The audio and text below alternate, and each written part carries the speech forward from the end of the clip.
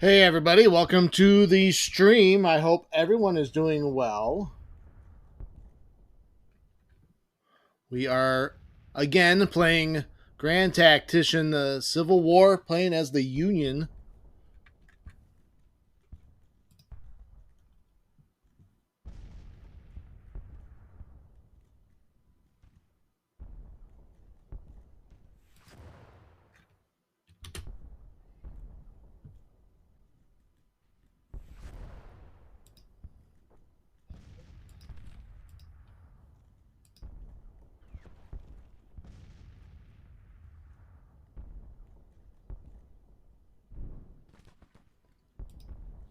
We are now live.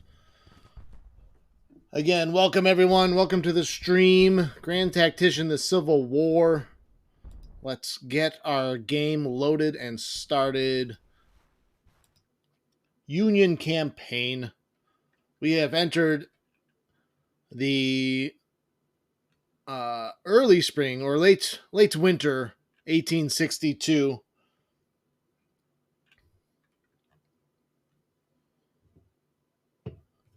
The Confederates have had to enact the conscription policy and are catching up in numbers. Greetings, Satsuma. Welcome back. I hope everyone is well today. I am well. Cannot complain.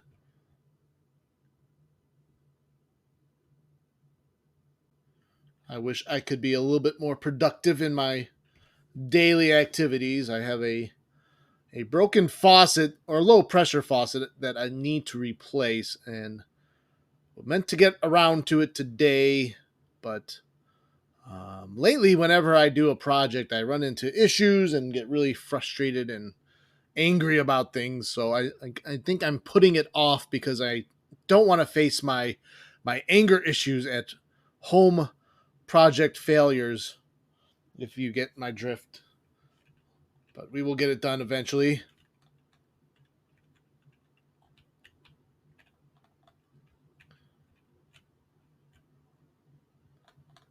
All right, so February 16th, 1862. You understand? I feel like a lot of people do understand. Um, but again, the frustrating thing is you go to YouTube to kind of see how things are done, and then you see 30 minute installation, and I'm like, and I realize it's not going to be that quick, especially when you only do these things once in a great while. And unfortunately, unlike my father, I did not inherit the handyman bug.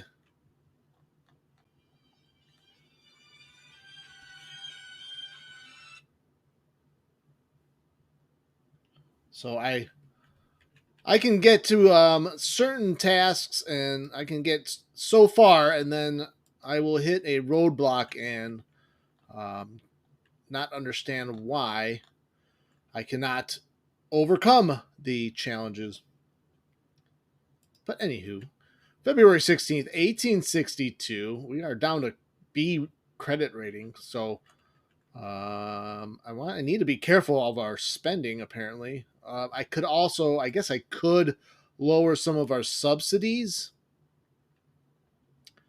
I mean, we could lower diplomacy subsidies, maybe.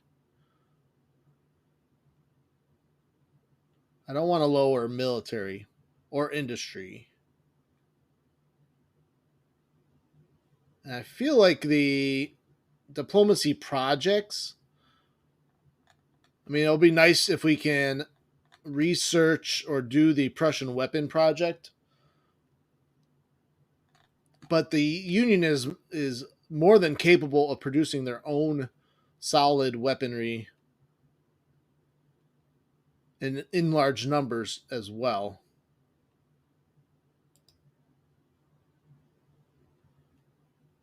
I mean, we could do the Austrian Rifles project. So we have actually diplomacy projects we could do. But what I may actually do is let's lower diplomacy spending.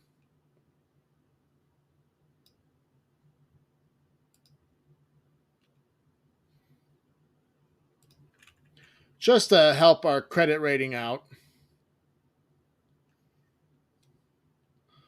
And also, believe it doesn't look like the Confederates are about to go on another offensive, I thought. Now, it looks like they're still dug in and in a defensive posture in Virginia.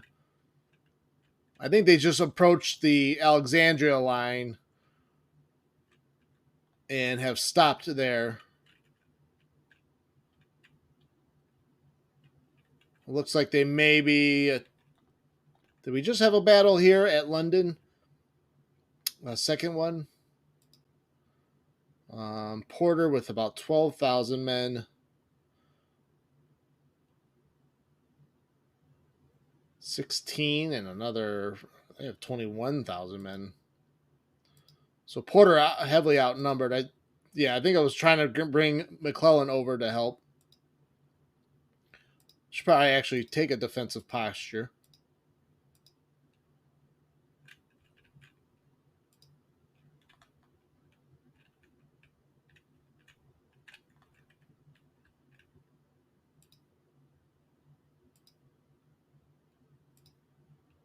You have the Army of Kentucky under General Sherman and the Army of Tennessee under Grant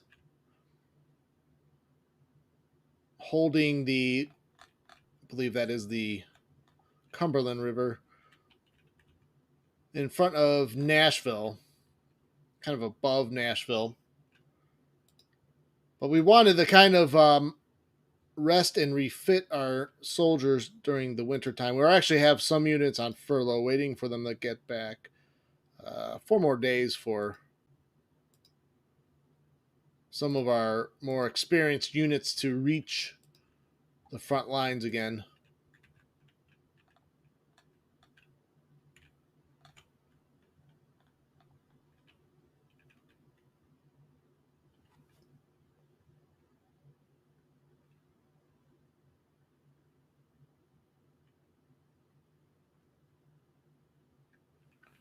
And then in Missouri, the other theater of operations.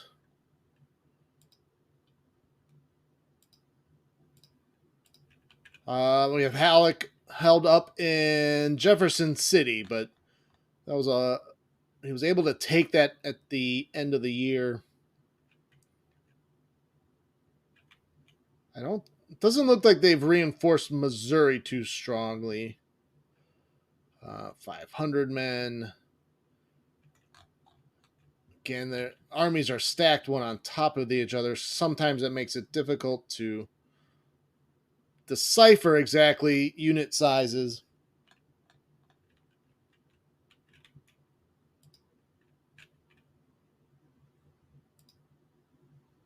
Oh, that's right.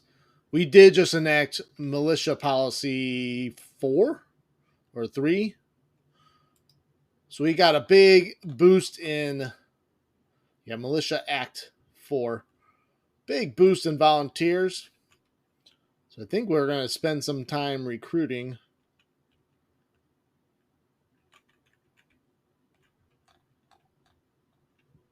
So now would be a good time. Any new visitors to the stream, if you want to name a brigade, feel free to drop a name in.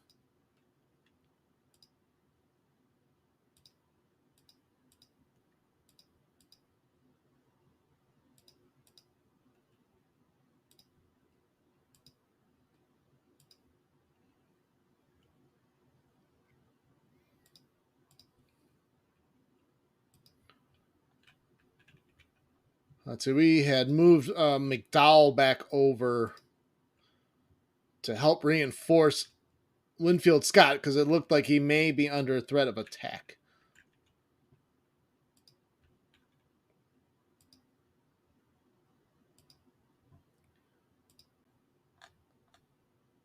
What other policy did we start?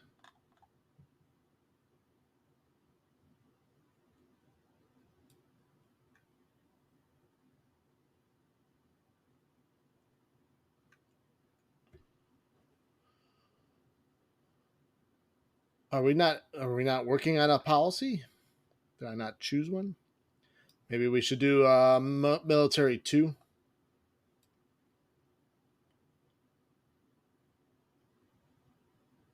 Yeah, we'll work on military 2. That will help in give us a boost in, I think, military subsidies.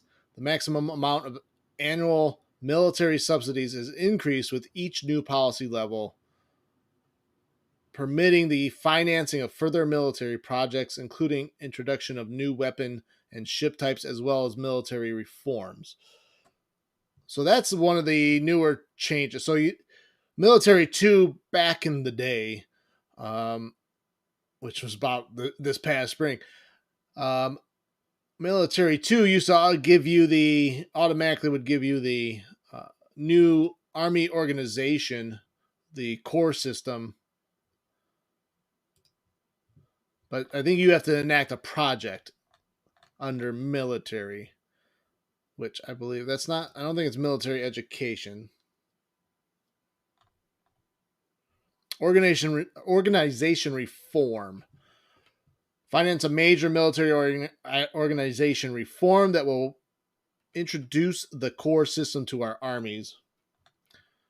Armies of multiple corps will allow much improved command and control in the field, as well as offer important corps commander positions to ambitious generals. So we are going to save up for organization reform as far as military subsidies go.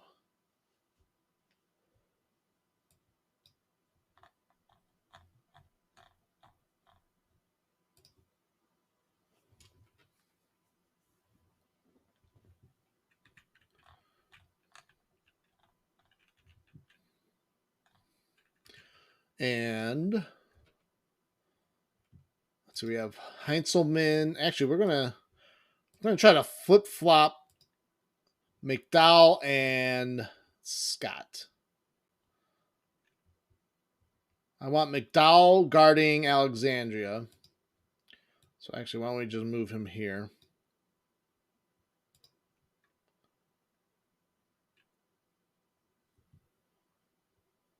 I think we're going to transfer some men from Scott to Heinzelman.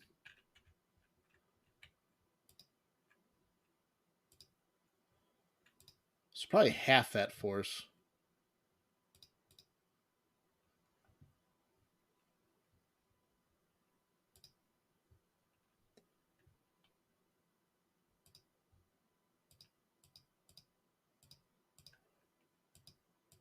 Forget Heinzelman's army is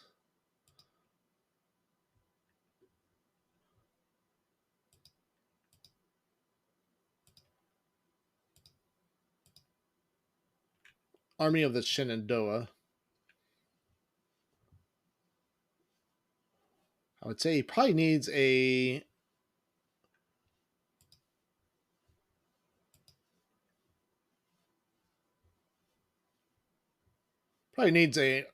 artillery arm.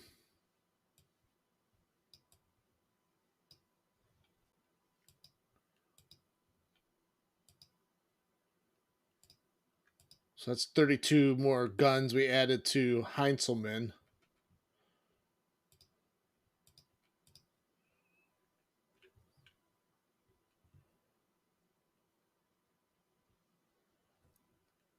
Doesn't have very much in the way of cavalry.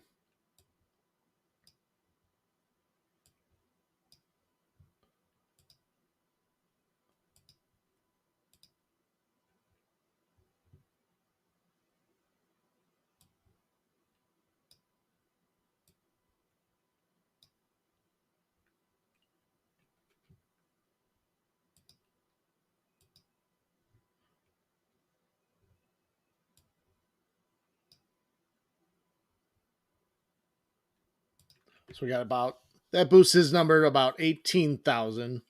That might be a good force to start with in the if we do try to re-enter the valley in the spring. That might be a good starting point. About 18,000 men.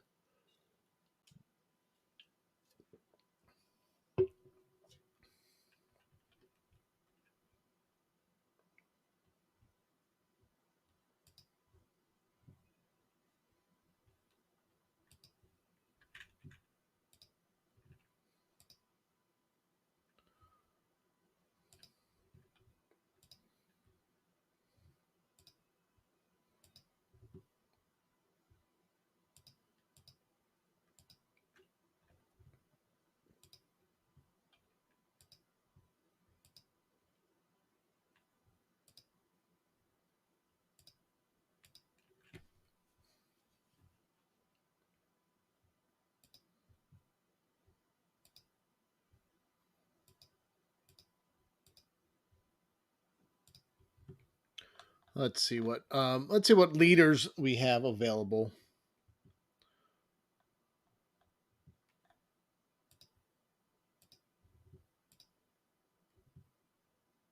Rufus Saxton, he looks like a better commander. McCook is probably strong enough to be a division commander.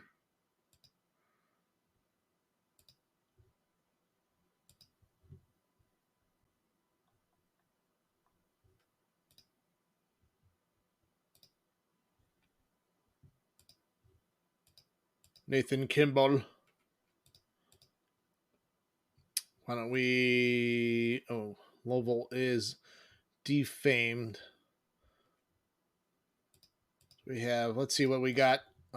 Any division quality cavalry commanders available?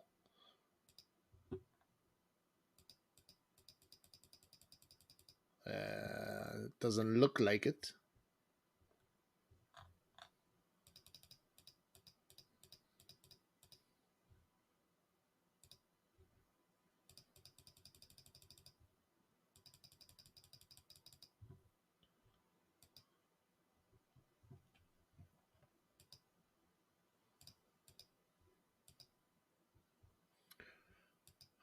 We could probably make Davis or Sturgis the division commander.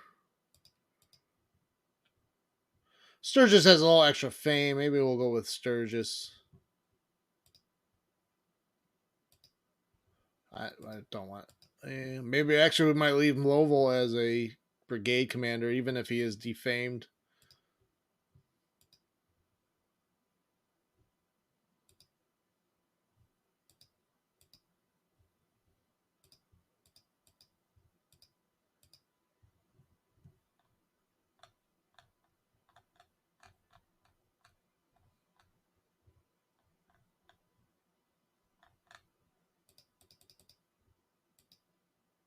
Oh, there's John Pope.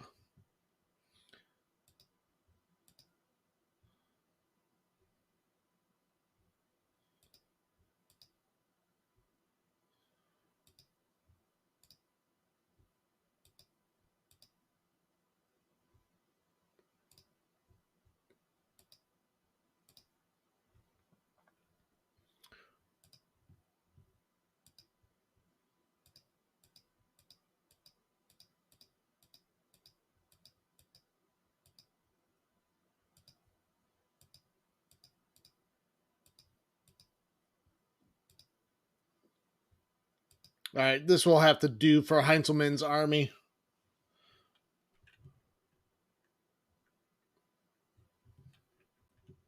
And I think he'll be fully reinforced, I think, no later than 4 days.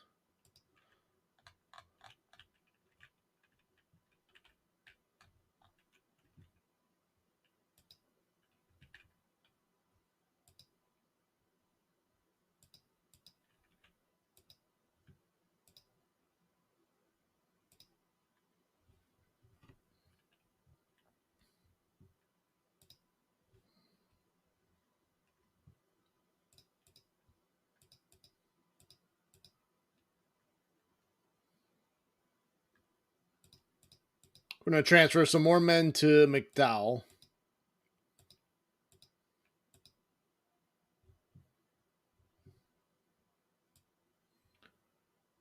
I think we're just going to increase the strength of the divisions that we already have in place.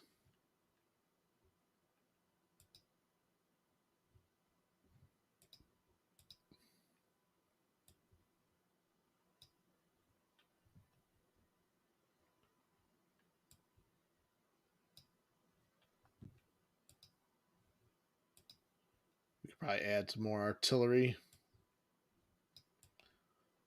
More artillery to the Ultima ratio.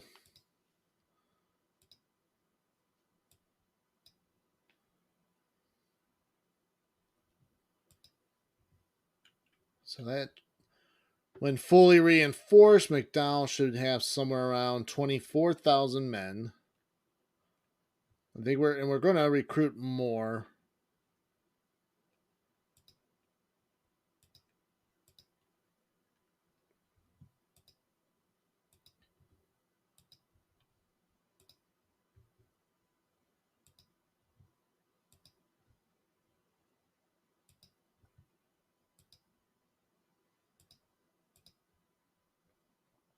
Oh, Sumner.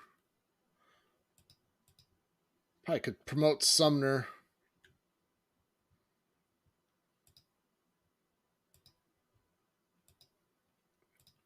All these division commanders seem to be doing all right.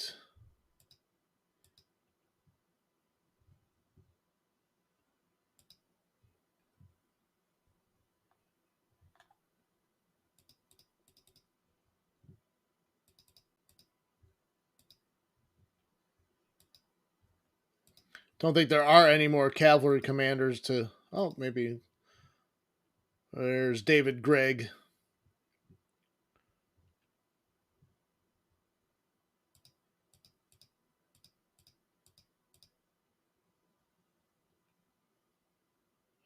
Yeah, I'll take a look at the upgrading.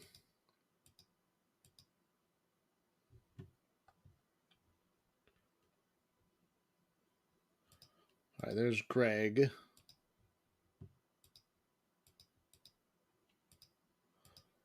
Oh, our Colonel Tiger is not gaining any fame.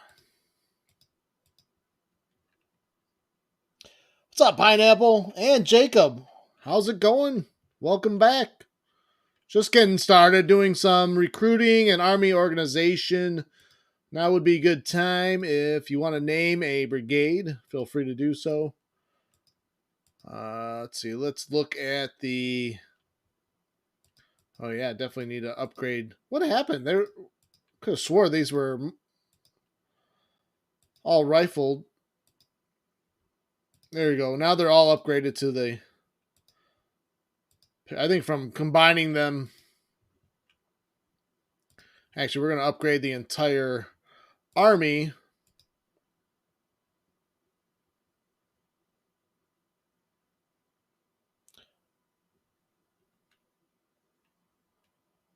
My ass.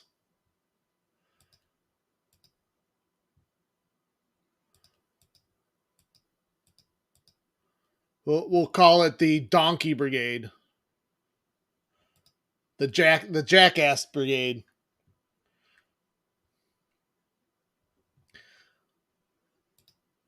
There's you got the Pennsylvania Zouaves, Joe's Pizza, and what we'll do with the we'll name this the Jackass Brigade.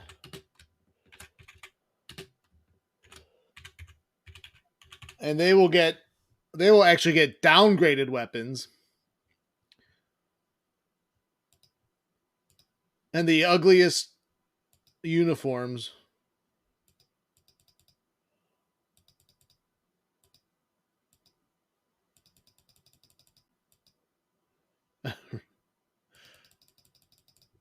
About the yellow pants. Actually, that actually looks kind of cool.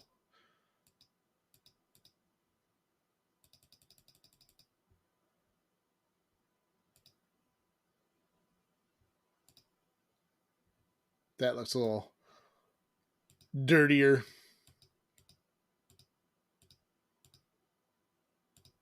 We'll go with that.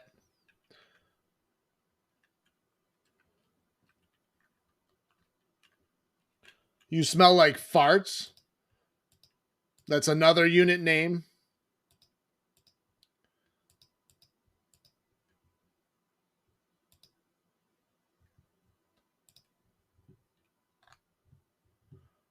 Oh, I can't downgrade the weapons?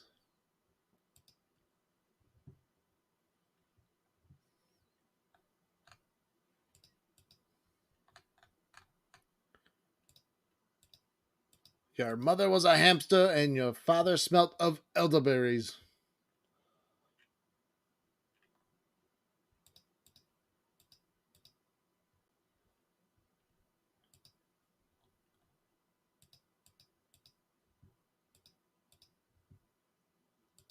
Interesting. Well, I guess we can't role play the crappy weapons unit.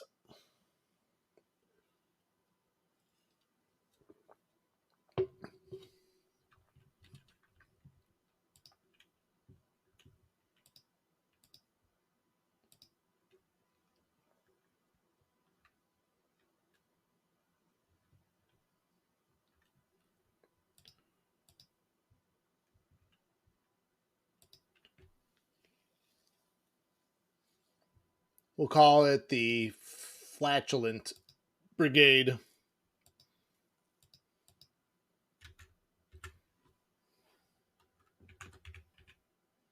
I probably don't even spell it correctly.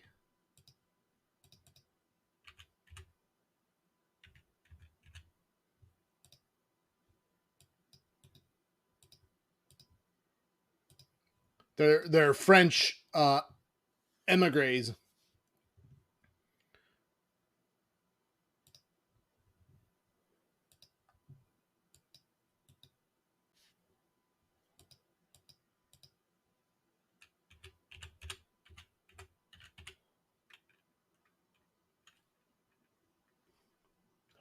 Spam naming time. I see.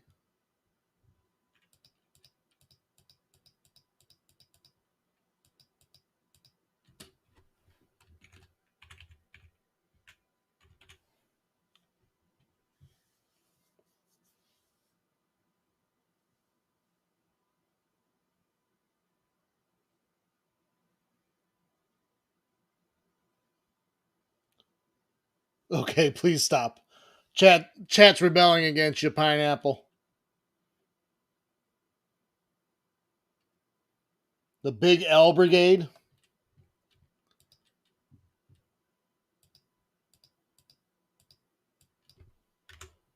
We can go Big L.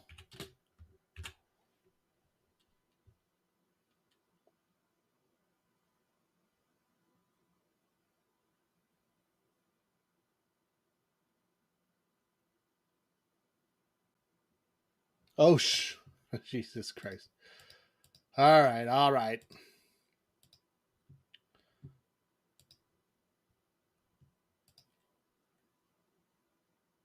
That's your last. That's right. We'll go with Big L.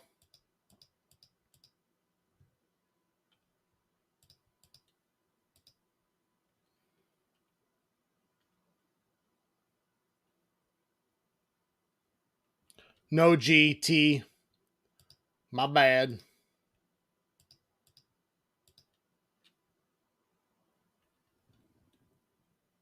Geriatrics Brigade.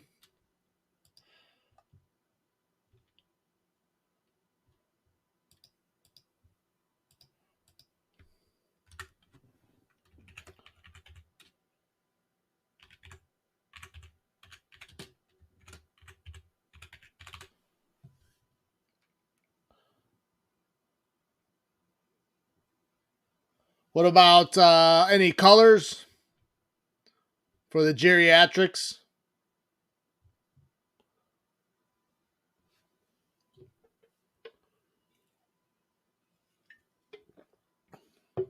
Okay.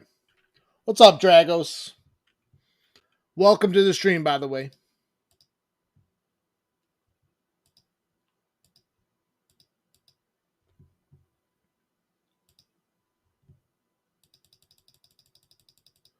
Let's see what we can do. Got the green, maybe we can do.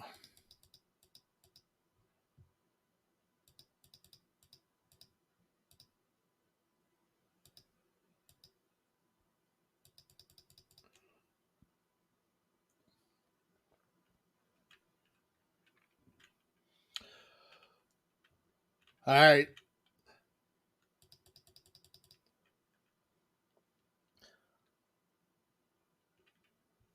You wish you knew, huh?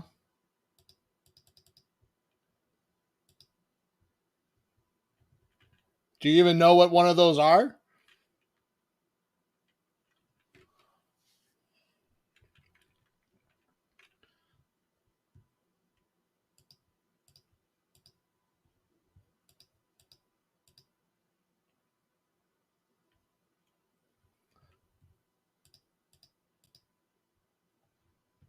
We got the white coats. They're the white coats in Army, Tennessee. We got the geriatrics out east.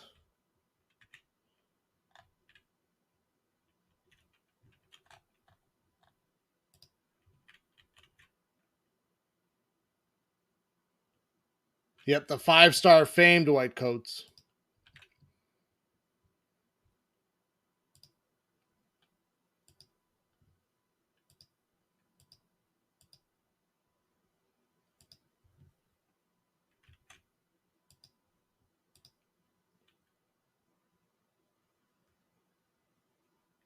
How did the milkmen?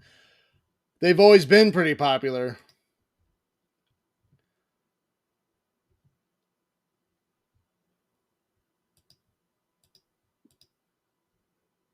Oh, we got some good brigades in here too.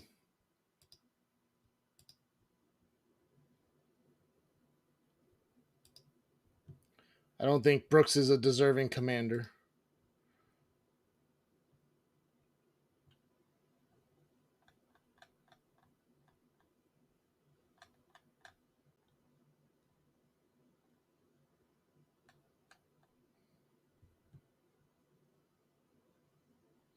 Let's see. Looking for an infantry commander. Oh, actually, McCook might be a good brigade commander for that brigade for now. Runyon was defamed. It looks like he recovered.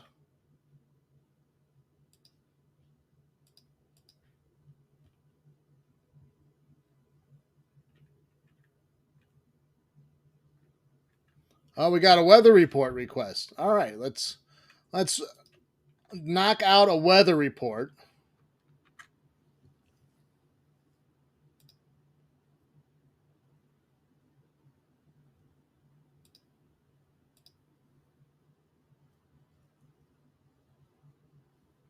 Runyon over here with the 1 star. All right, the weather report. All right, this is the weather over in Mexico.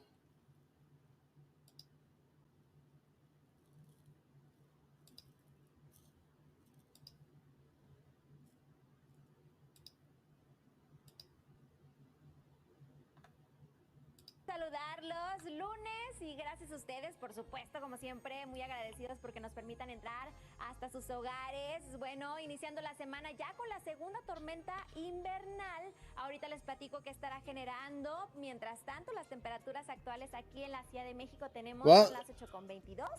Aquí oscilando los 18, 19 grados centígrados, bastante buena la temperatura. Monterrey ya mejoró de forma importante, alcanzando actualmente 11, Mexicali 14.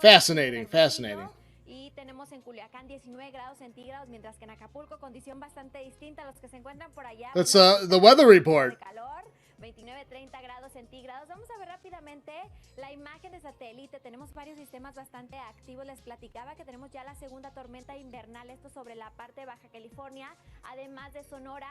Esta tormenta invernal es lo que está generando ya el frente frío número 20 de la temporada. ¿Qué tal, Memo Gil? Qué gusto. Oh, yeah, thank you for that lovely weather report. Siempre muy agradecidos porque nos permitan entrar hasta sus hogares. Bueno, iniciando la semana ya con la segunda tormenta invernal. Ahorita les platico qué estará generando. Mientras tanto, las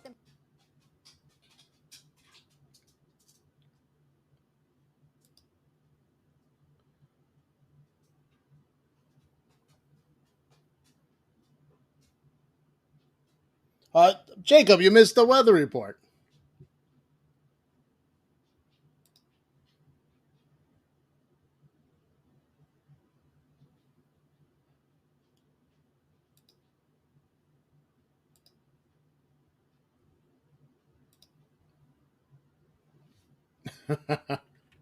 Poor Jacob missed the Mexican weather report.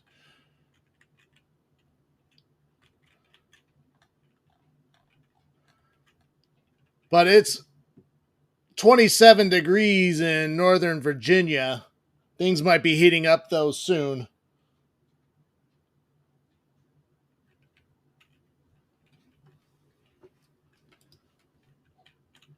You'll be able to watch the VOD.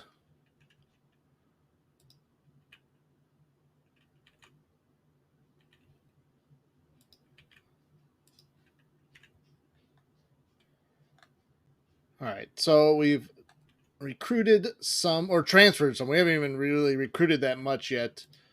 We're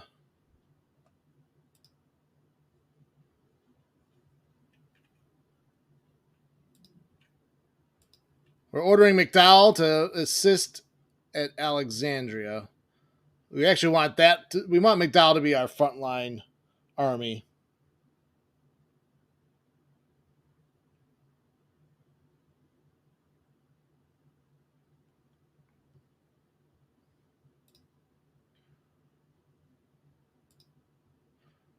All right, and we upgraded weapons for McDowell. I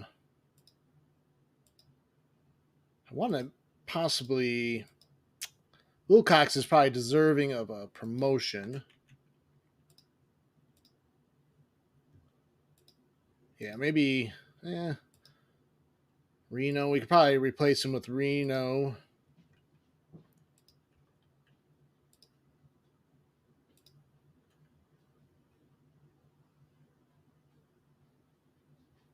Oh, was there a second request for weather? We will. I will take care of that in a minute here. But here's the forecast for 27 degrees in Virginia. We have 20 or 40 degrees in North Carolina. Clear skies. 37 degrees and clear in Tennessee. Very clear weather on February 16th, 1862. I don't see any precipitation going on. I wonder if there's no weather overlay reports.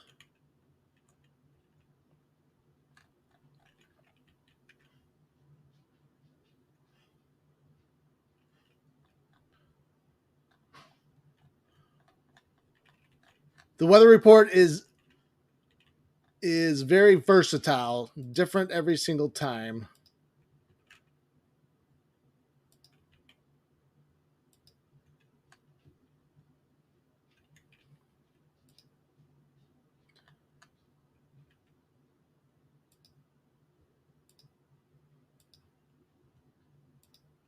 All right, and we have McDowell, and we want to get Wilcox out of the brigade command. We're going to give him a division.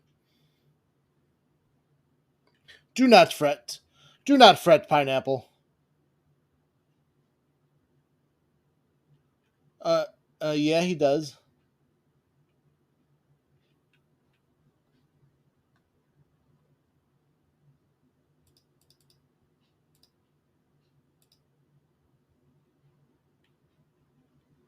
Well, I'm playing as the Union. The AI has not. I have not noticed him giving a command to any of the armies, but he does exist in game. If I was playing as the Confederate States, I might see him. Very strange question, considering we're playing the Union. I'm sorry, sir. I'm sorry to disappoint you. But Robert E. Lee did not fight on the Union side.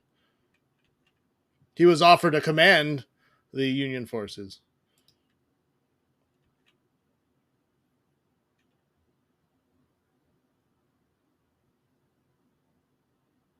You know, the developers have been trying to fix the AI placement of commanders. So they said there's been improvements to that the AI is picking better commanders. But you're right. I haven't really noticed that.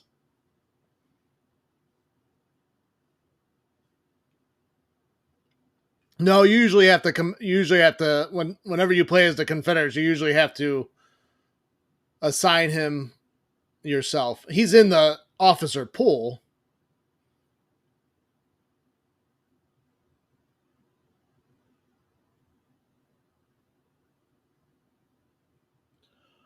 Hey, Pineapple, you're taking some liberties with the shots there. One more time and it's a ban.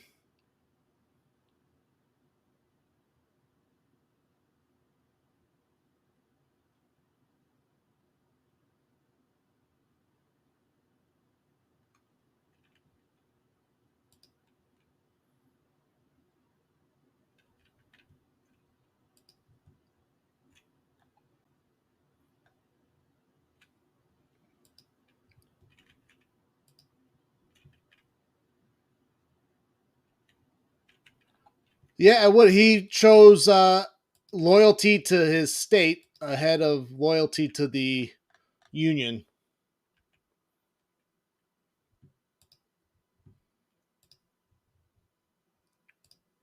Here's the strategic situation, national morale for the Confederates, 53. Yeah, if Virginia would have stayed in the Union, he would have stayed loyal to the Union.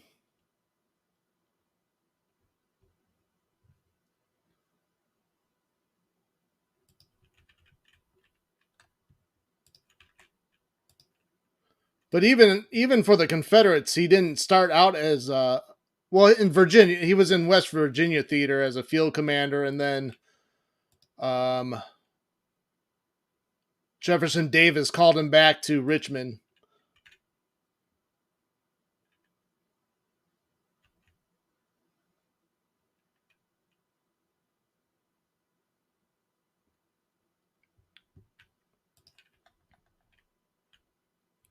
All right, let's recruit some more men under Scott for training purposes.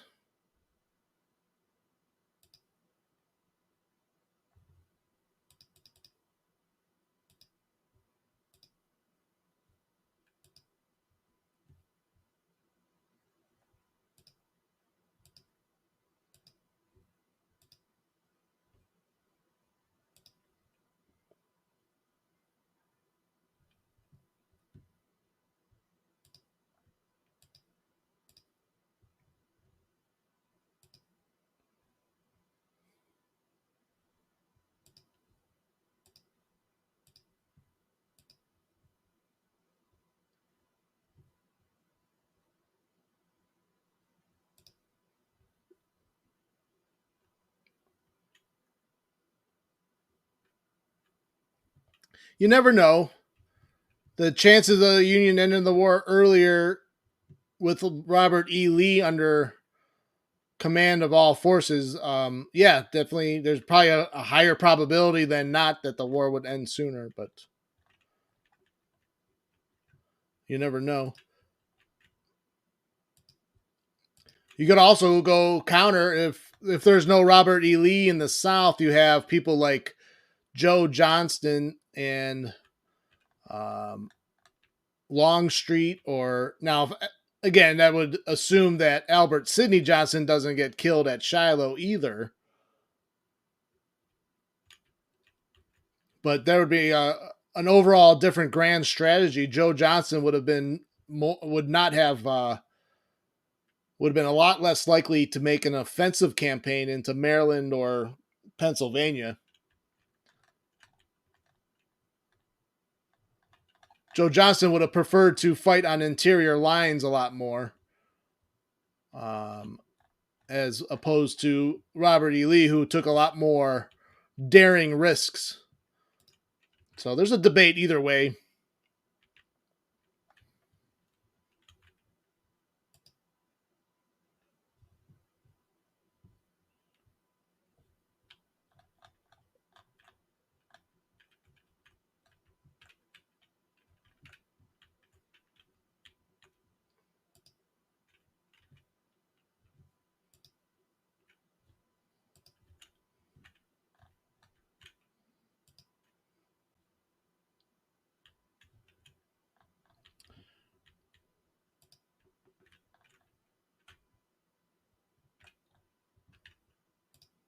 I think we'll recruit to Patterson.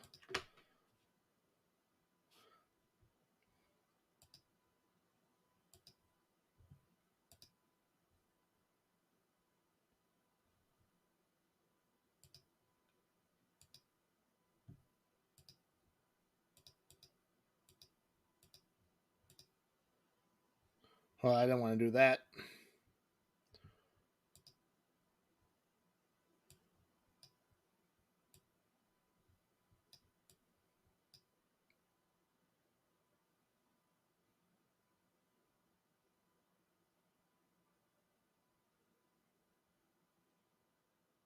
Well, actually, Joe Johnston he had the command of the Army of Northern Virginia for the Peninsula campaign start, and then when he got injured at Seven Pines, Lee took over field command.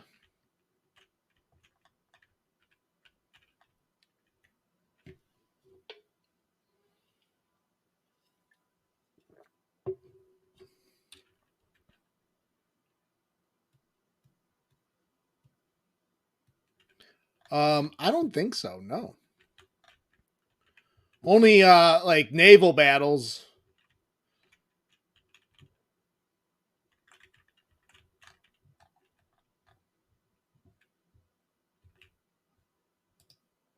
Do have Hooker with 9,000 men. We're actually going to use him for amphibious assault on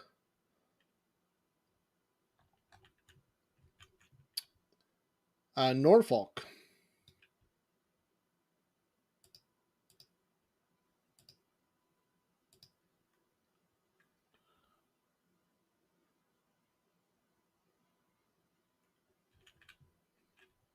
Yeah, it's a little bit trickier.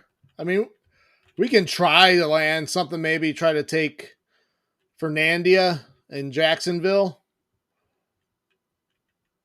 Let's try to take Norfolk down. Let's see if we can maybe Fort hop down the coast. See if we can't get to Florida that way.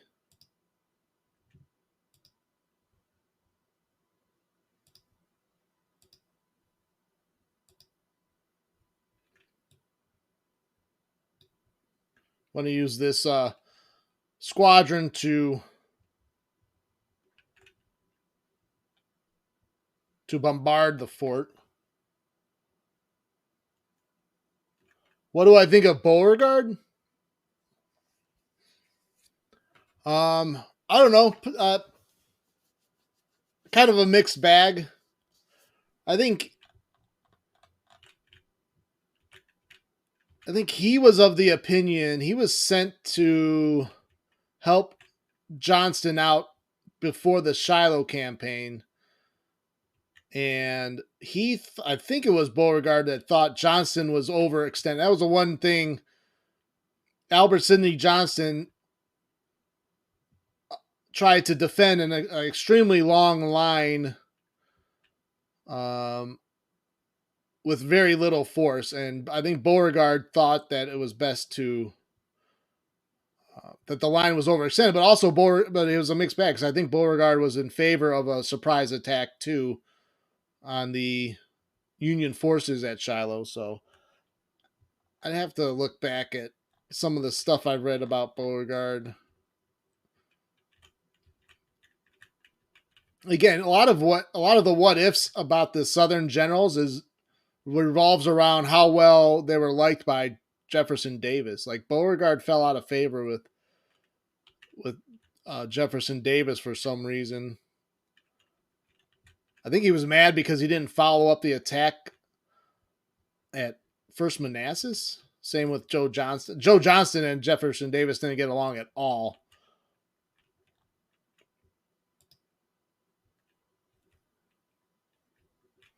Yeah, he's kind of a hothead. From that's the take I get on him. Is he was he held a grudge. That was he couldn't forgive a grudge.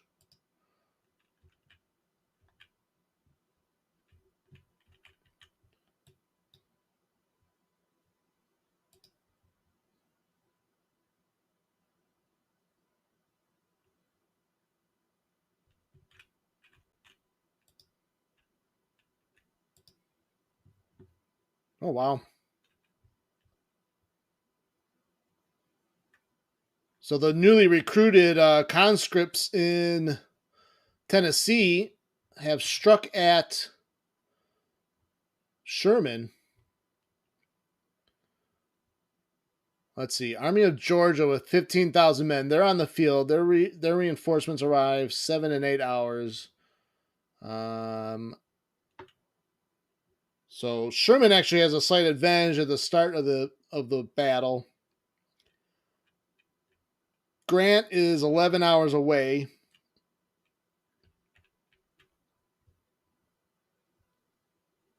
$59 guns. He's got 44 guns with him. So we'll see how the setup goes. We might try to strike at the Army of Georgia and try to rout them before the reinforcements get there.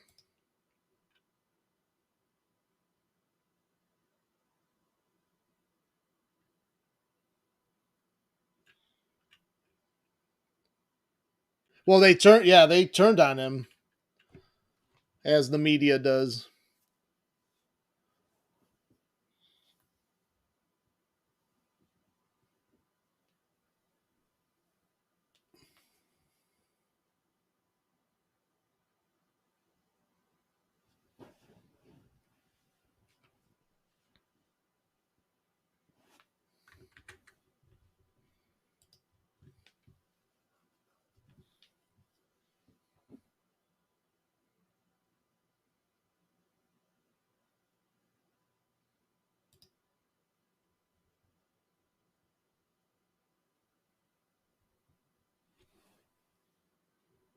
All morale effects are time-based. As long as positive morale effects outweigh negative one, the unit's morale will remain steady.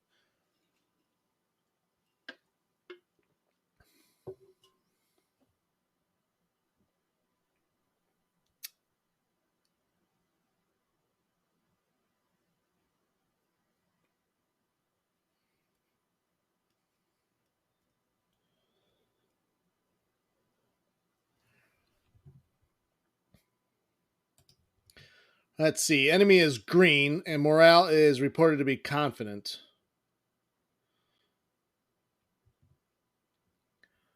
So we outnumber them at the beginning of this battle.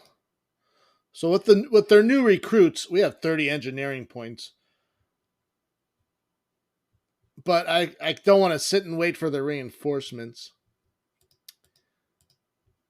I feel like we are much better trained than they are.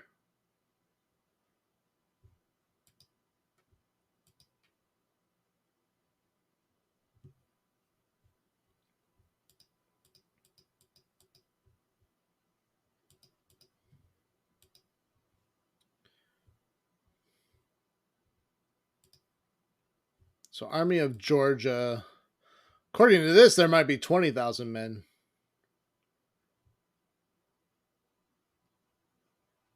Yep, Lightning Guard should be in this battle.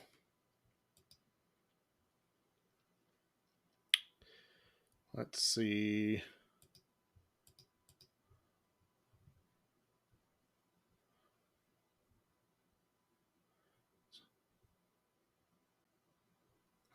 Conflicting reports. So in total, Confederate forces could have 65, 80 guns total.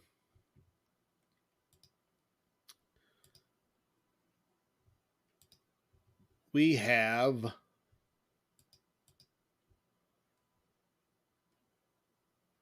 71. They might outgun us at full strength.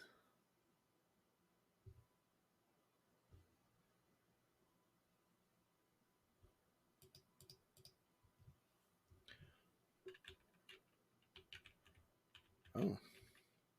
I wonder if they'll try to attack us. If we can gain the objective right away.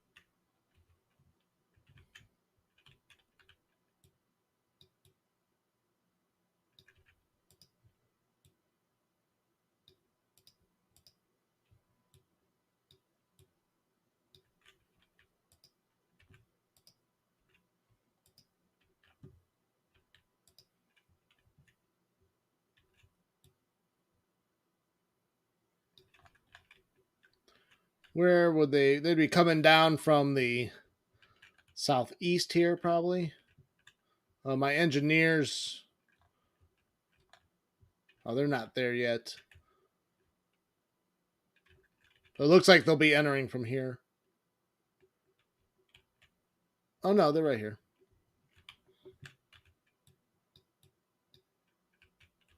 Hey Hoffman, how's it going, man? Welcome to the stream. First engagement of the stream.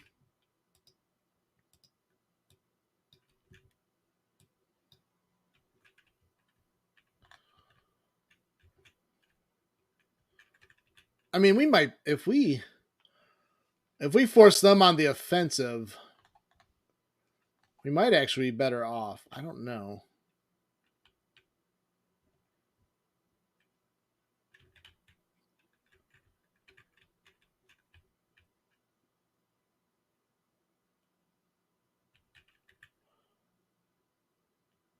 The war's going all right. I mean, the Confederate morale is pretty low.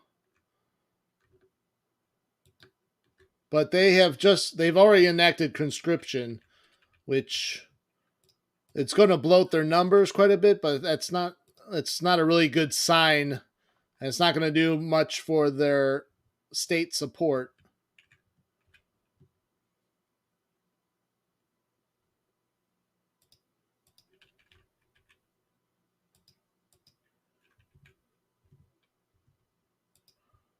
Here, why don't we'll cross the river.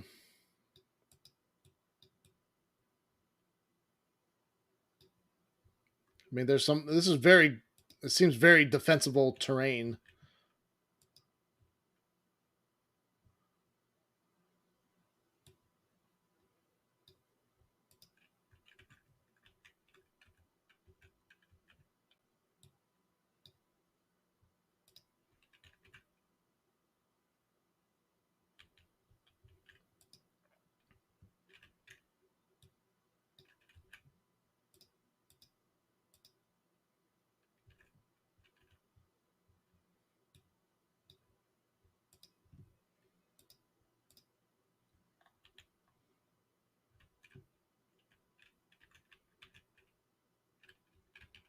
So my gut feeling was to go straight on the offensive.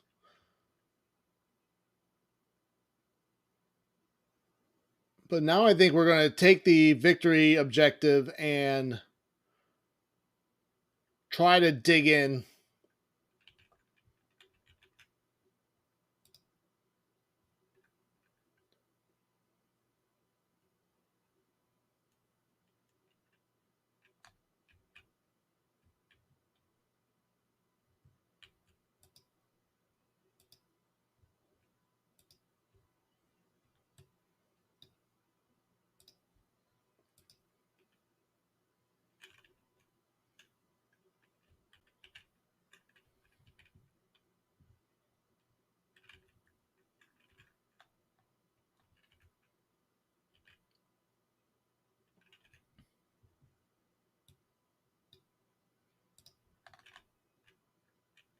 Let's zoom in to see if we can see the marching clouds. Yep. They're coming through the town.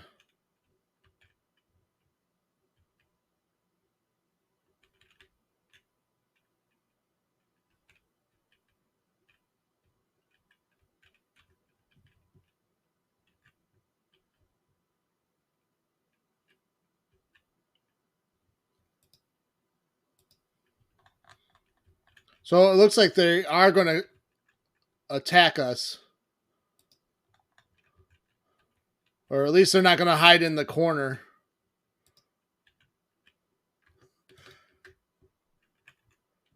They creepily hide in the corner of the map.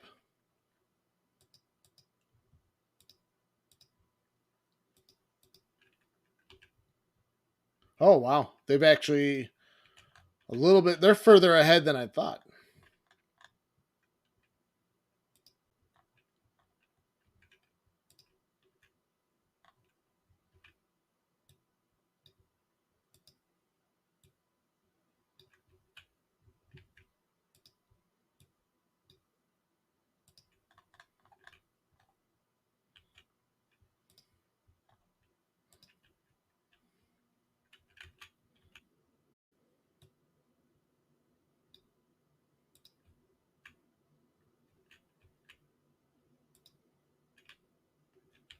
Let's move up our battery.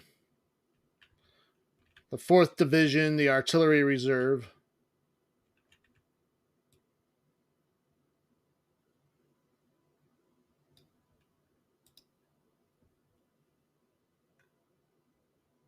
Yeah, it still worked out. It wasn't too bad.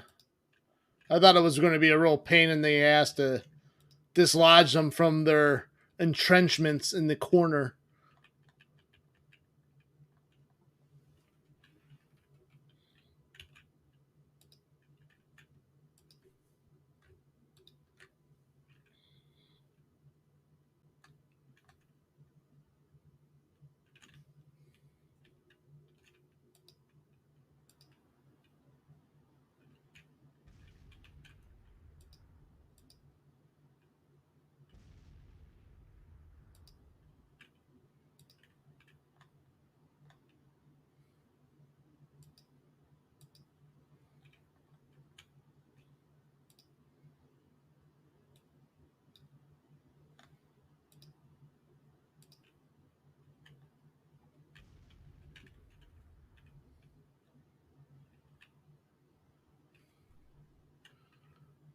I'm gonna change it from this to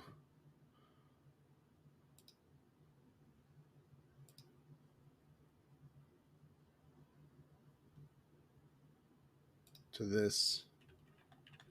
To this.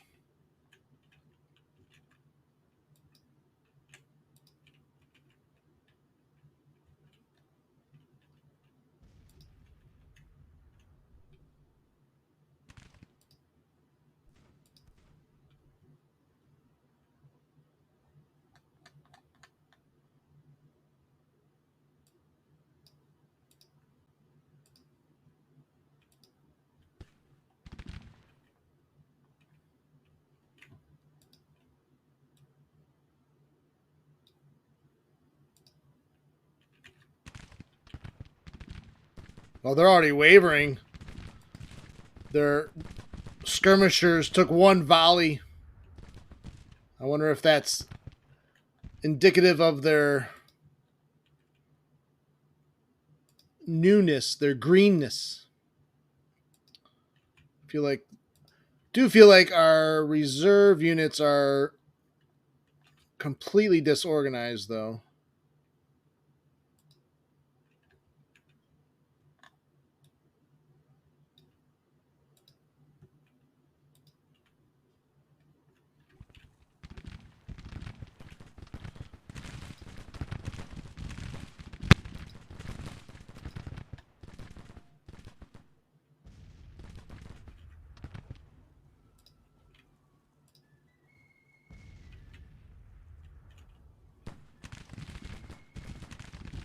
So Pender's brigade starts the battle a little shaken.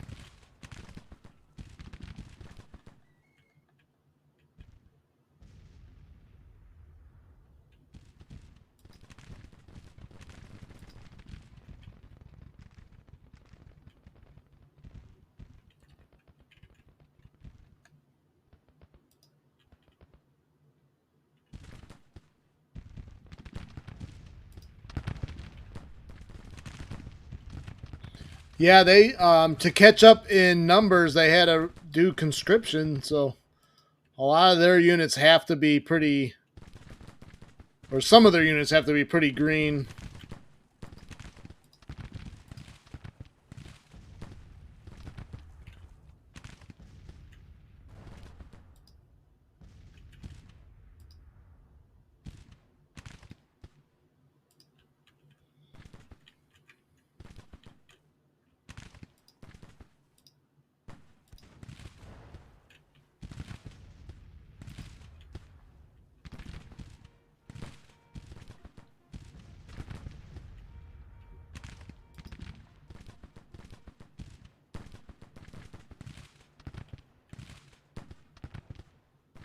Yeah, they're already Bowen's detachment already wavering. And you got to remember, this is on very hard, so that affects AI morale the most. It gives them a big bonus in morale.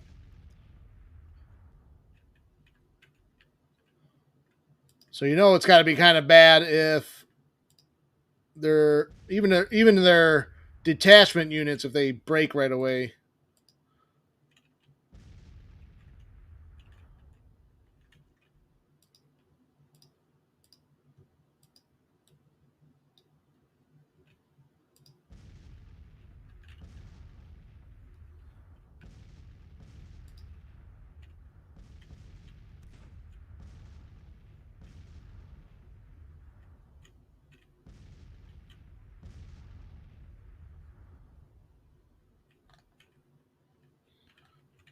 feel like this river crossing right here is vulnerable. We need to send Sedgwick over.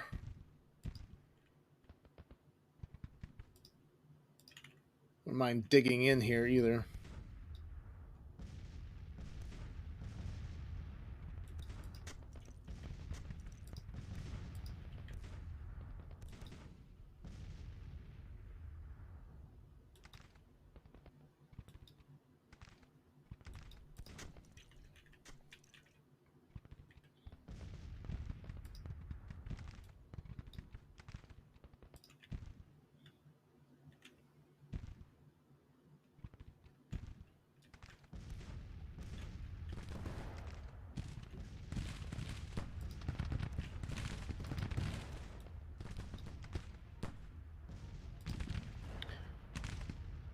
And then conscripts are also recruited at lesser quality than...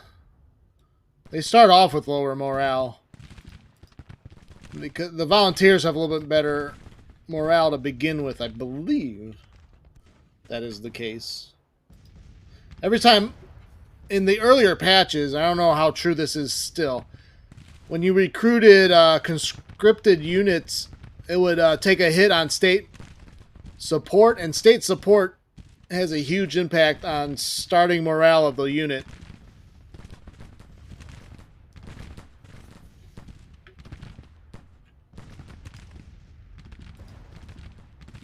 So it's kind of a double whammy.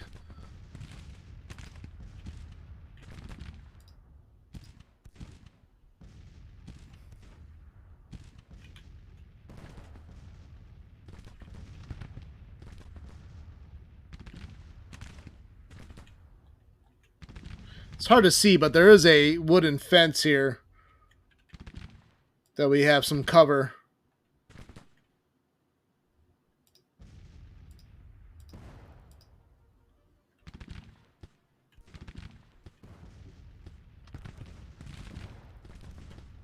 Now they are bringing their guns up.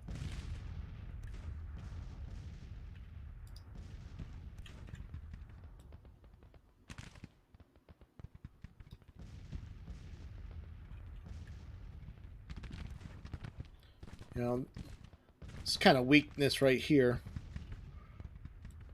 Should probably move up some brigades to cover that little gap in our line in the left there.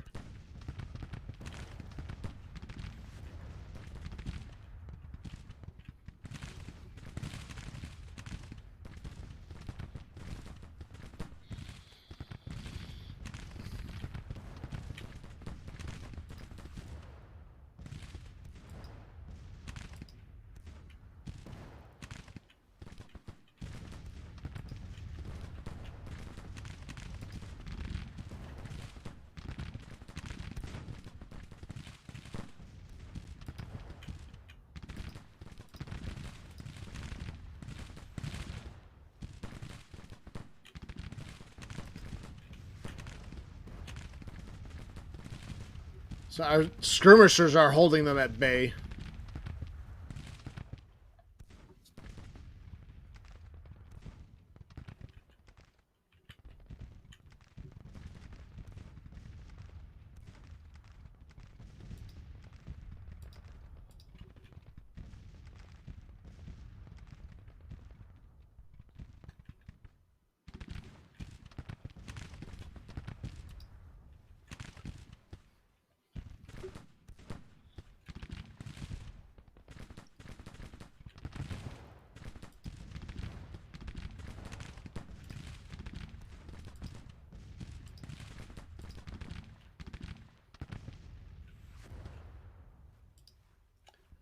It's always kind of nice to hold the enemy lines in their place with just skirmishers.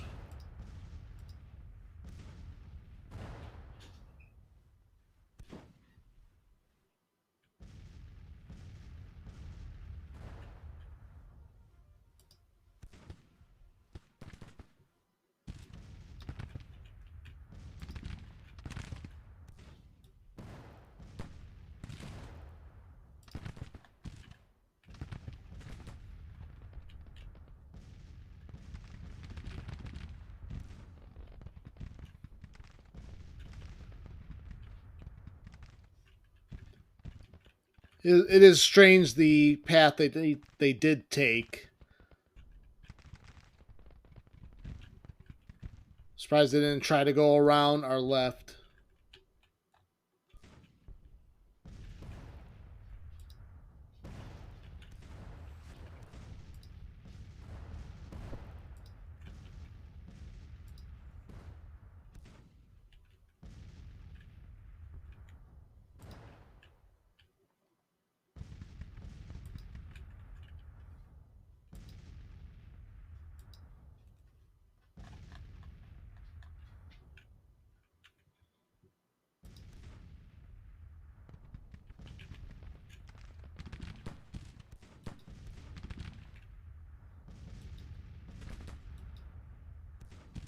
Do some counter battery fire.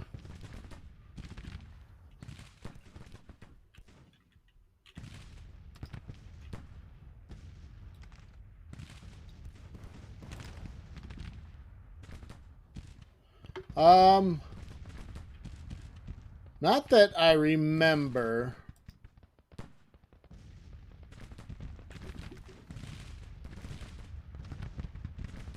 I don't know if nothing so serious that he missed a lot of time.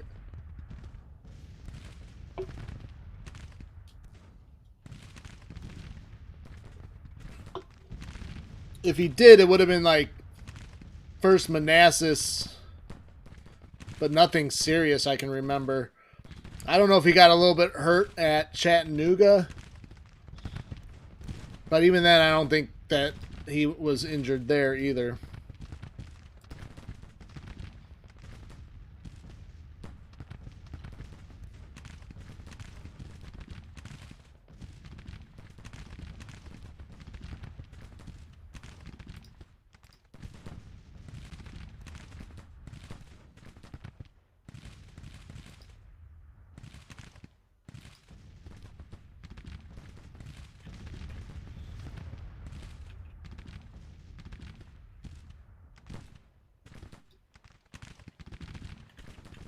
I believe Grant fell off a horse.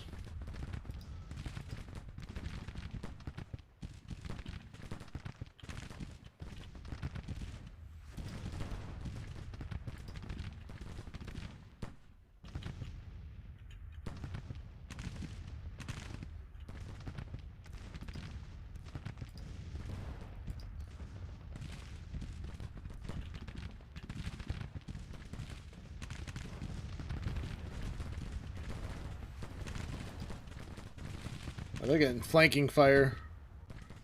Probably from that unit there along the riverbank.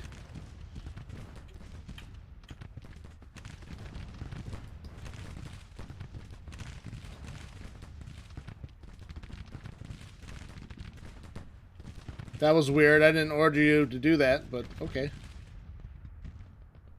Well, that makes sense.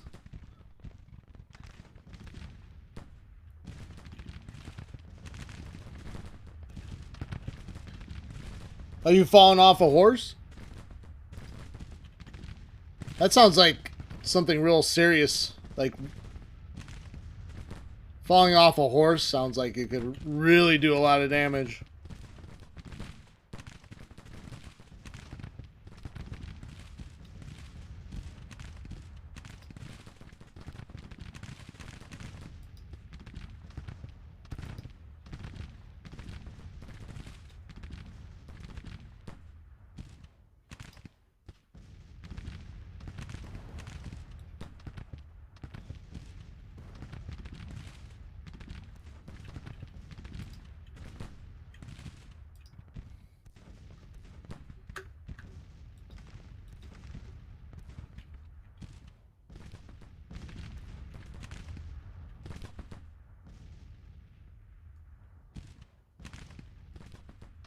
You've been bitten. You've been bitten by a horse too.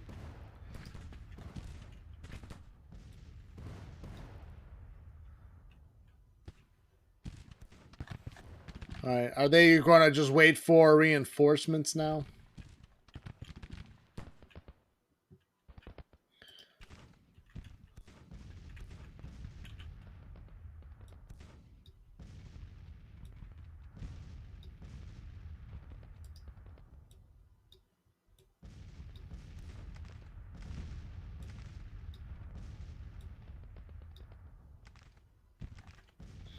Is that breastwork not giving us any? Or they haven't built it? Why aren't they building it? They had 30 engineering points. Oh, there they go.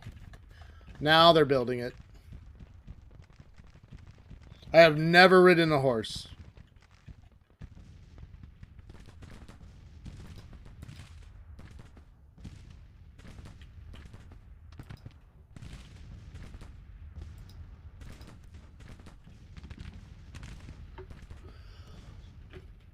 And now, I feel too old to want to have that desire to ride a horse.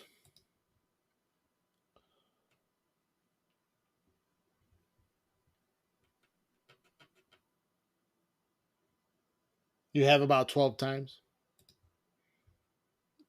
Yeah, Grant. Hey, what's up? Oh, Black Tiger's in the house. Thank you so much, man. Give us today our daily bits. Yes, thank you so much. Oh, Satsuma has 5 horses. Do you race them at all, or just own the horses?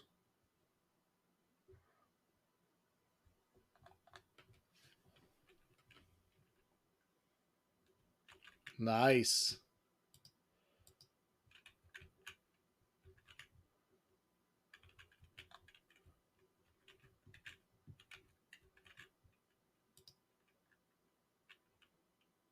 Oh, cool. Even pretty cool.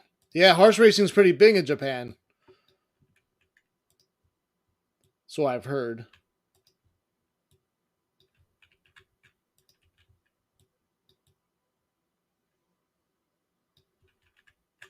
Oh, nice. That's got to be exciting.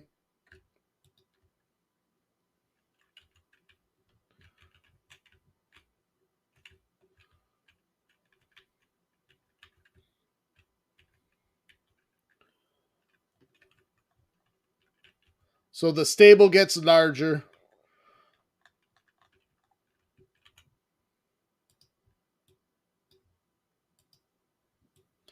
The Satsuma stables.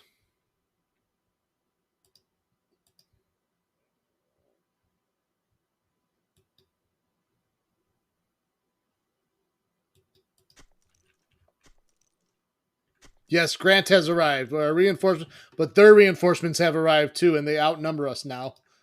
But we have a very strong defensive position.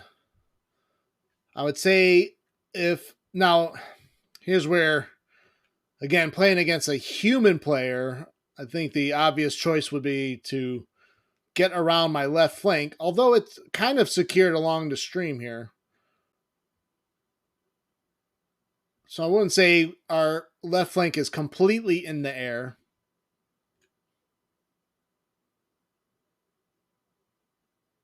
Yes, the white coats. I think are the white coats under Grant? Because no, they're under Sherman. I think I had them in reserve.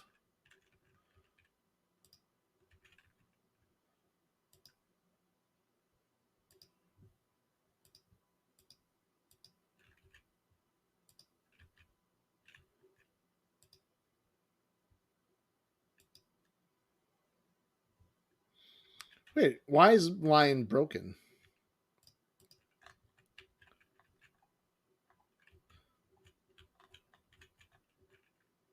No, under.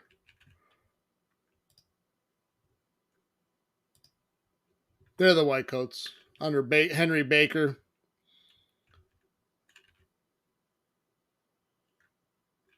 Lightning guards guarding the left flank right now. Yep, under Bayard.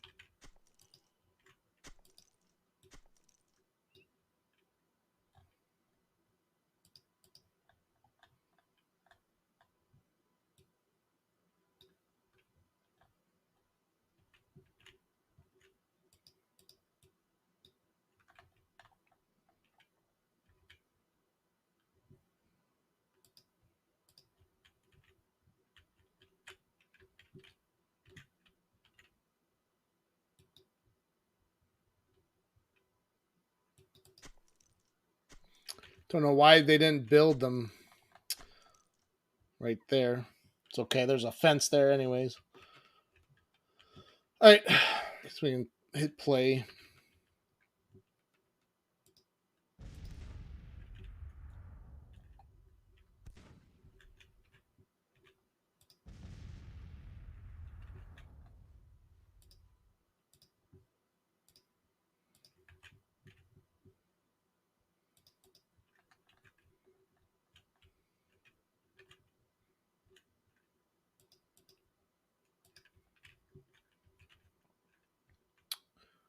Should we just cross behind and reinforce, or... Yeah, let's cross the river.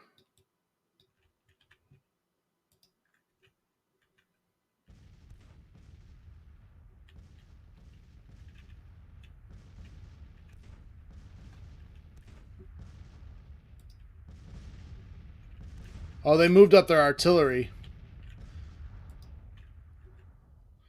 Did notice that.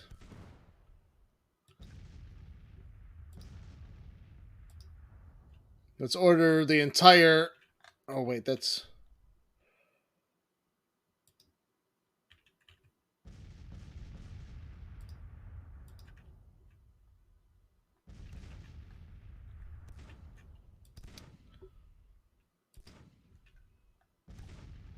Let's order Totten's artillery to counter battery fire.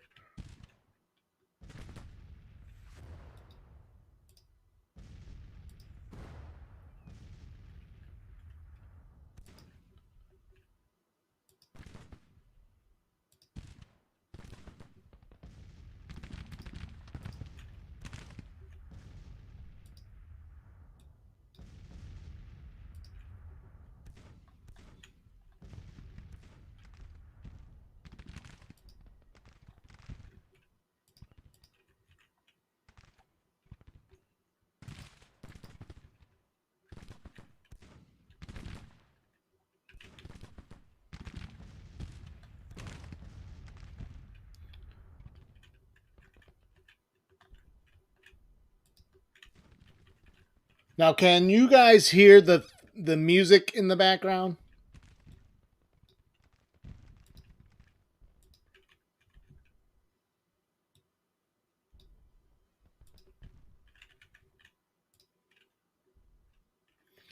Can you guess what movie this is from?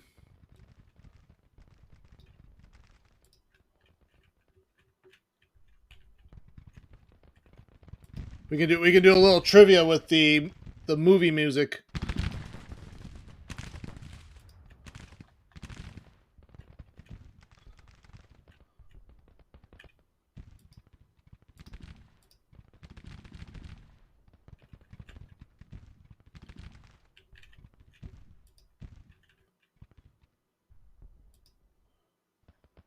Can't hear it that well. Okay. I guess you got the crackling sound of the rifle. A little close. Jacob, that's close. Closer to Star Wars. I don't think this is John Williams though. It might be John Williams. But not Star Wars.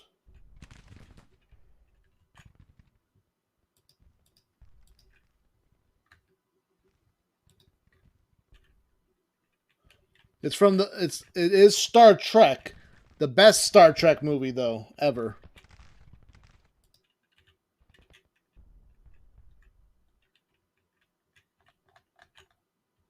Oh, they are going to try to cross the bridge here.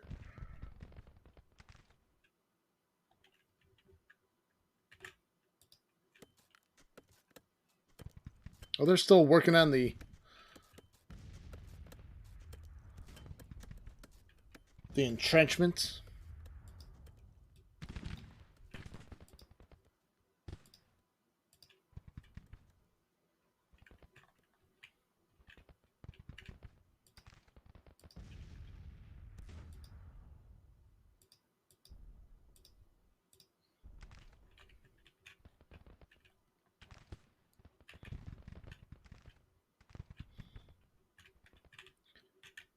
It is the Wrath of Khan.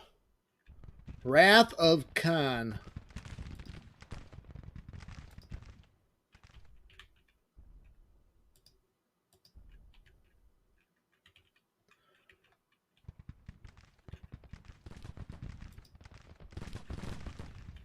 Khan!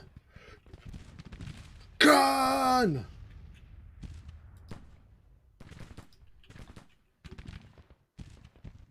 Probably order them to lay down. They're taking artillery fire. Hamilton's brigade.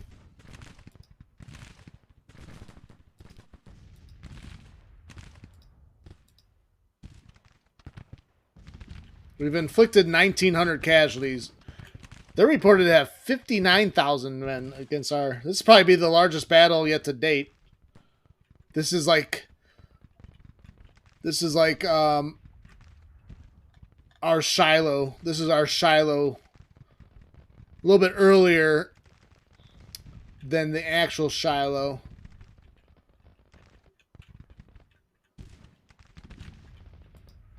And Grant and Sherman a little bit more prepared.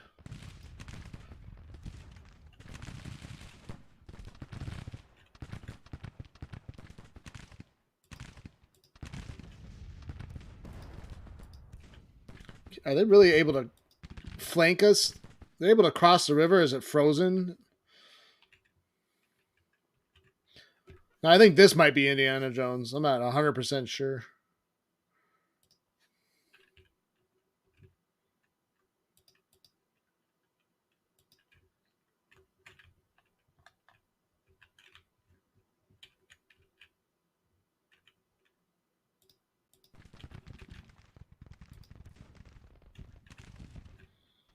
I should have sent a division on my right flank on the other side of the river.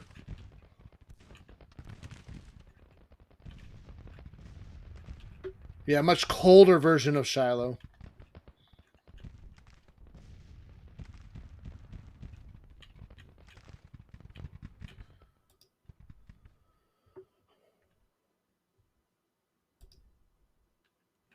Could take Nelson's 1st Division. We'll keep them on the right side of the river, on the right bank.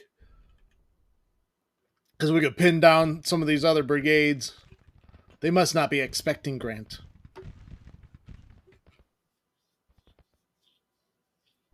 Nobody ever expects the Grant.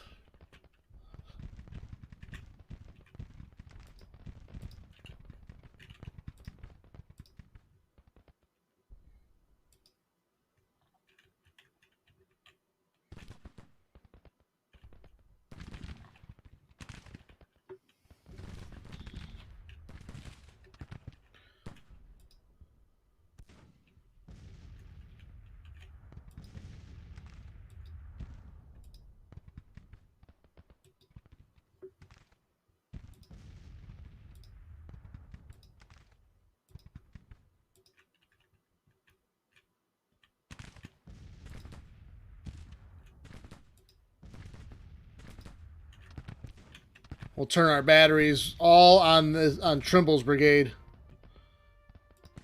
Blow them to bits.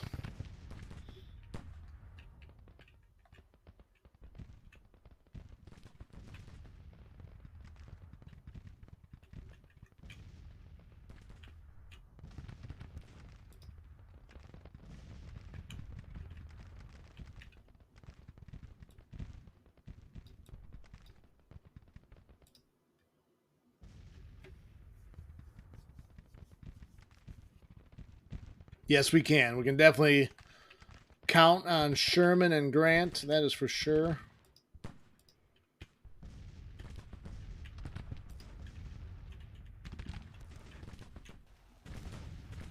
Trimble's brigade's getting a ton of artillery fire.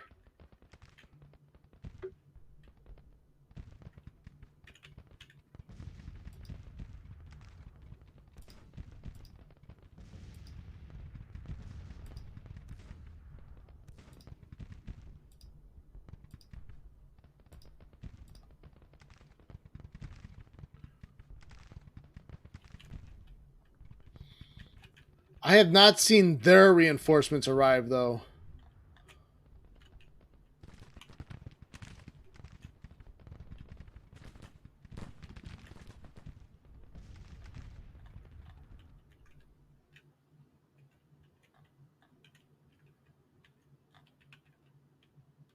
Oh, it looks like they're coming this way. So that would probably put... Ooh, they might hit Nelson.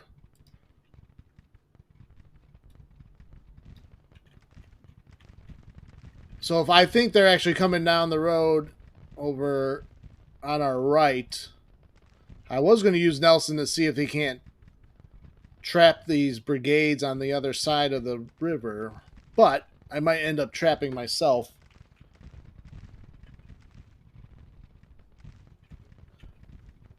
He's getting a lot of flack. Yeah, he broke. Trimble broke.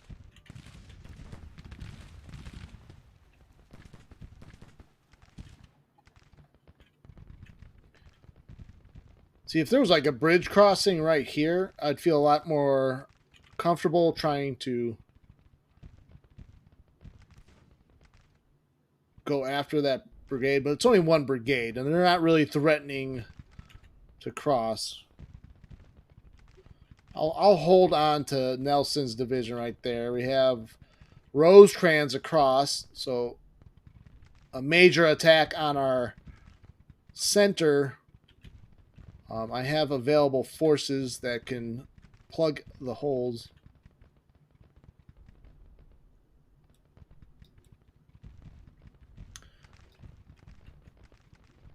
Oh yes, and then yesterday when I was talking about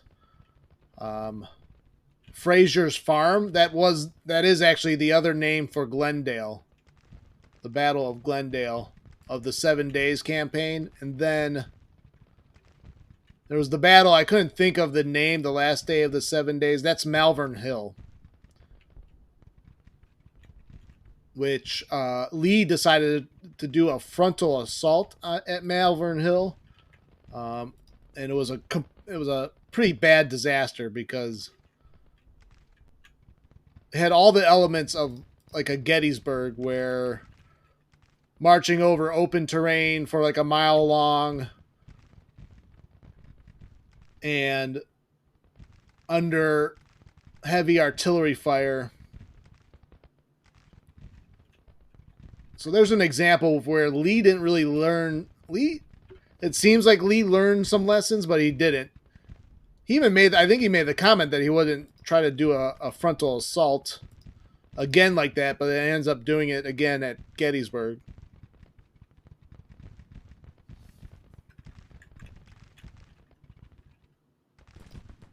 Don't know what this battery is. Think they're doing.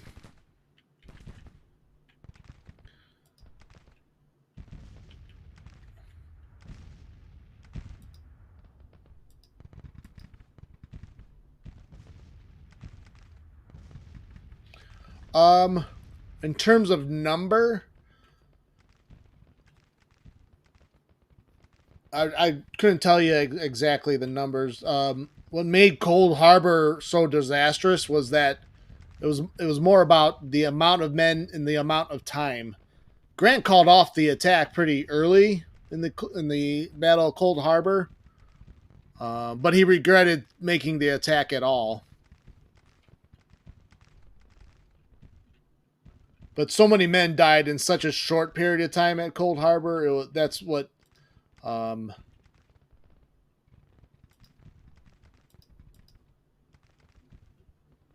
was the big criticism of Grant, and for little gain. There was little gain at Cold Harbor. Plus, again, a lot of people just didn't. They were enemies of Grant, and whatever people could write about Grant in a negative light, they would.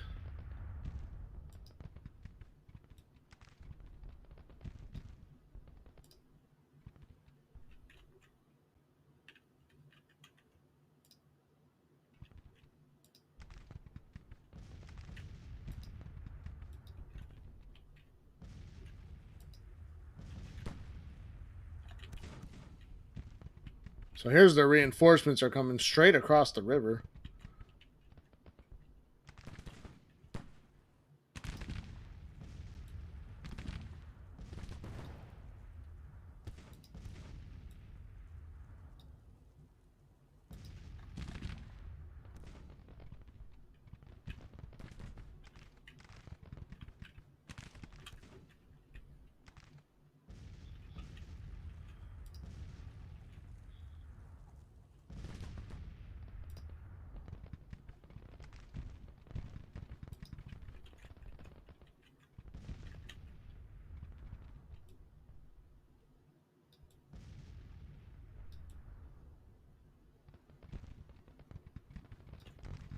All right, we're gonna attempt to swing Nelson around.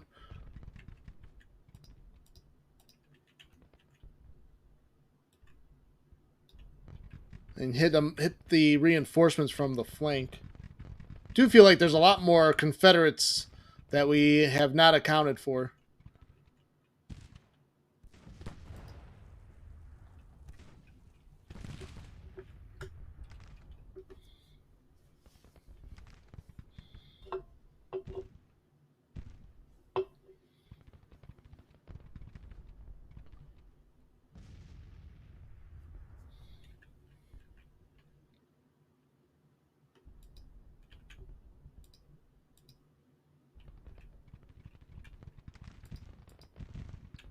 $11 in the morning.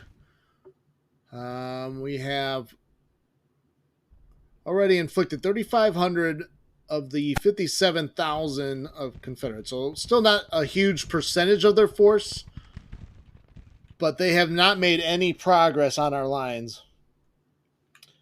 Lyons could have been good. He was very...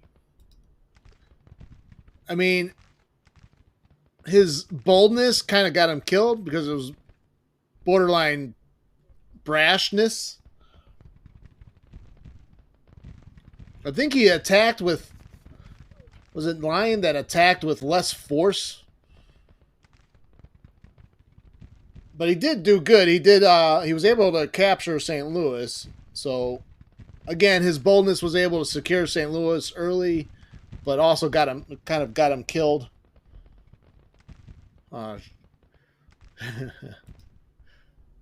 Nelson's going to get himself killed.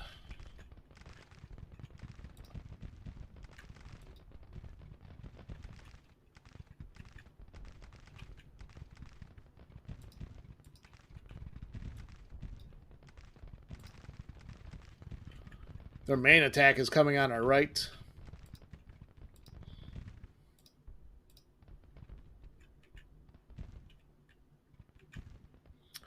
You could say that.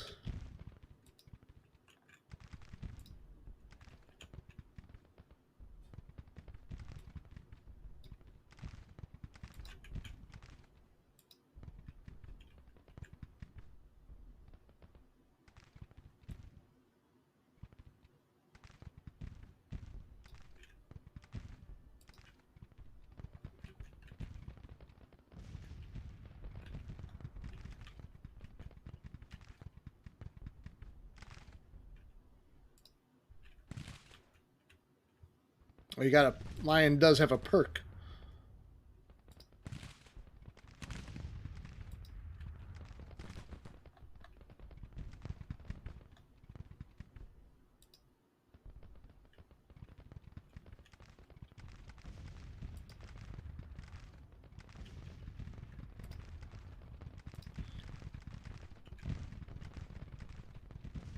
So if they turn and try to attack Nelson in force, I may have to actually cross the river to relieve him. But you can see the AI is kind of like, oh, crap, what do we do?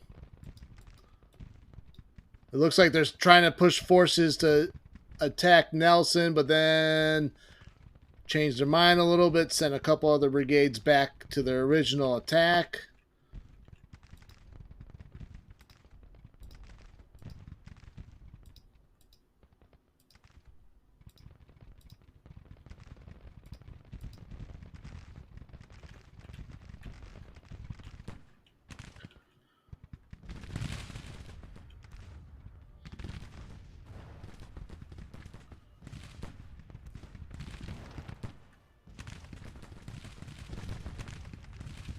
Well, it looks like we are our right is pretty secure. I see an attempt at our center now as they are actually moving brigades in across our front. Now, unfortunately, they only attacked with one brigade. James Denver's 2nd Brigade is doing their job holding the line there. Now they have lost 5,100 men.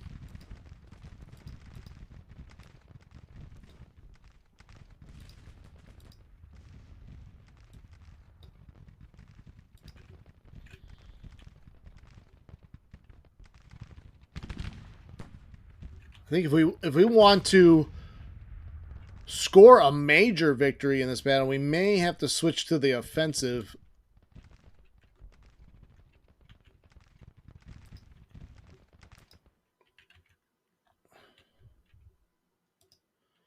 Looks like Lyon and Sedgwick. Looks like Sedgwick did take quite a few losses.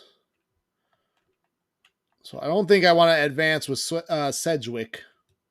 Maybe that's time for Rosecrans division. Is that with the white coats?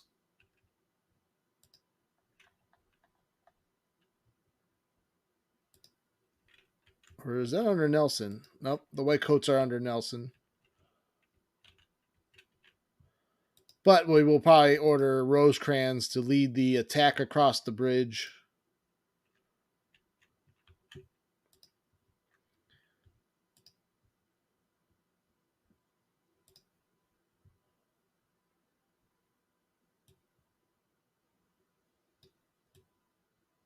We'll lead with Paul.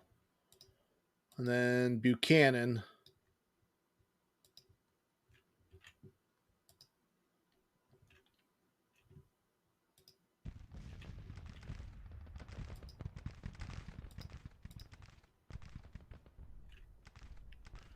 Yeah, they're moving a large portion of their force against Nelson now. Who got wounded?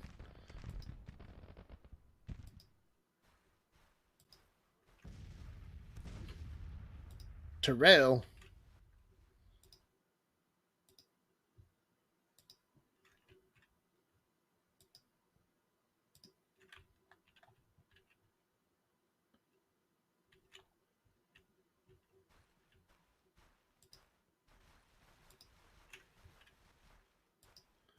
See a artillery officer?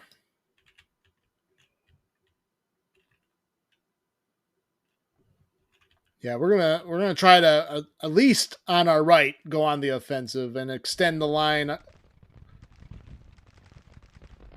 we're still outnumbered, so we need to be a little bit careful.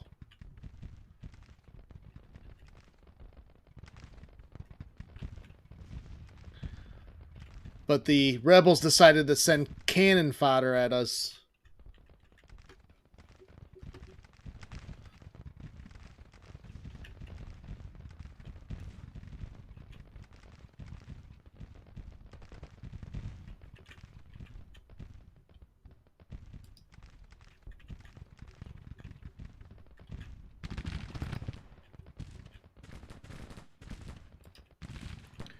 The white coats are in their camouflage, their winter camouflage. Oh damn, they're aggressively attacking Nelson now.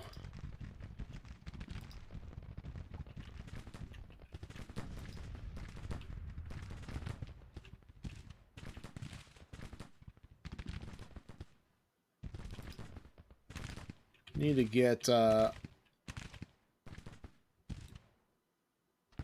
Barnes to extend his line out.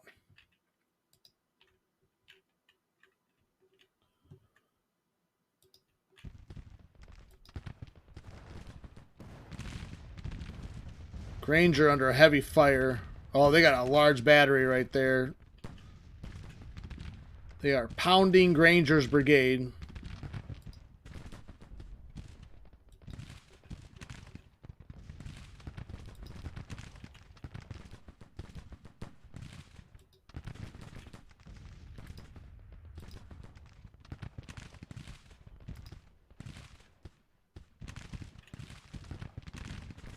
They are fighting bravely, that is for sure. Granger doing a good job. Buying time so that Rosecrans can get his division across.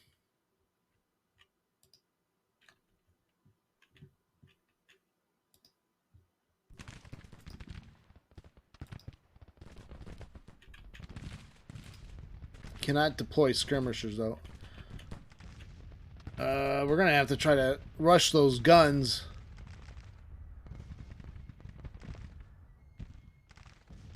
But it looks like... What are they doing?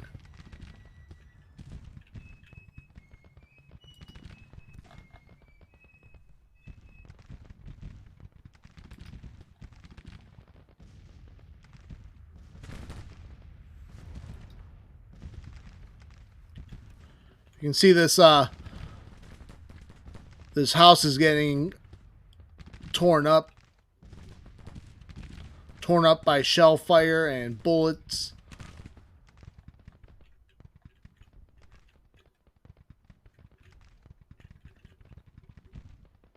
Oh, there's even more brigades, more reinforcements coming.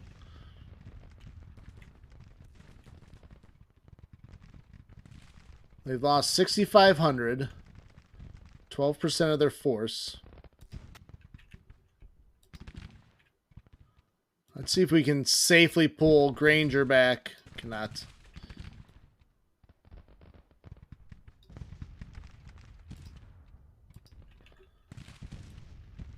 And then we can move the Whitecoats forward.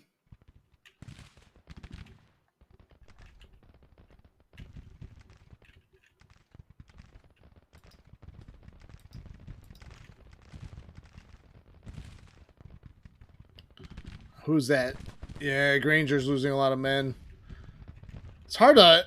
It used to be able to fall back, give a fallback order a little bit easier. They don't like the fall back.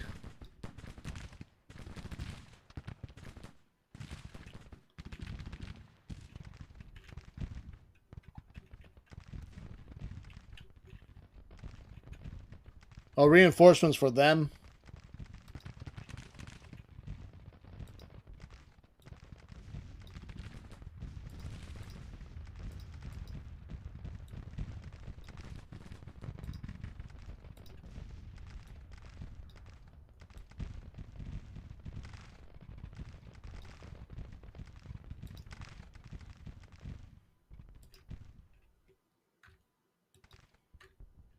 Paul's going to take out those batteries. Can't just sit there and get pounded on by artillery fire.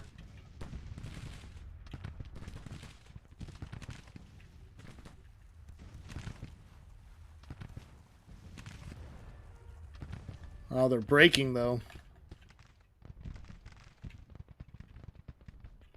Granger is broken.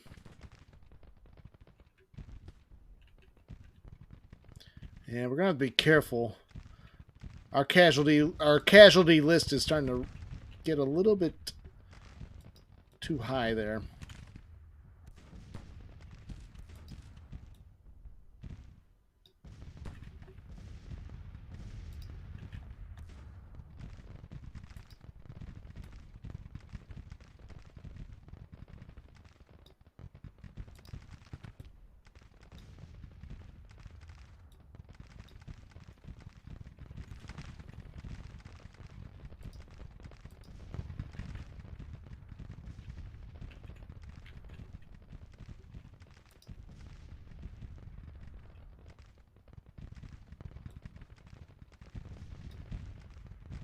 Let's move up. Some more artillery fire. Looks like there's going to be another attack on our left and center.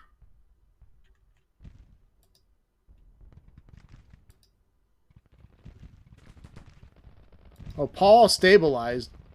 He did not break, but he's still under artillery fire. We need to get Porter to relieve him.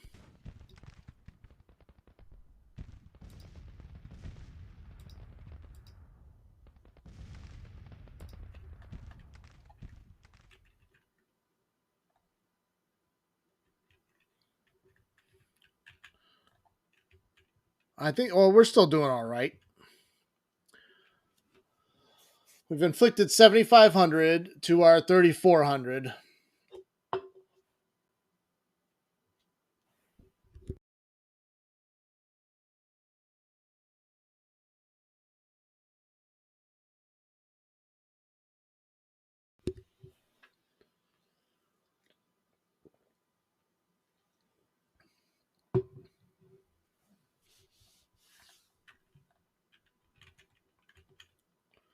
And they're struggling against Nelson's division. I think they're trying to drive them off by force instead of fire.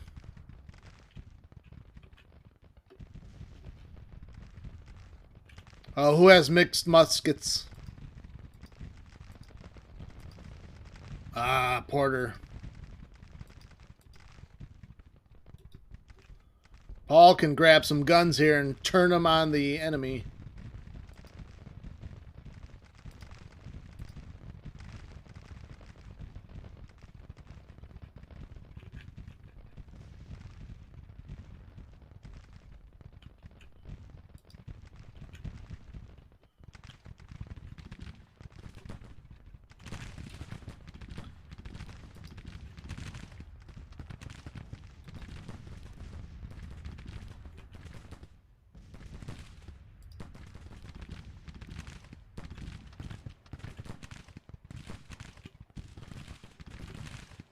White coats along a rail cut in the forest.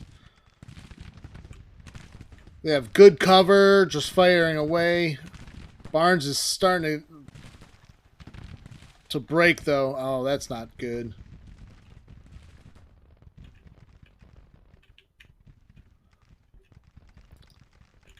So now it's just, I guess maybe you can throw Merritt in there to support.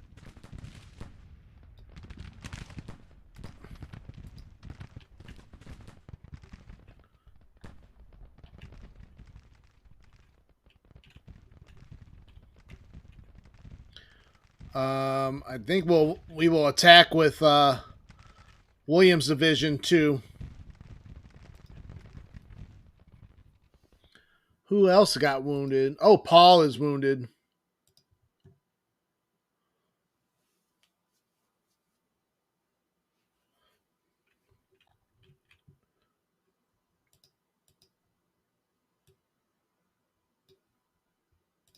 Yeah, let's send Williams across.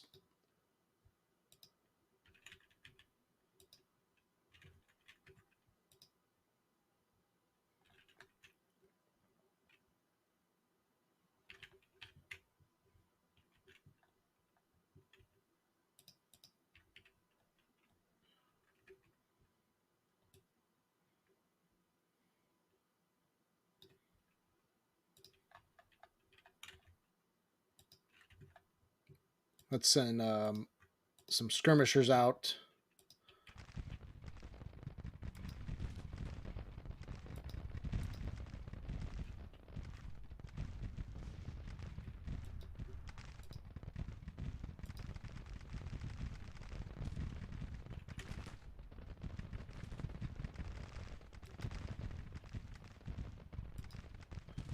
See, Baker is confident. Suffering some high casualties, which is causing some more morale issues, but he's got a lot of positive morale issues.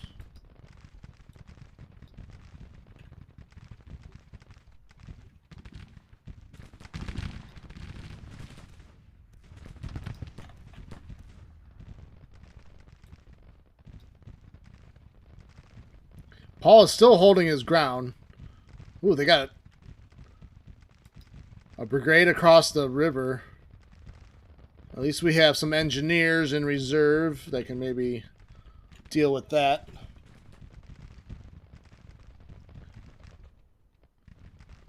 Confederate losses approaching 10,000.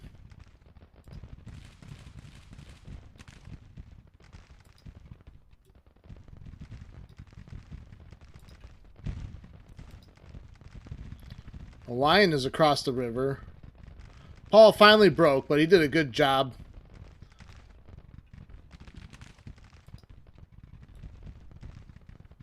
Porter's getting beat up pretty good now.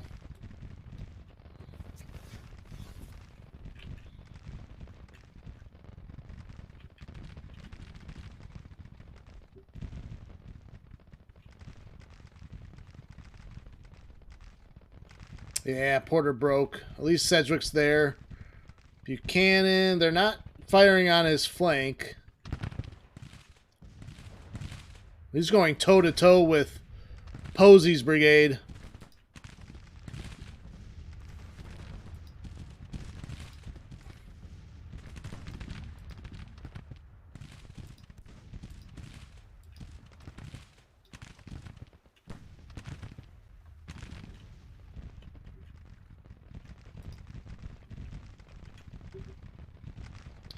Terrell low on shells. Davis is wounded. Oh yeah, he was guarding.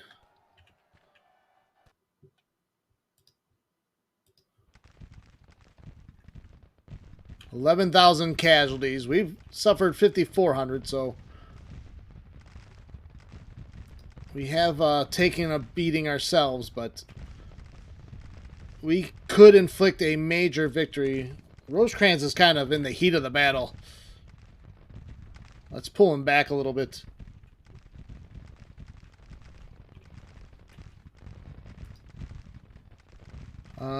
As insurance, maybe I need to send Humphreys across the river.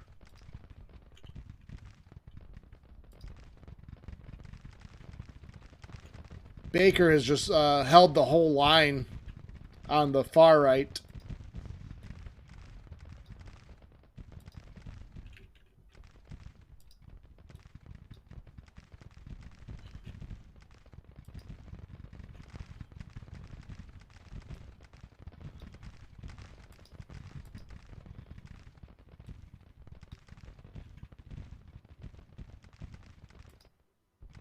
Oh, Lion broke.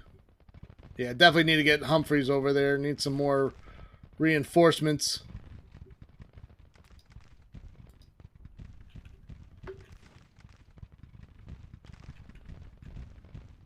Sedgwick broke. Sedgwick saw a lot of fighting earlier, and he was already exhausted. Let's see what Humphreys can do.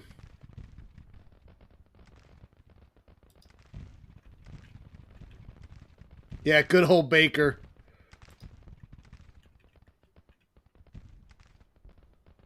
I used Merritt to help secure Baker's right flank, but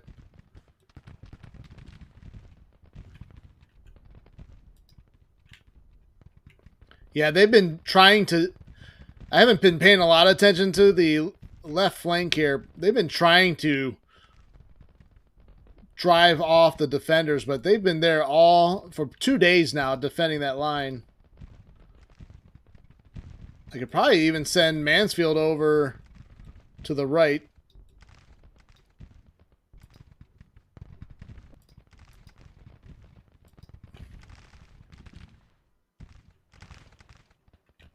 And his conscripted milkmen.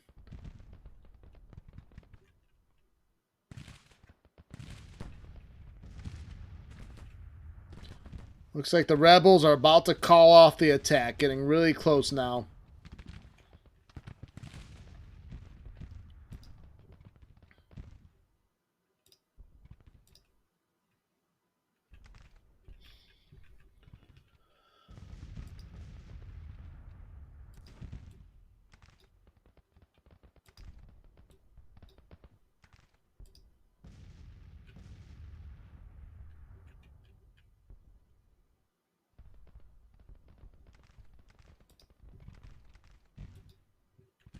Let's send in the lightning guard to pick off stragglers.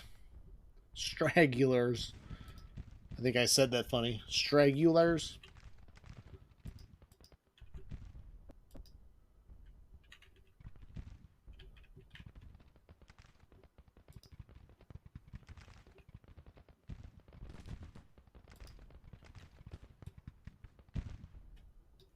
Okay, enemy is retreating. What is it for a major? We need 25% of their force.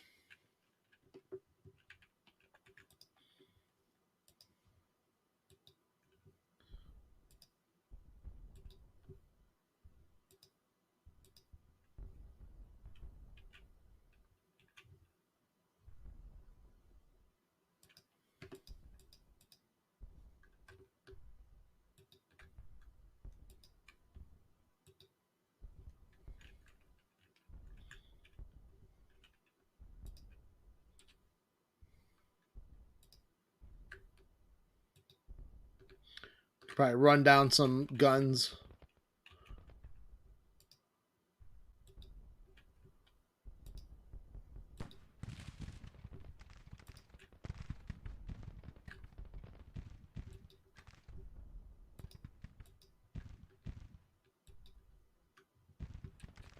All right, we did get the major.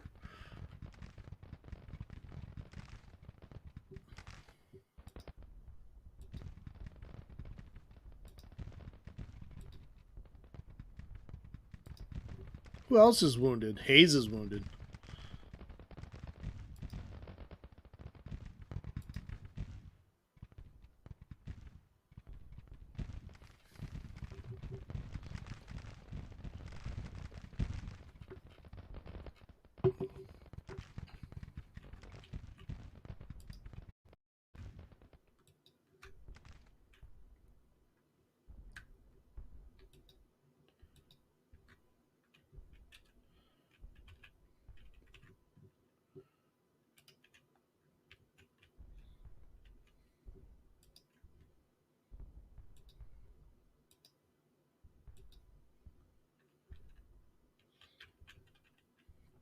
Run them down.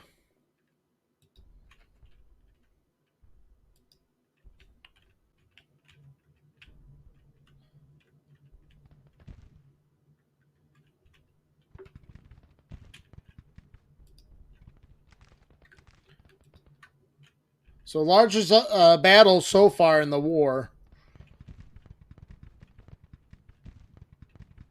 Union forces under Sherman and Grant with about 35,000 men fight off a combined rebel assault of 58.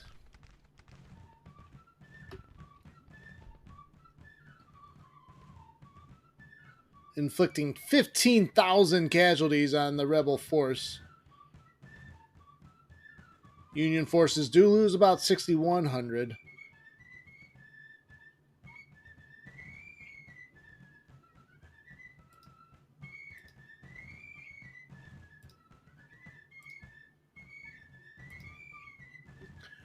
We can drill down and take a look at individual performances. Thank you. It was a pretty good battle. Probably going on the offensive there on the right flank probably cost us a few more casualties. We probably could have held tight and played it more defensively the entire battle.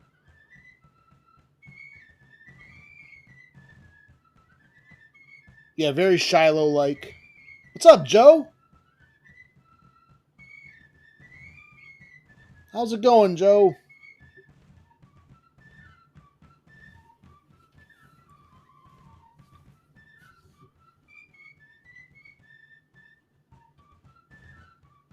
And then, what? Let's see. What's the report that shows us? Combat report, right?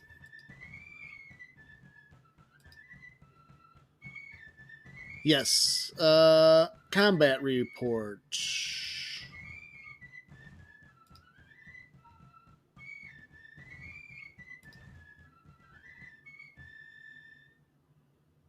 Oh, what division is?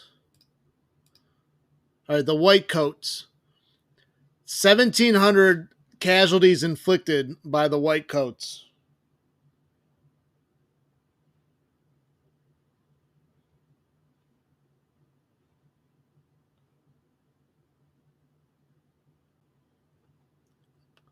Glad you're doing better, Joe. So yeah, 1,700, 3rd Brigade. That was Granger. Granger did good. 1,000 casualties before he broke. White Coat 17. They took 15 prisoners. 15 prisoners. They don't take prisoners.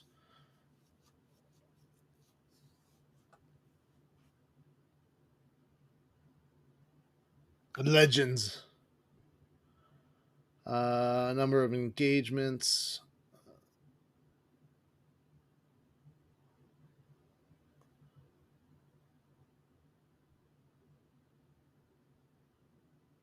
I thought it showed us casualties taken, but apparently not.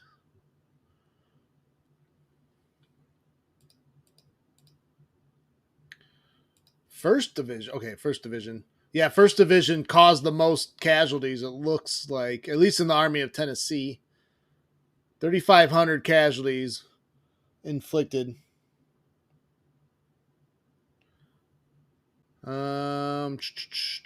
Prisoners taken. What about Army of Kentucky? Who, fourth division? That must have been. That's probably the defensive line on the left that caused all that. Ooh, 1,600 casualties. Is that Humphrey's detachment? That was Davis's brigade.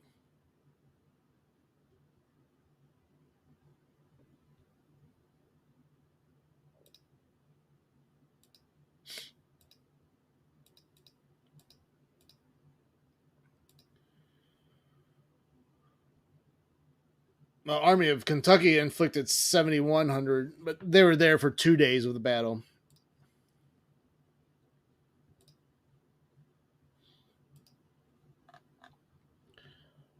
Okay.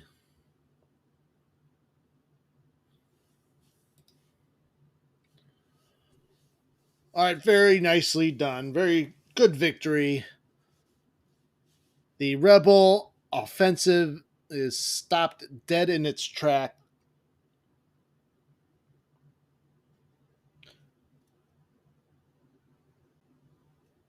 I don't know, it's up to you. Do you want to?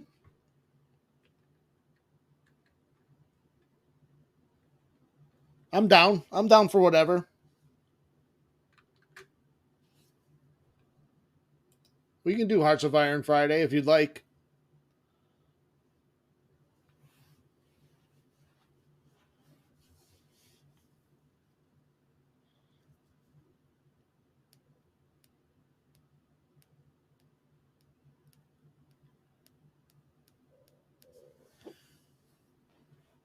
Again, welcome everyone to the stream. I appreciate everyone's time. Merritt was defamed.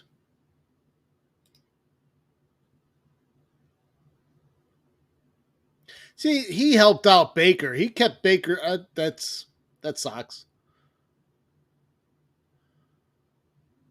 He did run pretty quickly. Now, I didn't dismount his cavalry.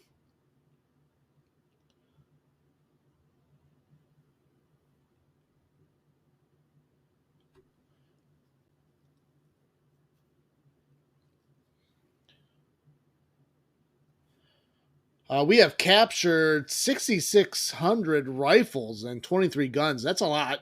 We captured a lot. 2,300 enemy soldiers have been captured and taken to POW camps. Oh, Joe's Pizza. You know what? There hasn't been a lot of action. Most of the brigades have been put in the Eastern Theater. So we haven't seen a lot of fighting lately in the Eastern Theater. Between the offensive in Kentucky being the main goal to end the year, but things are starting to look like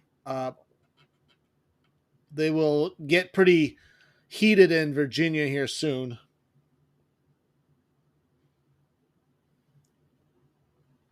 Do you want to request a transfer to Kentucky for Joe's Pizza?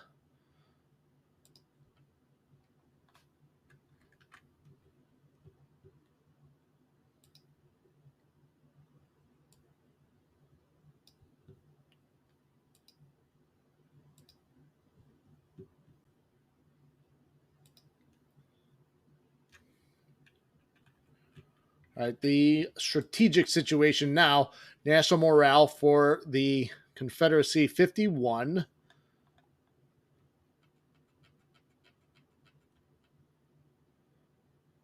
We do have to cut the Confederacy in half.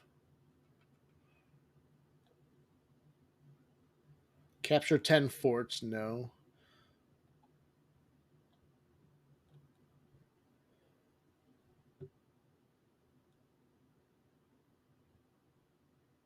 I think it's 25 to break morale. Yeah.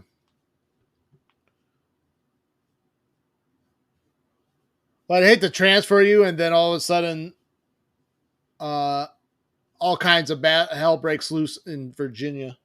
We'll keep you there for a little bit longer.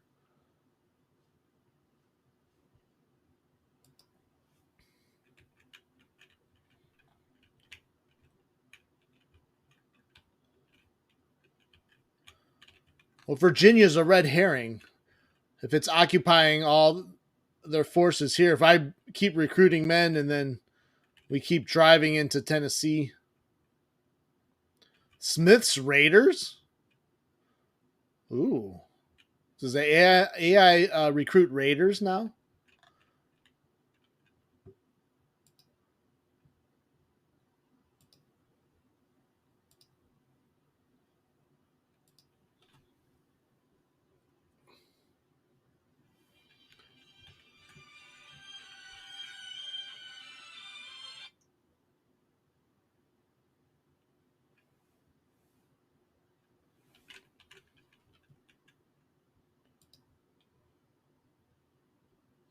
So that battle alone brings them down to 111,000 men.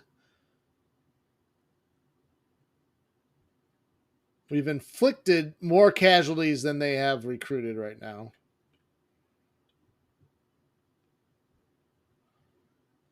Economy is even. We slightly edge the Confederates in weapon technology, 70 to 64. Corporate profits, advantage Union by quite a bit. Domestic trade, big advantage to us. Foreign trade, a little bit closer. Private income, 1.9 billion to their 1.1 billion. Oh, it's all about credibility. Our credit rating is 41. The Confederates is at 59. So that's what's bringing our economy rating down.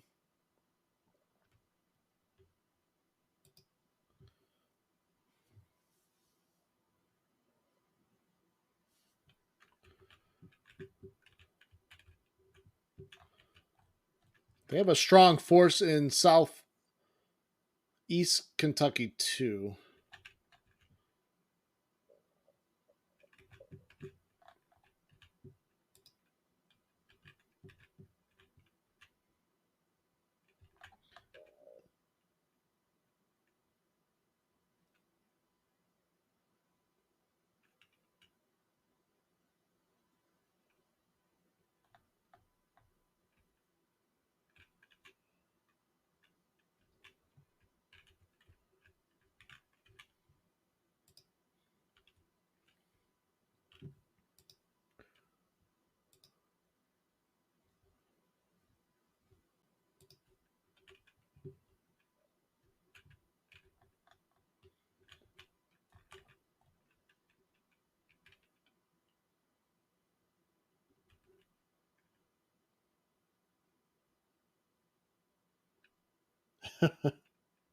You can always play as France.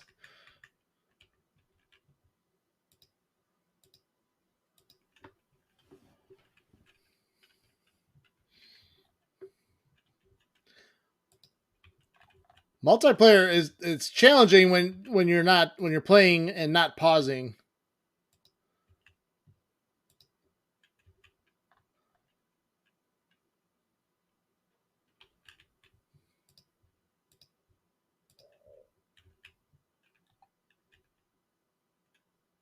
All right, so we are ordering.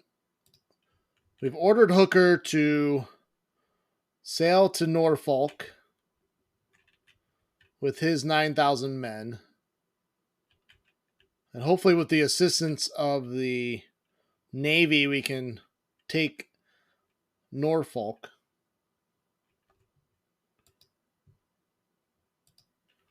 McDowell is going to assume campaign around Alexandria. Basically, I think what we do is, since we're drawing all these armies near Alexandria, that will free up Heinzelman to drive into the valley. They'll probably go and try to attack Heinzelman in the valley, and then we might need to give Heinzelman more men.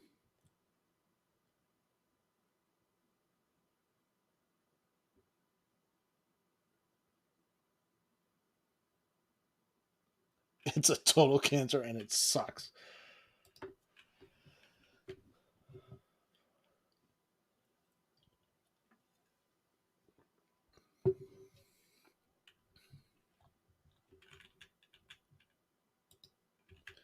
I think if we do play on Friday, I'm playing as Germany.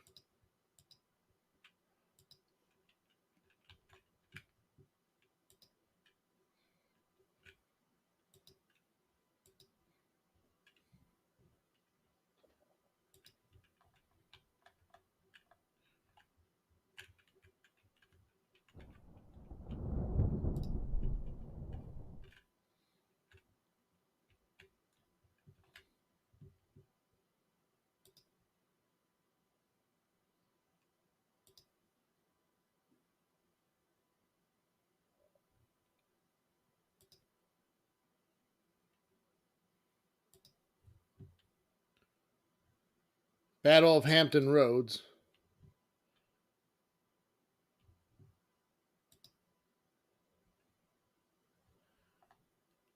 Well, they have the CSS Virginia. But that's not the Ironclad.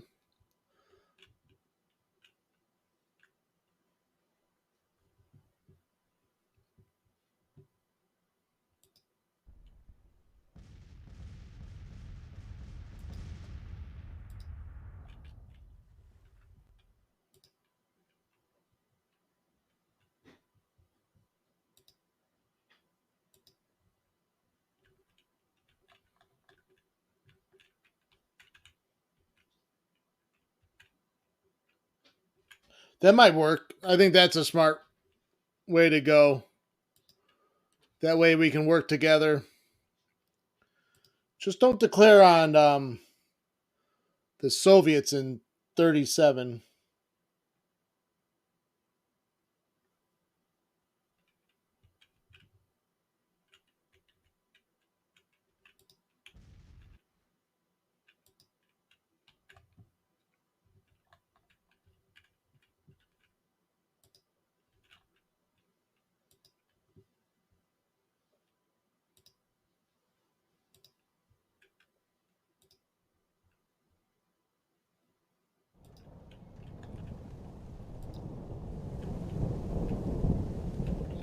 Of course, a winter storm develops.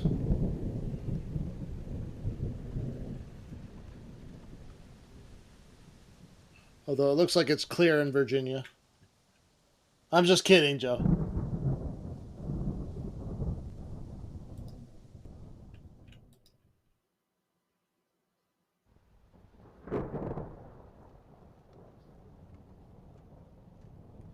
Yeah, this is a good. Yep. Yep, from Big Lebowski.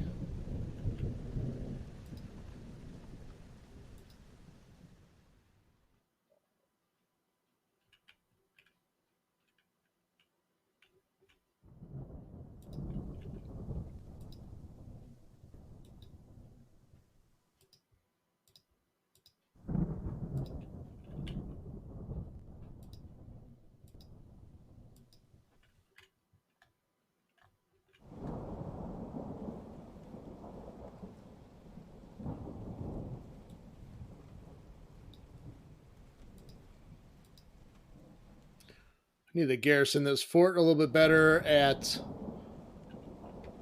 Alexandria.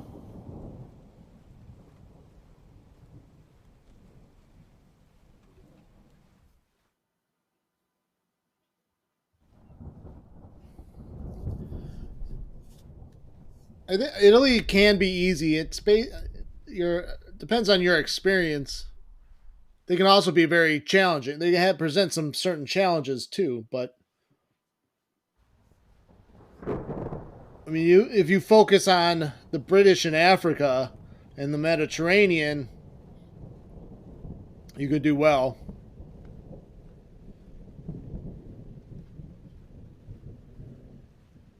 Well, there is that. There is that.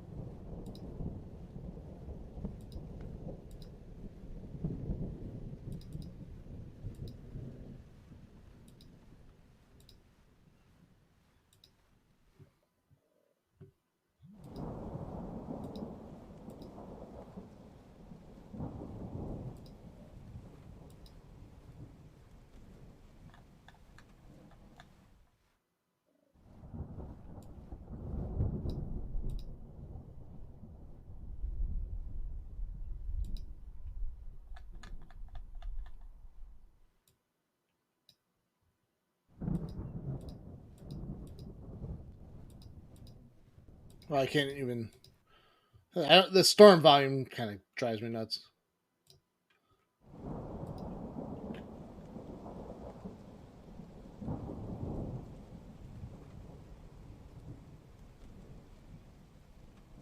You, I've never really played a lot of Italy, but I hear it seems like it could be fun. I know with the new DLC, a lot of people were replaying Italy.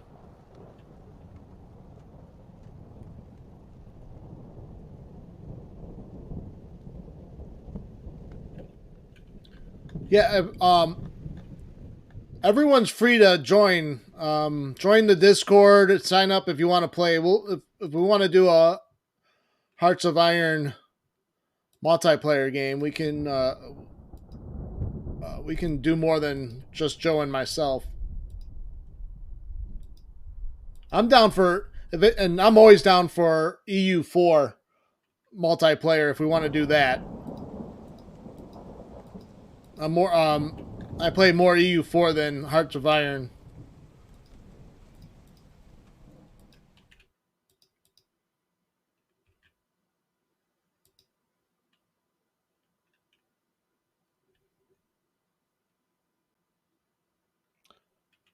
I have not tried the Ant Banar EU4 mod.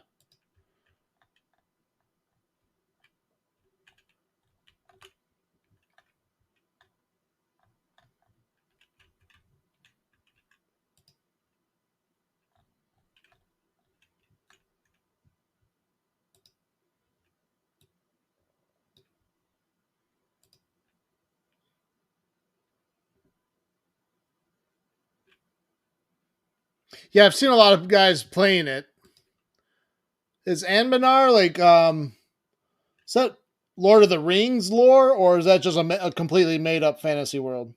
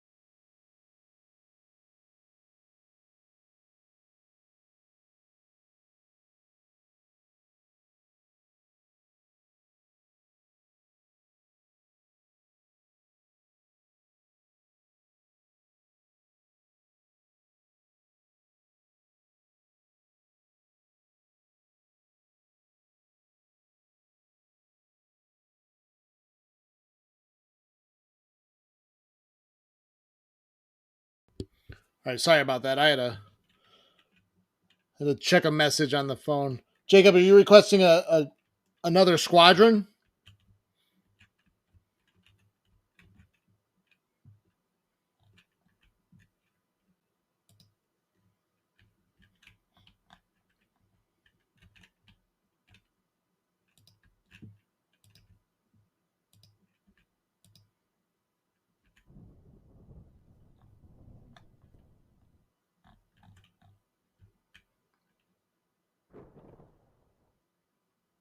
Army of Tennessee's 4,800 strong. Gosh, I want to feel like we can go take Nashville.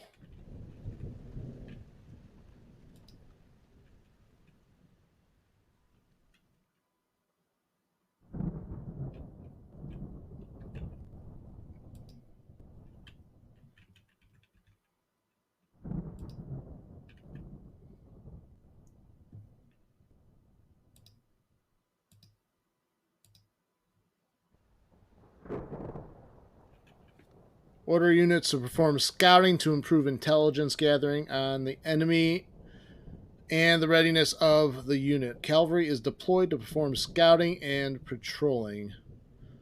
And only cavalry organized as cavalry corps will fight in field battles. Hmm.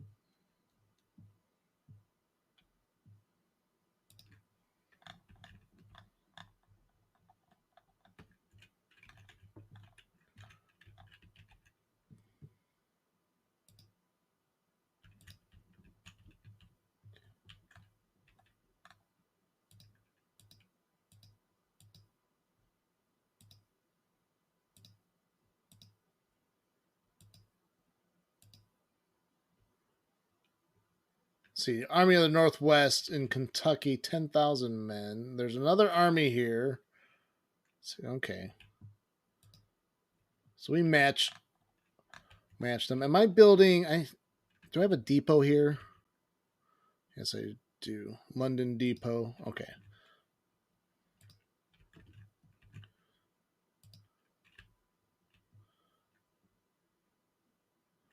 All right. So maybe I do. Maybe you should. Yeah, each depot is 100K. I hate to destroy shit, but I don't need it in. I don't need one in Cincinnati.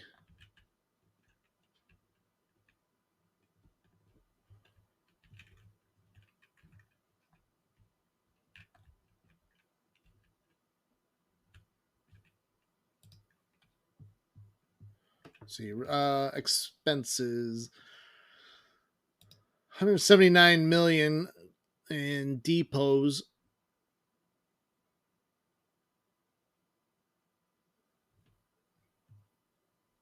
Well, at least our spending has flatlined a little bit.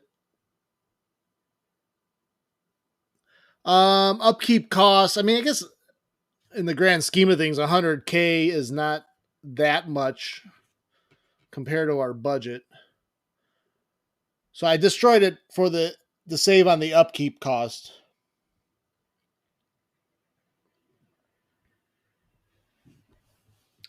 What I don't know 100% sure is if I destroy the supplies in the depot with it, if it goes into the main in the general resource pool.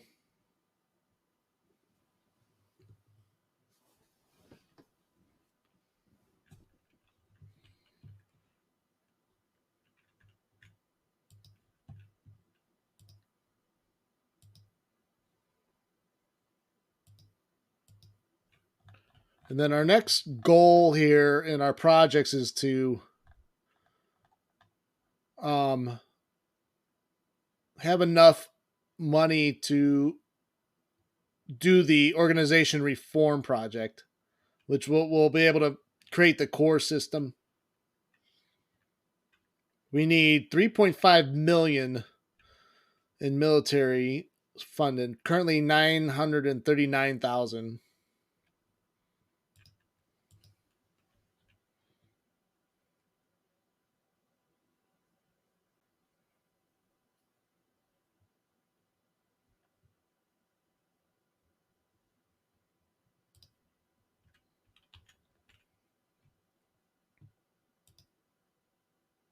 Oh, they're abandoning Nashville.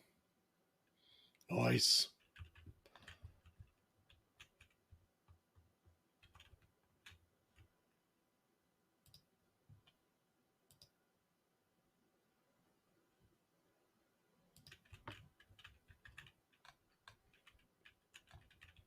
Is Hooker at Norfolk yet? No.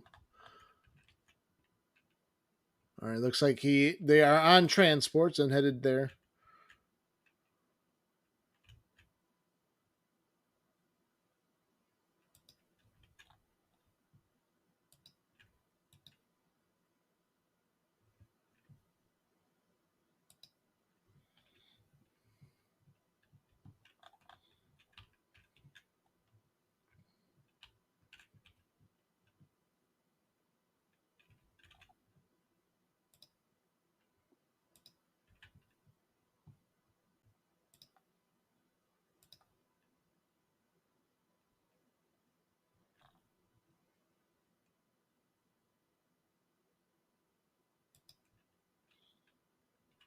We will create another depot across the Potomac, and Alexandria will be a nice springboard into the heart of Virginia.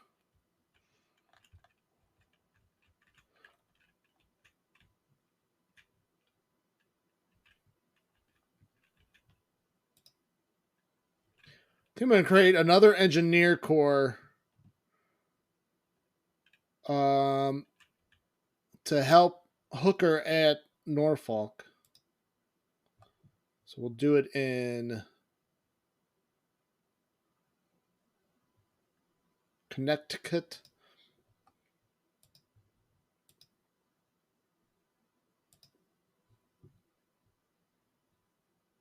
Oh, Dana is a good general.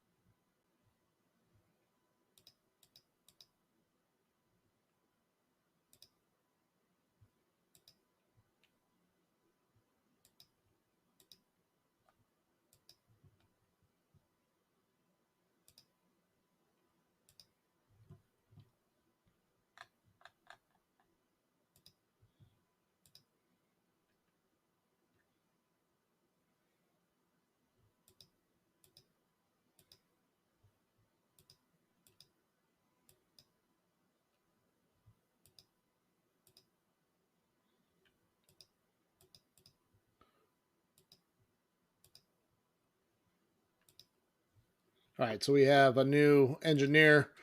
We'll go coastal engineers.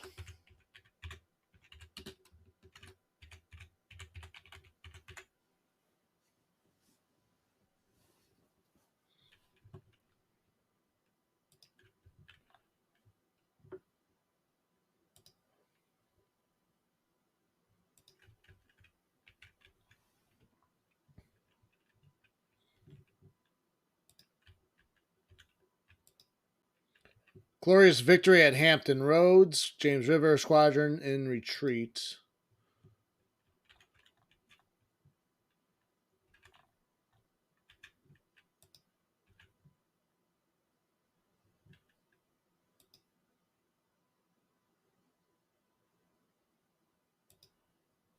All right, let's see.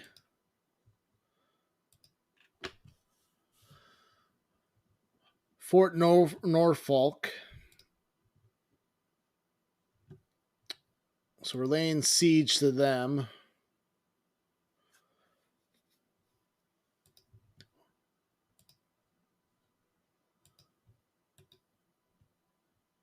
Can we engage the fort with our fleet?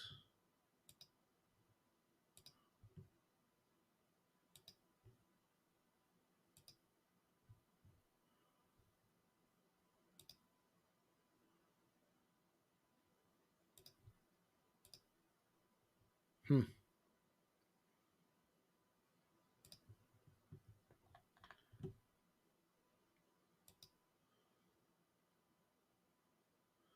Feel like the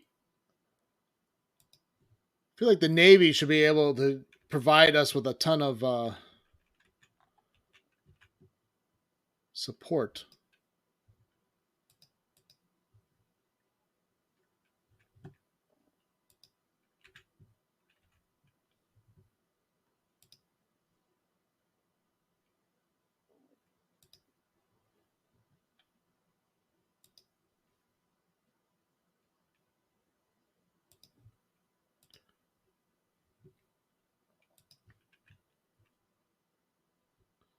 Yeah, we haven't reduced the fort condition at all yet, so we might just have to lay siege for a little bit.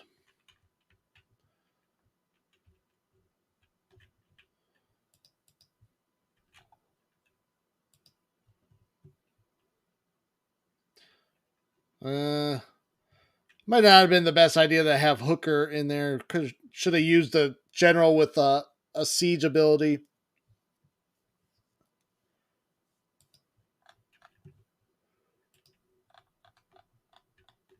I wonder if we just pulled the.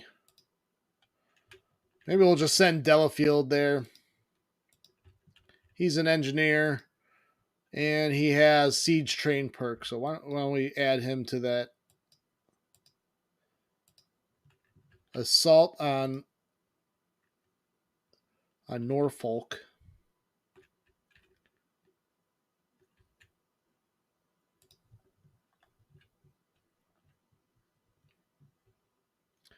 B minus credit rating.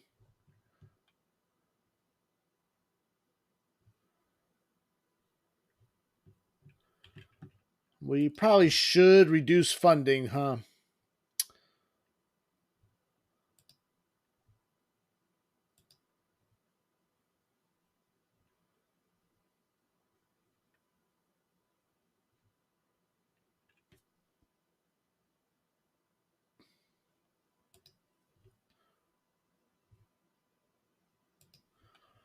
Um, yeah, let's reduce politics a little bit.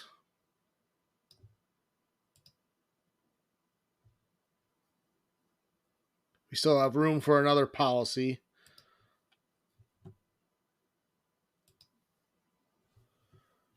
And then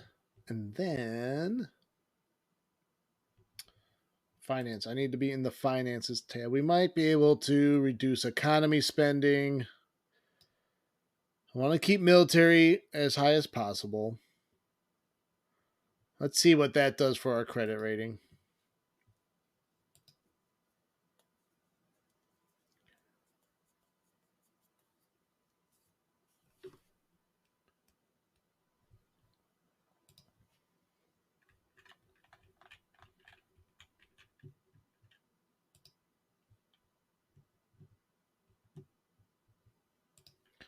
Let's look at our fleets. Actually, let's see what they're all doing.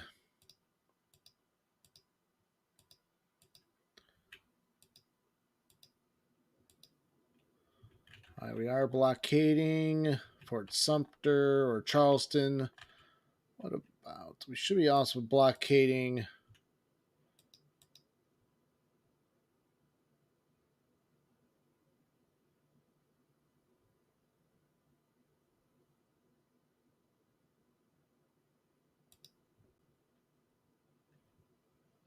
Let's make sure we're blockading Savannah.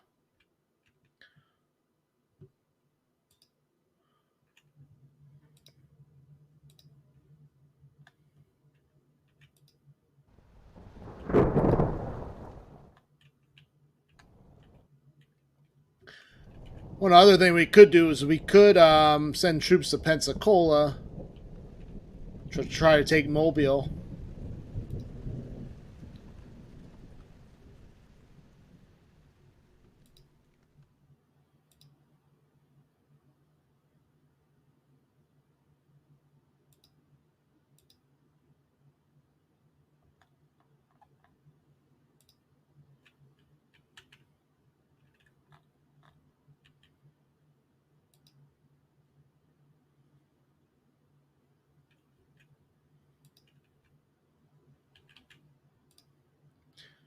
Now, we're supposed to be able to blockade these trade nodes.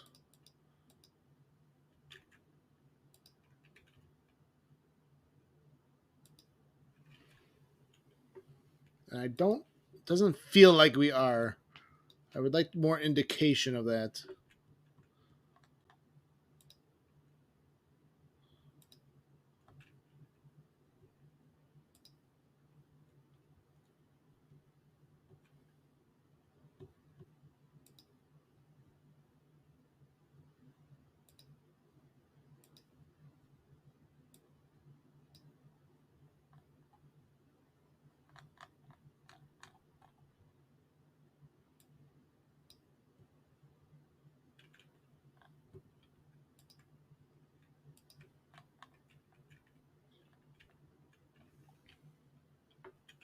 I'm not going to build any more ships.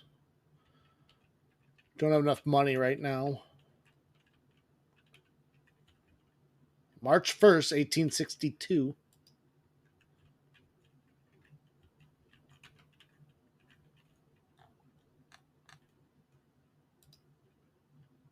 All right, let's enter Nashville. Ah, Historical Gamer, welcome back. Thank you for the raid, man. Really appreciate it. I hope your game. I imagine you're doing Grand Tactician 2. I hope you are enjoying your game. Welcome everyone to the stream. It is March 1st of 62. Confederates are abandoning Nashville. Damn, you're playing as the Confederates? That's always an enjoyable game. Looks like the Kentucky Army in southwest Kentucky near London, Kentucky, are attacking Porter over there.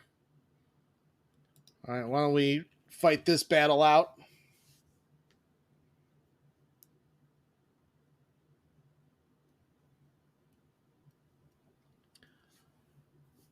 Yeah, I start when Grand Tactician first came out. I played a lot of games as the Confederates, so I thought I'd give the Federals a go.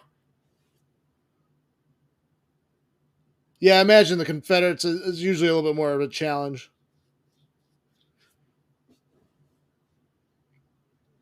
I like trying to play as the Confederates and not invading the North. Like play it purely defensive up until maybe play it purely defensive up until 63 maybe.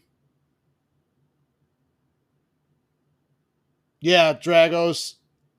53 will have the Civil War events.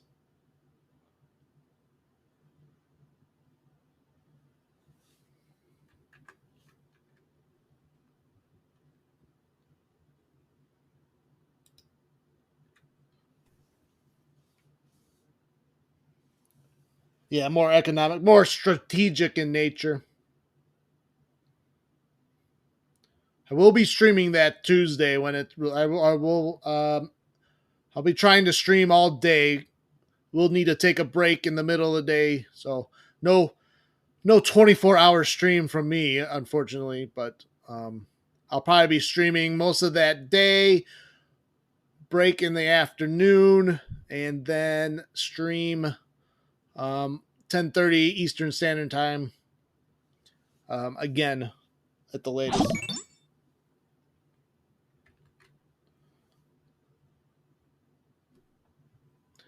Oh, thanks for the follows, Fat Sal's, Jobo, Fat Sal's. Welcome to the channel. I appreciate the follows.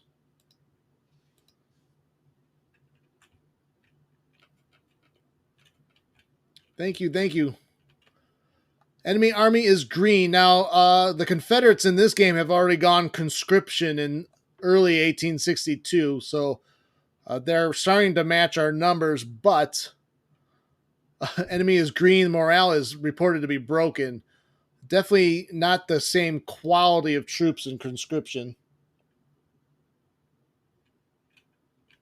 Yeah, Texas game in Vicky is usually fun.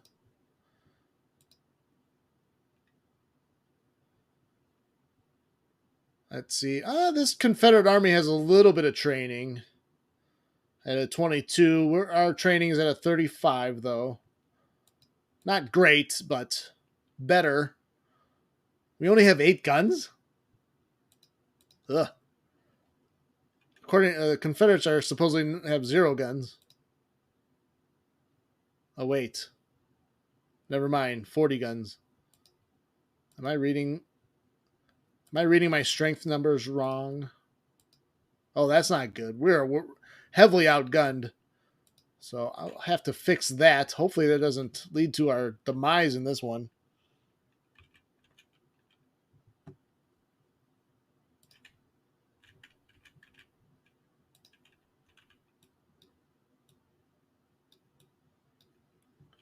All Are all our units here? Engineer Corps is an hour away, and McClellan with the Reserve Corps 2 hours away.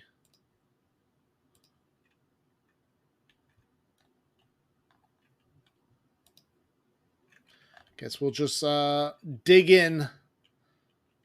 Got a lot of engineering points.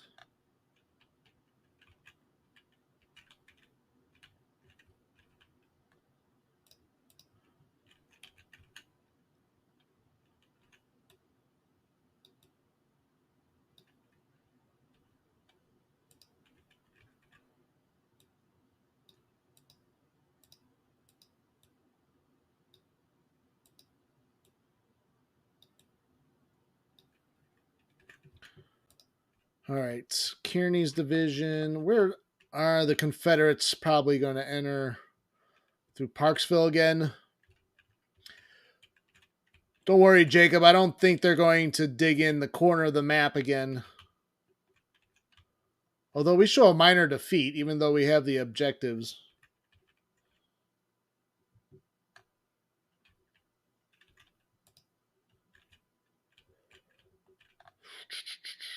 Don't have enough force.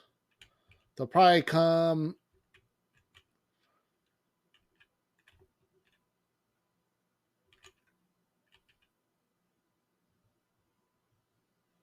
I feel like a smart AI would, if I defend the bridge crossings at Sinkhole Valley, that leaves my right wing in the air.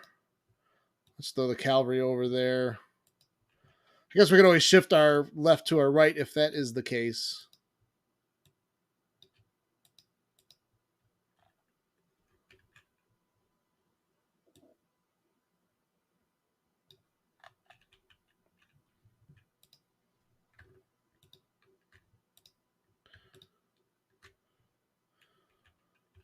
Don't really have a reserve force. I guess I have reinforcements, and that's my reserve.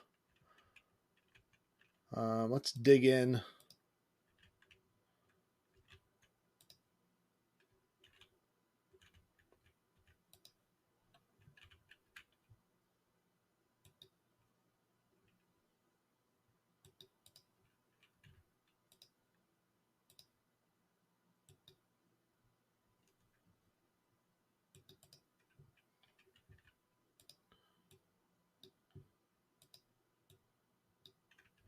And then maybe we'll extend some entrenchments to our right in case that's where they end up, maybe along the road here. That way we can occupy them if we need to.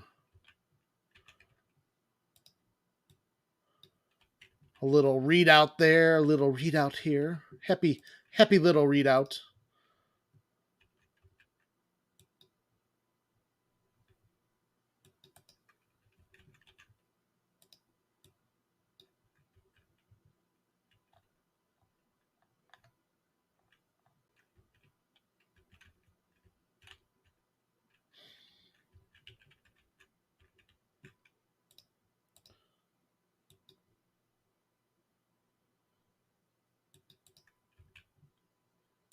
You also don't even need to build anything over here. We got a nice. Those are stone walls too.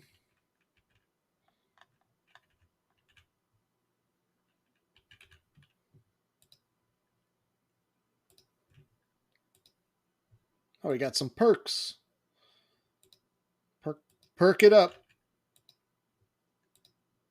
I think I'll just go all Deadly Volley. I feel like sometimes I like to do the Iron Discipline, but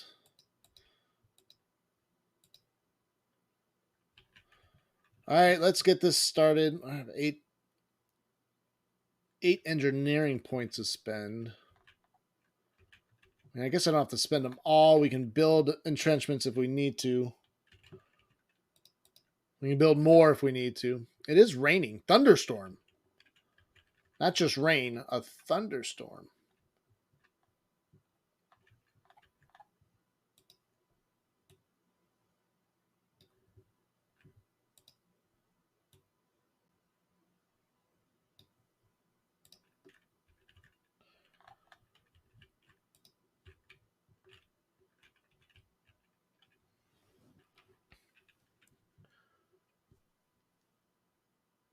All right.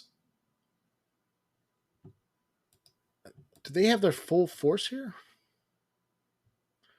Wood arrive, Cooper arrives. So I think that's their reinforcements. So now they have 20,000.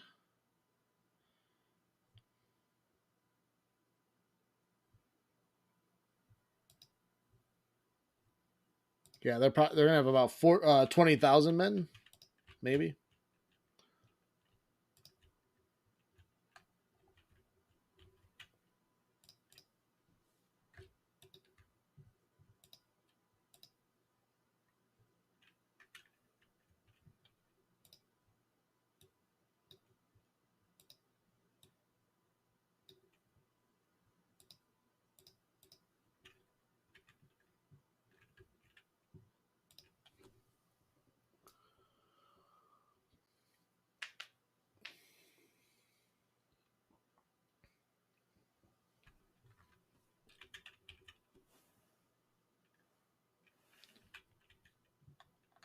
This is the favorite part of the song to me.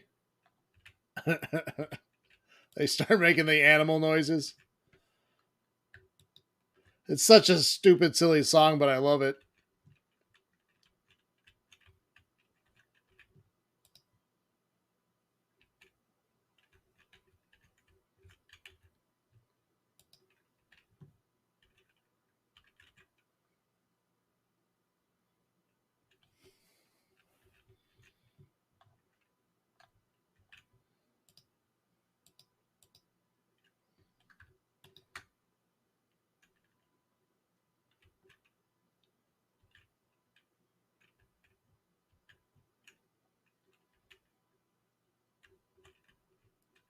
Let's see if we can do the flyby. See if we can find their dust clouds in the thunderstorm.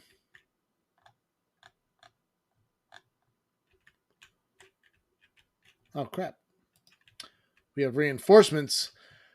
I don't understand why the reinforcements weren't entering with us. We were all in the same area. Well, that's disappointing.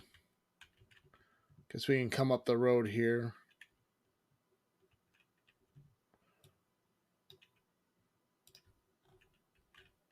Make sure.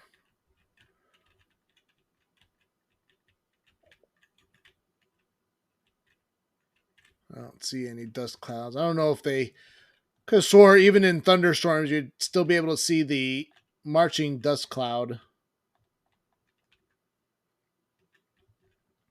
Here's McClellan and his 3,000 men.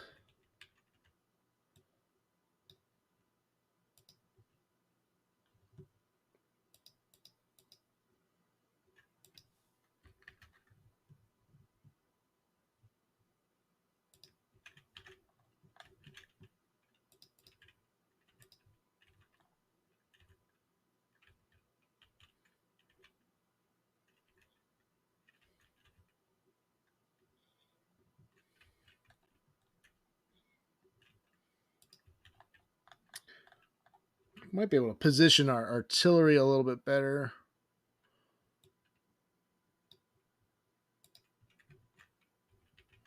The few guns we do have.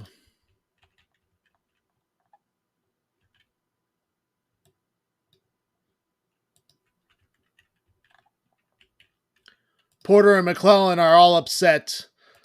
Why do Grant and Sherman get all the artillery? What's the deal? What's the big deal?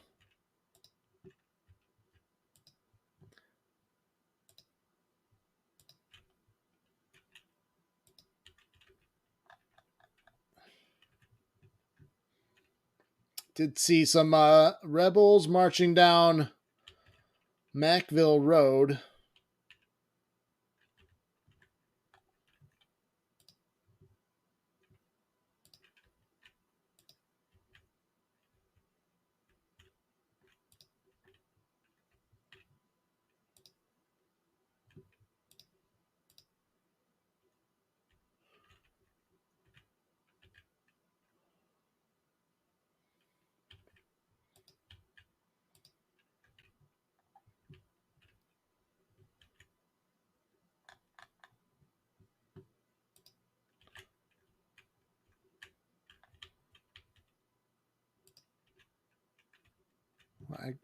don't think our engineers are going to run into the enemy.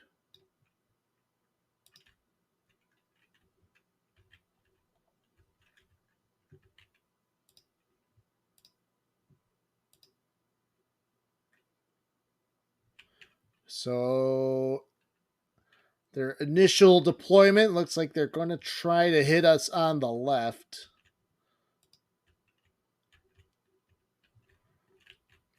Do we maybe throw the cavalry over there too?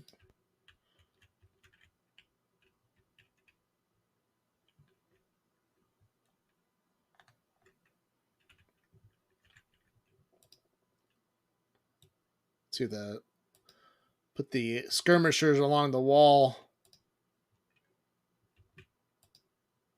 See Joseph Roberts, Commander 1st Division.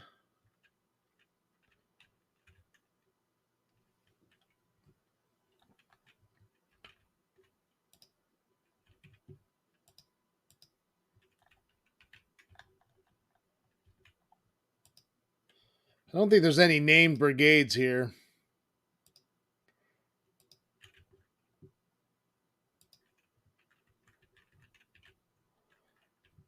This was supposed to be a backwater front.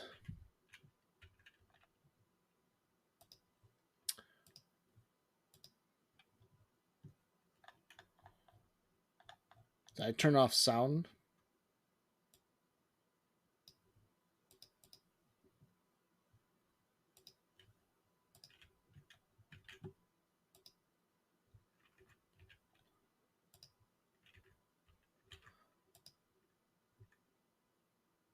There was sound in the last battle.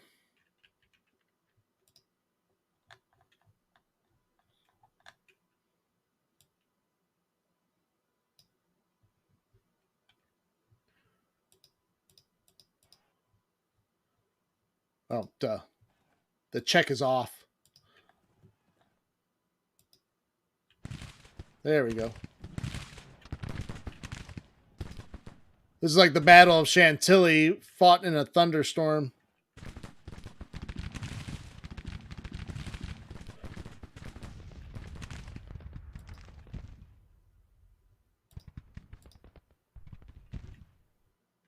Pickett with his artillery.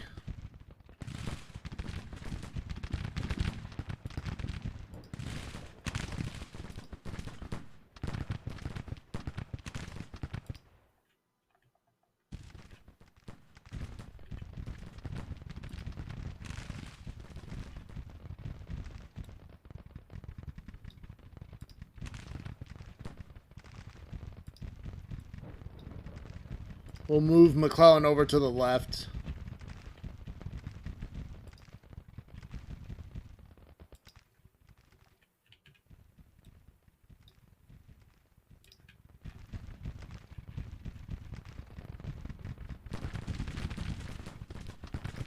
Skirmishers in very good defensive position.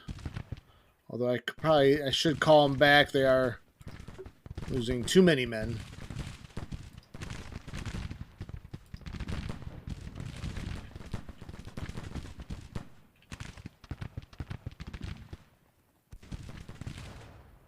The hook formation, yeah.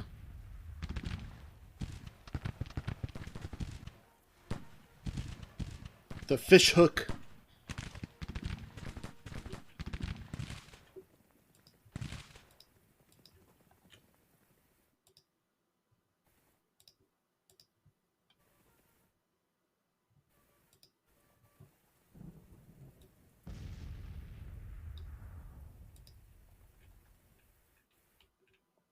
Oh, very nice. Thanks for joining the stream, everyone. I appreciate you stopping in over from Historical Gamer.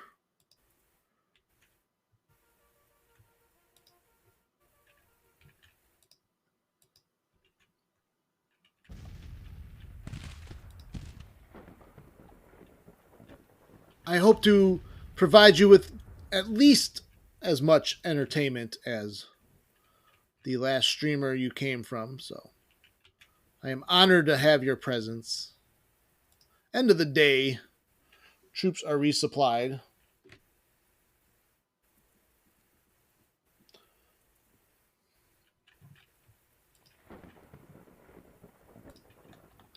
I don't think we have 16 more entrenchment positions. We could maybe build a second line, although there's stone walls right here we can use as a fallback line if need be.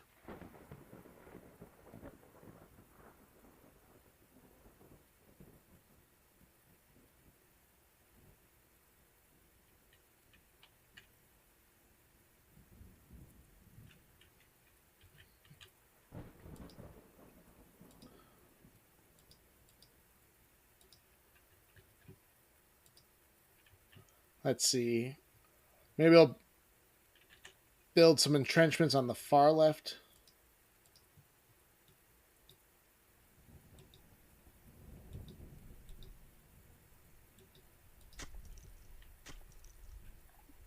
Sorry, Black Tiger. I'm not sure if I fully understand.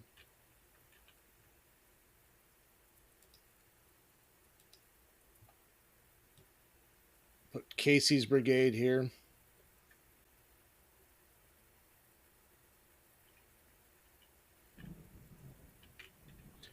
Oh, we got raided by Historical Gamer, Black Tiger.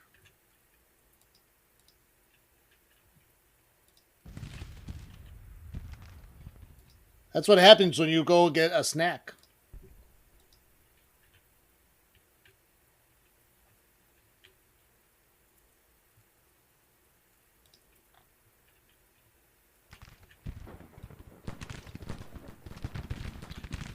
Actually, we could probably just use this stone wall.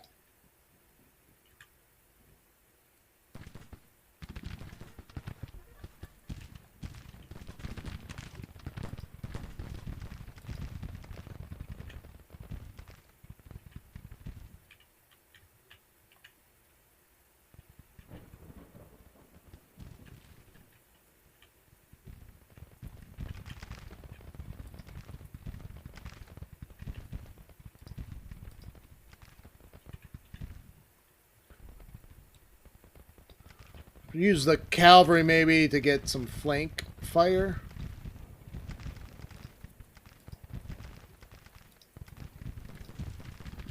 Of course, Casey only has mixed muskets right now.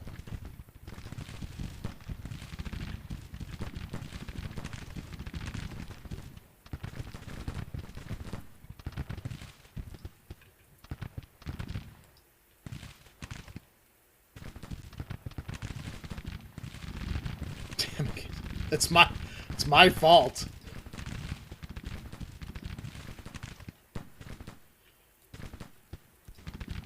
I don't properly upgrade everyone all the time.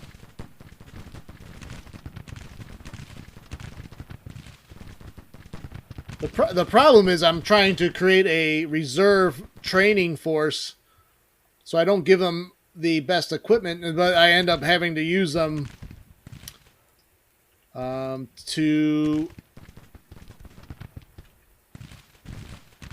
I have to rush them to the front lines. So I probably just need to make sure all units have at least start with the frontline armies and then work my way back to the reserve armies.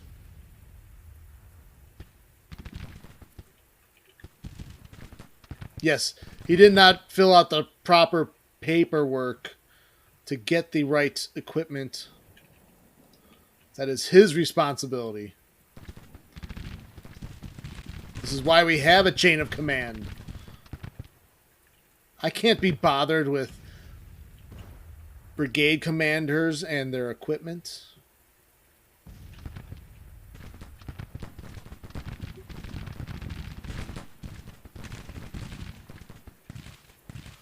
Now, Plumber's got the Mississippi rifle.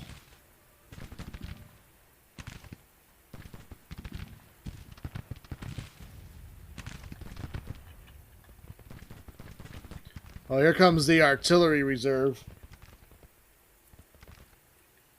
Yes. I'm holding out to get the Prussian weapons.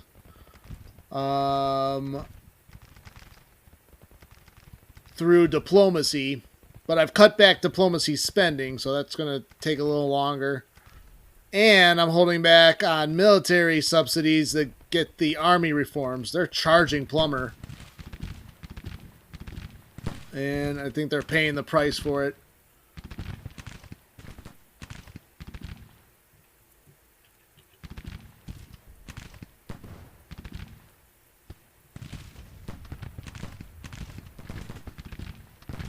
Five-star milkmen.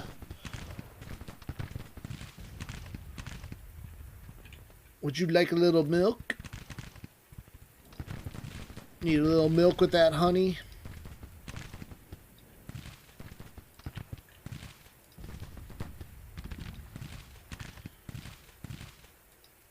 Maybe this could be our milk.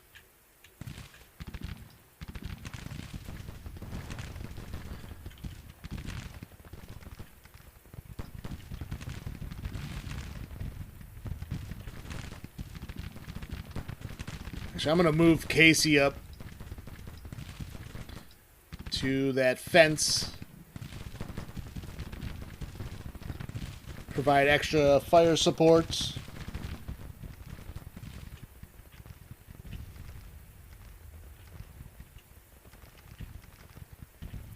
I suppose I can start peeling some units off our right flank to maybe relieve our left.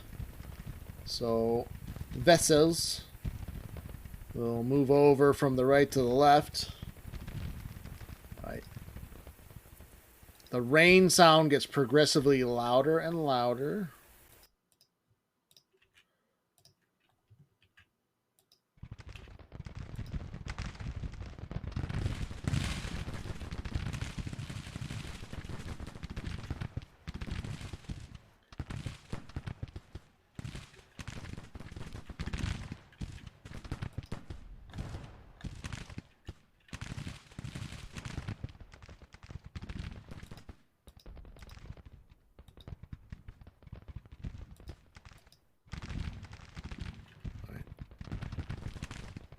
They have some reserves that are trying to make it on their way. They have a lot of artillery, though. We'll see what happens once they're able to place their artillery. They're going to try to blow us away.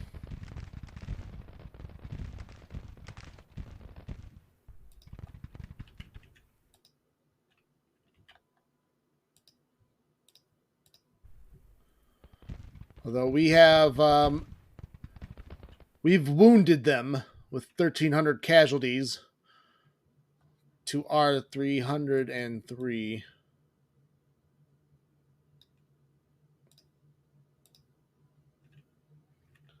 So they'll give us an opportunity to rest before their next assault.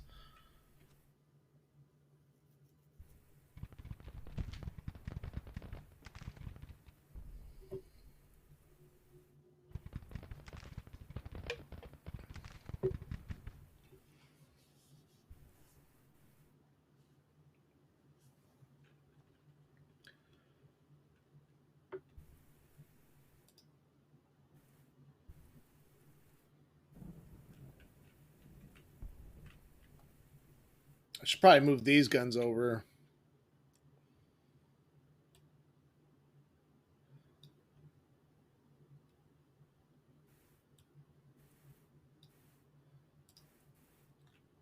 Although the AI will probably take all their firepower and counter our artillery.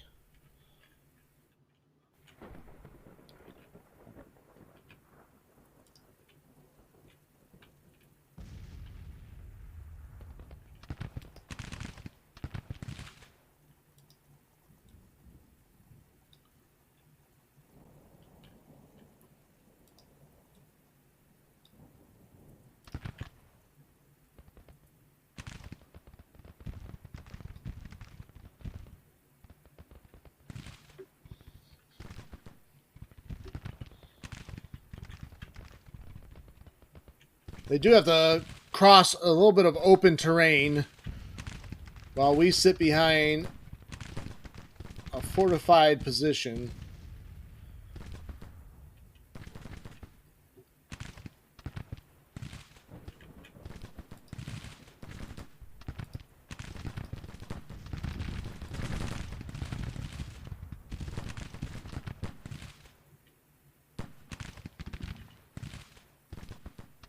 Yeah, their relief brigades are all fragmented too. It must be their conscripts.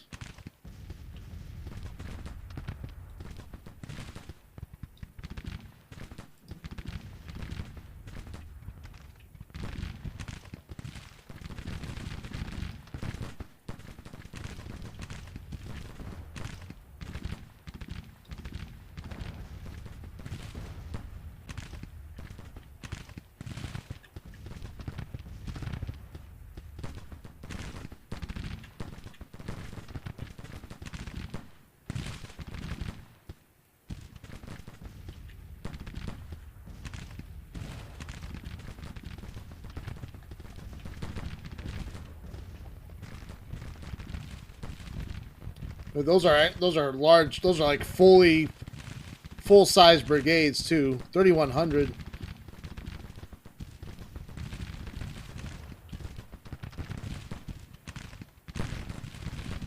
They reek of green conscripted troops.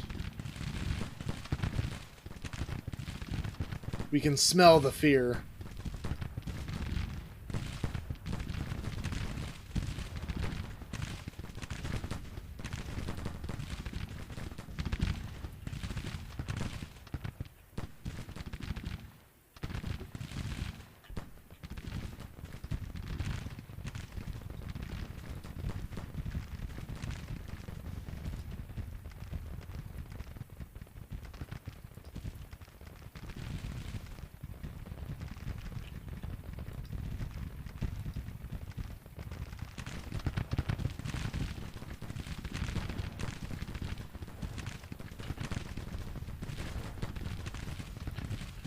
Yeah, Claiborne's brigade is wavering. They've almost lost half their force.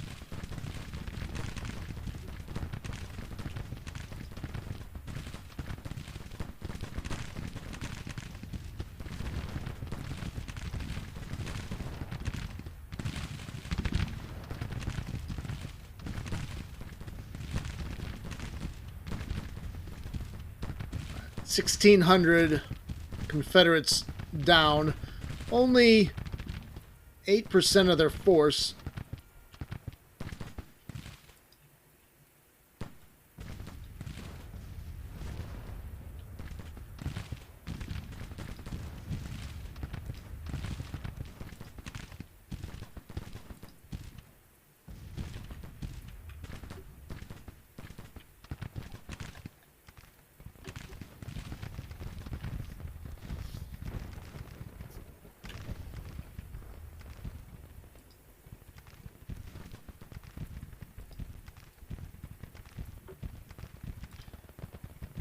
So Porter's men have regular, or a couple of the brigades are at regular training level, so some of the units are starting to improve on their training.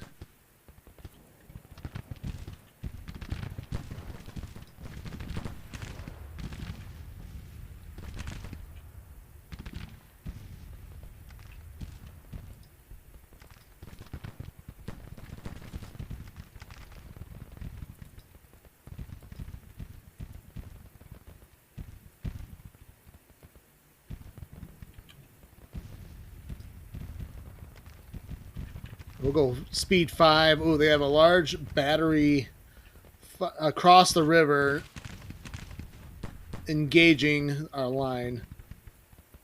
Is it causing a lot of grief? Not really. Not really. Who's under? Is anyone receiving artillery fire? Are they doing counter battery fire?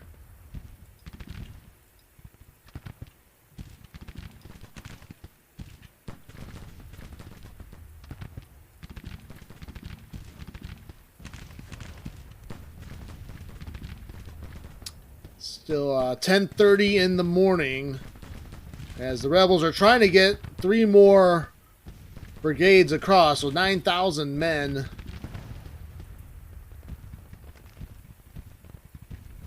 9,000 more men across the river for their attack. They are struggling, though.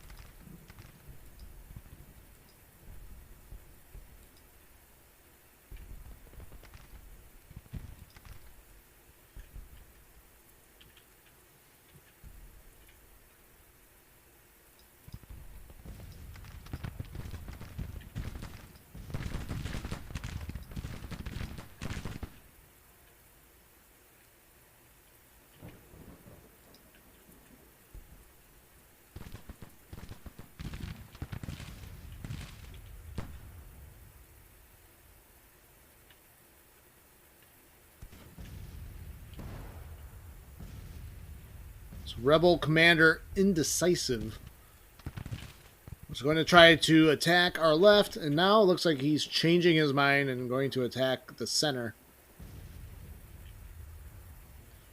Claiborne making another desperate attack.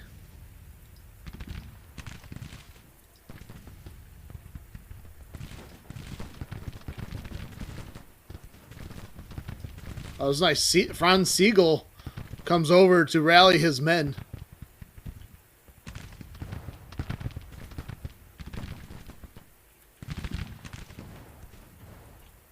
We fights mit Siegel.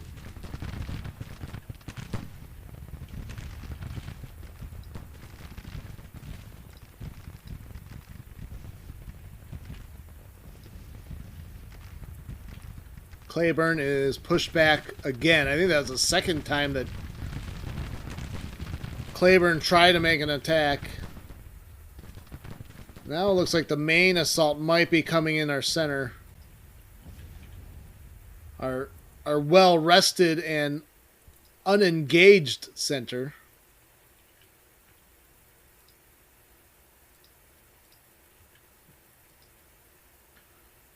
Some needed relief on our left flank.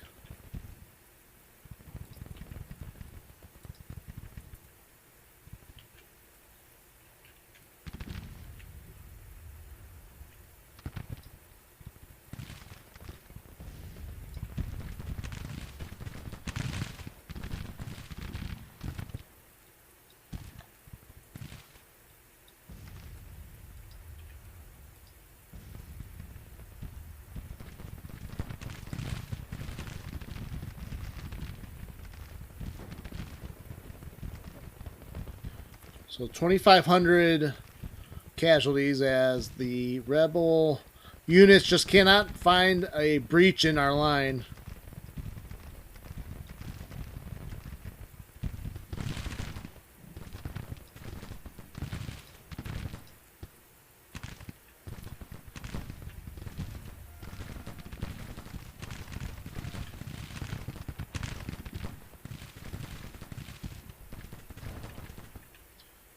I don't no need to even deploy skirmishers here, since we are well entrenched.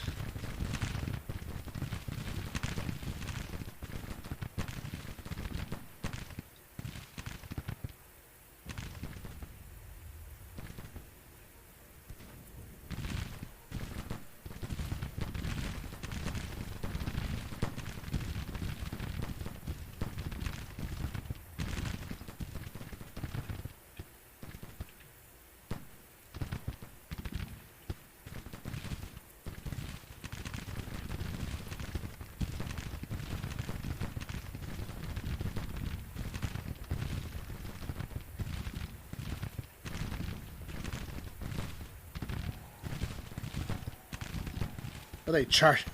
Did the skirmishers just take the initiative and try to charge that rebel unit?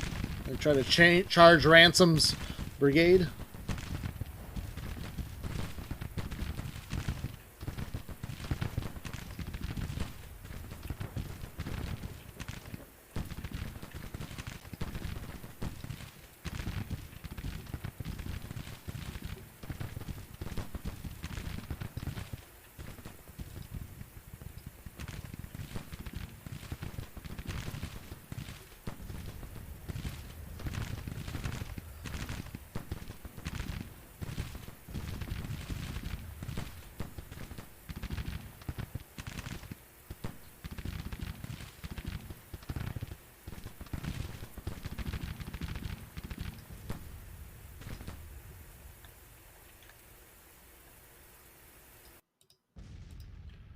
That rain sound's gonna put me to sleep.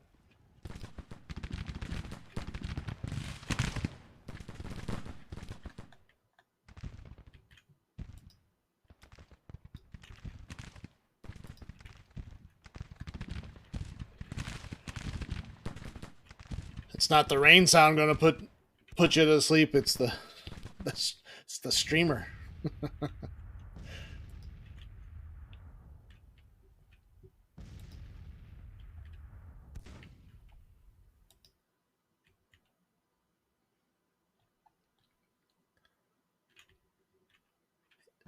A calm silence over the battlefield. Probably should try to go after them.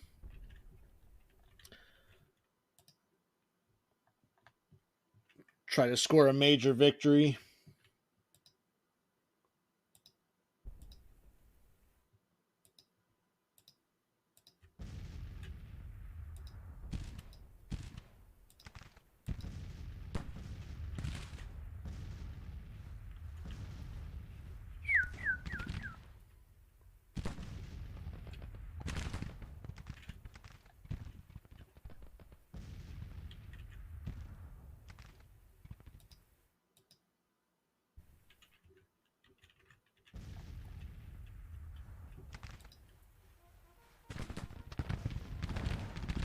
Oh, jeez.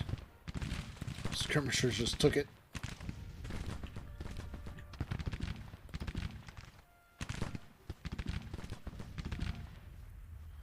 And it looks like they're going to call the retreat soon.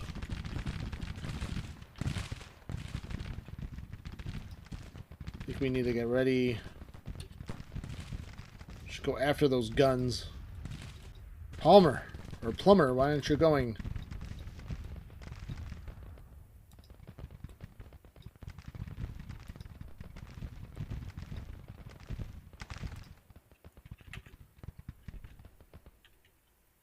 Ransom is broken.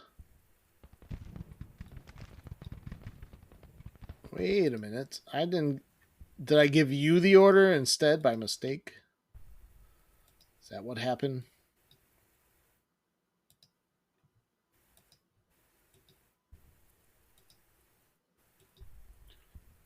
Alright, let's... time to go on the offensive.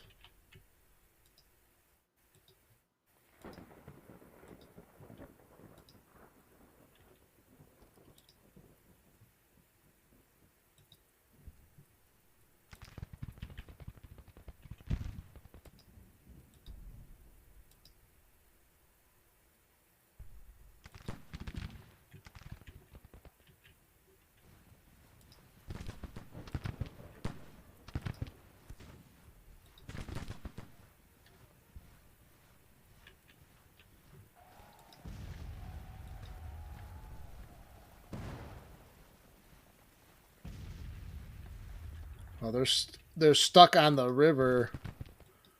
They're having trouble getting across. Too many men. Too much congestion.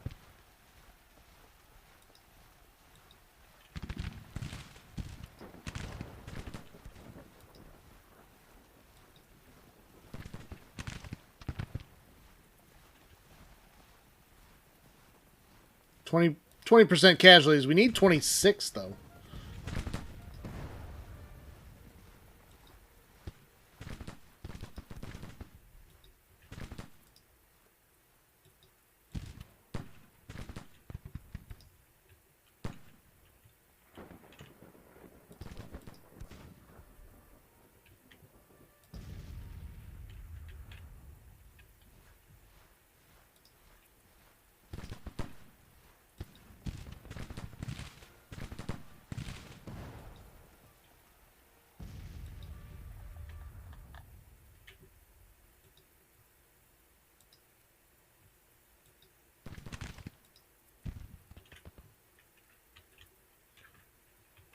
It doesn't look like we'll be able to catch up to them, but minor victory and pretty easily done, as we had good defensive position, able to fight off the green and conscripted rebel army.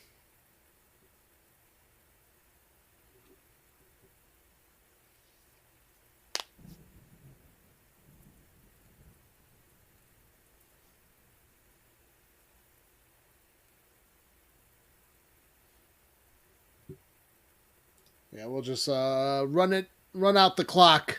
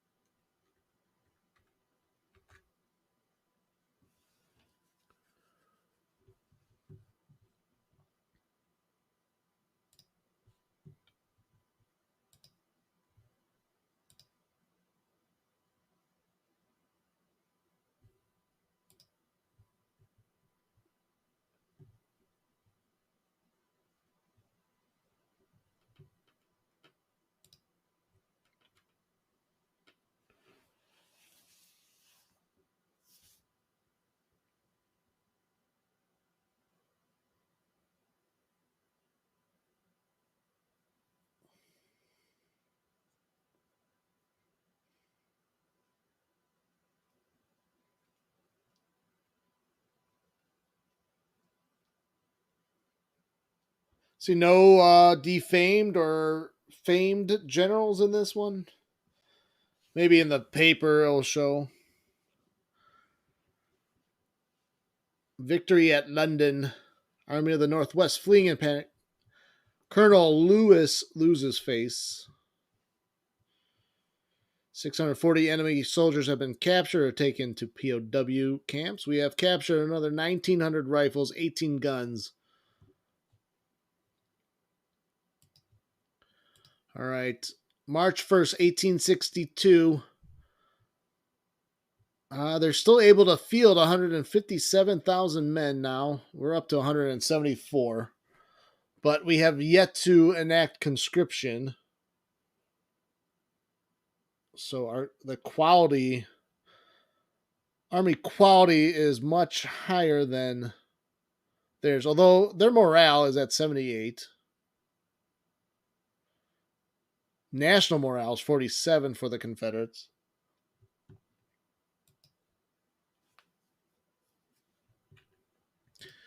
We are saving our subsidies for army reform.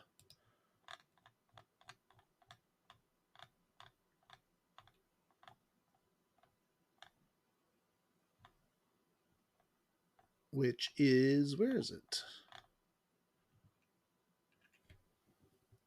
Supply, not supply reform.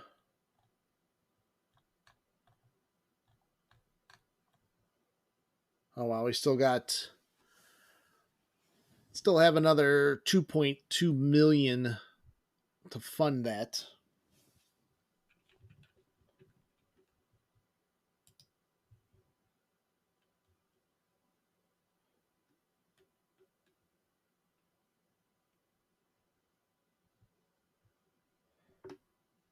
Let's see, what other civil we can do the suppressed population project. What does that do? Each level of this project will further shorten the time required to activate new policies and acts.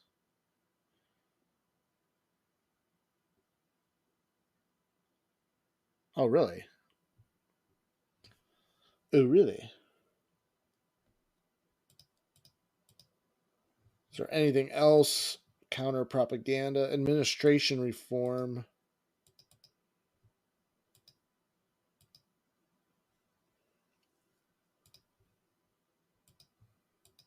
Oh, no. Each level of this project will further reduce enemy support in conquered states.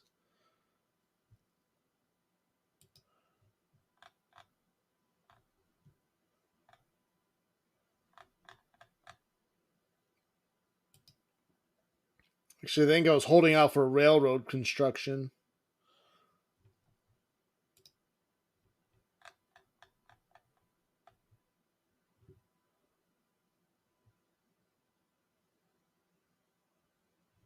We have 2 railroads that aren't 100% complete.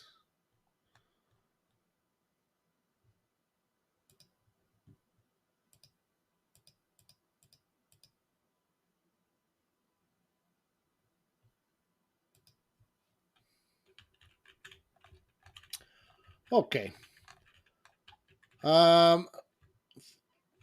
Maybe I should double check our weapons, right? Considering probably too many units still with mixed muskets. We'll start with our frontline armies.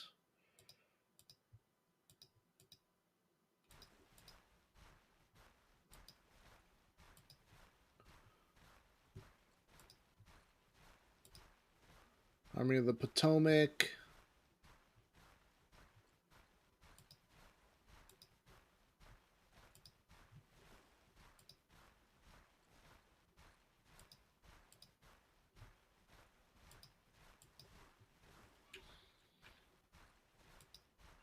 Army of the Mississippi. That's Halleck. They are out in Missouri.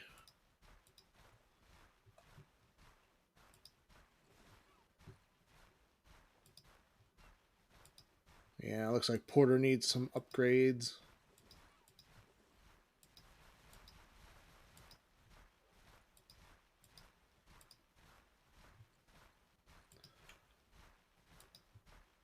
Yeah, Casey. Okay, Casey now has the Springfield musket.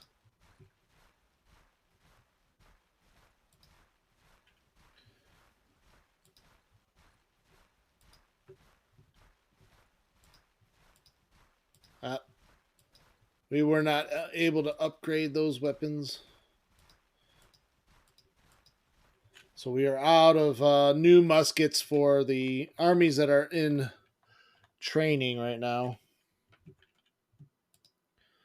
Sherman on the march to Nashville. Hooker is besieging Norfolk.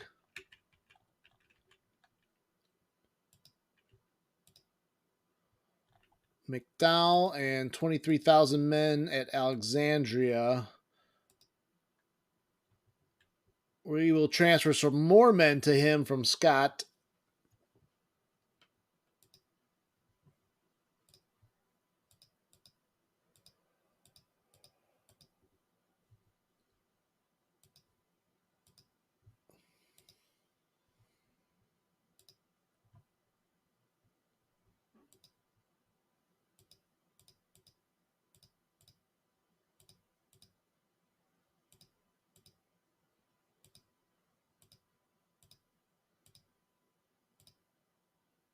There we go. There we go.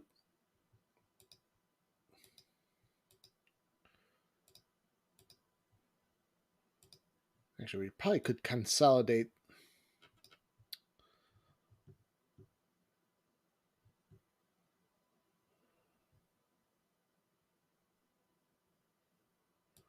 Well, we're going to transfer an entire division.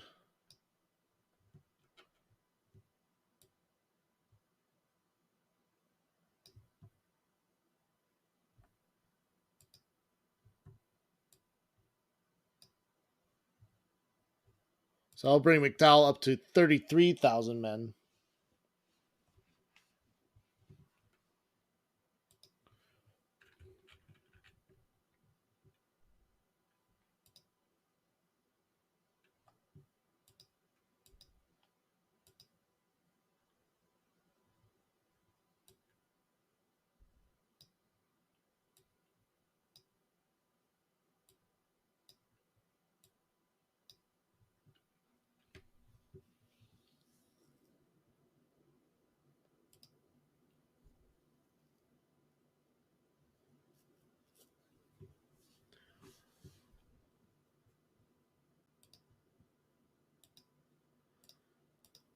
How many volunteers do we still have left?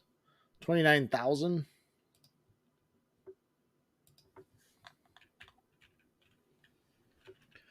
Army of Potomac with 2,100. That's the Confederate Army of Potomac. 16,000. Hampton Division is 43,000 strong now. 59. So McDowell is outnumbered. We need to recruit more in the east.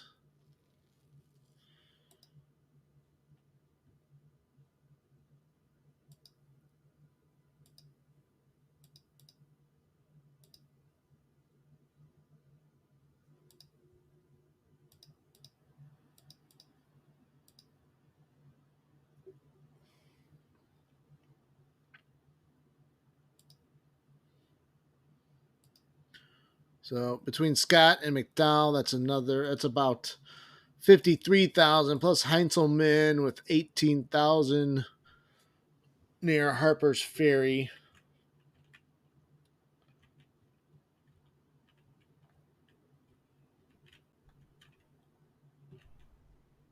Let's see how the siege is going.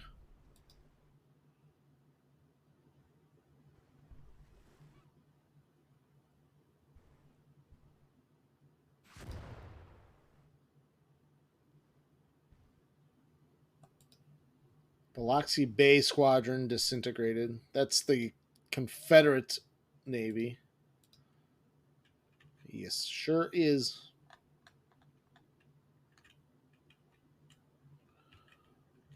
Oh boy, Hooker.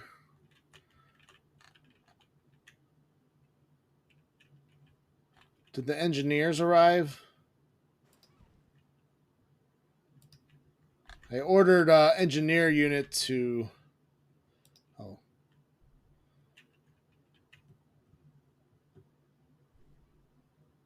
Oh, they're boarding at Aquia Landing.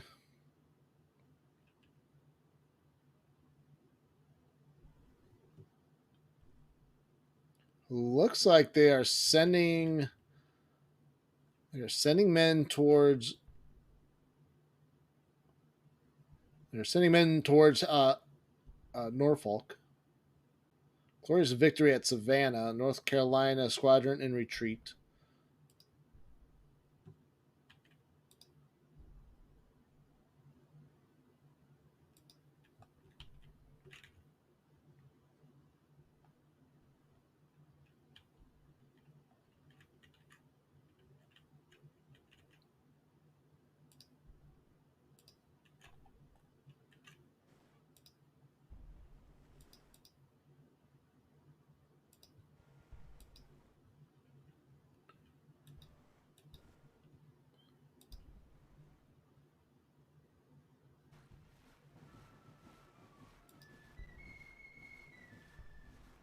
All right, French invasion in Mexico. So why doesn't Delafield join the siege? Although we have reduced the fort condition 1 point. That's a good sign.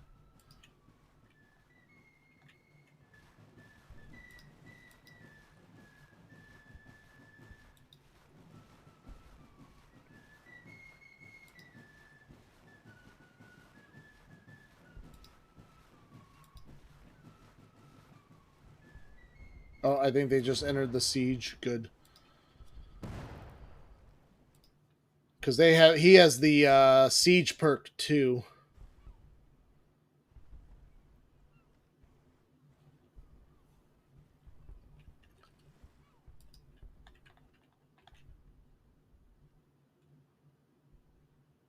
Bombardment of Fort Pulaski.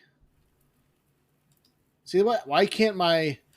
I don't understand why the Navy will bombard on its own like that, and I can't. I wish there was like a bombard stance. I can order my Navy at Norfolk to bombard the fort there. It doesn't make a lot of sense to me.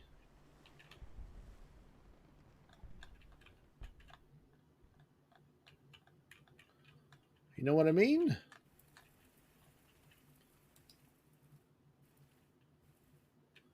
Fort bombardment. Why can't my Navy at Norfolk start bombarding? It's not bombarding.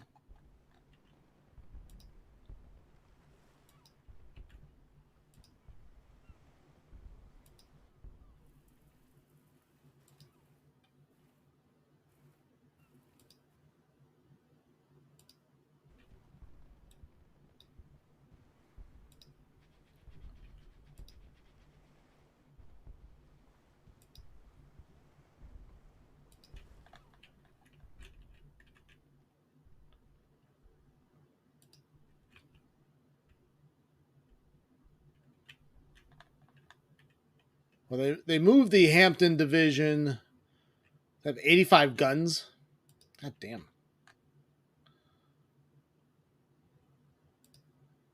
It looked like they were going to move towards Norfolk, but they changed their mind.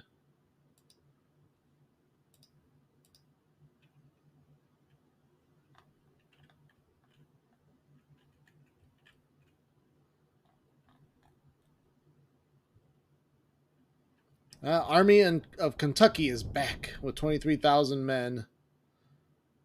The Smith's Raiders are coming back to Nashville. Now, Sherman has 22,000 men, and Grant has 15,000.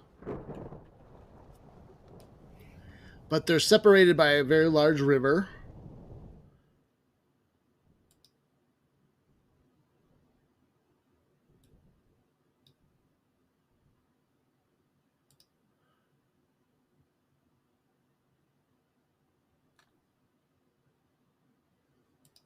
March 7th. Maybe we can try to time the offensive. Or maybe he can join him.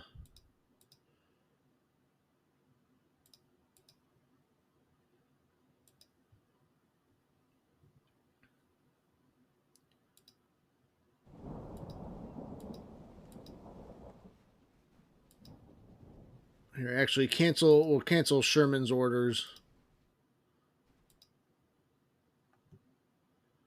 We'll order Grant to join Sherman. Hurry up. Hurry up. Come on. Oh, slow movement.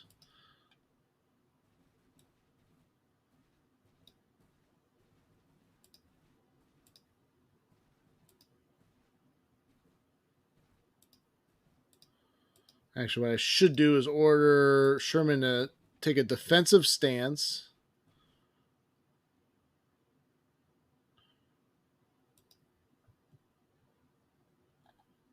I have them on scout.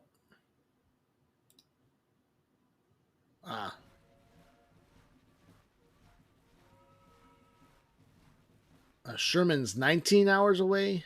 Damn.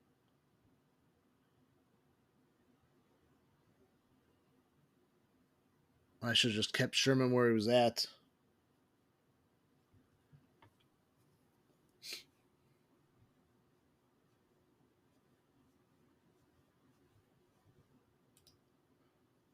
All right, well, let's do it. Let's do it to it. We will. We just have to wait. We'll see what the start of the battle time is. I didn't catch the time of day. Hopefully it's later in the day, and then they'll give us time for Sherman to catch back up to Grant.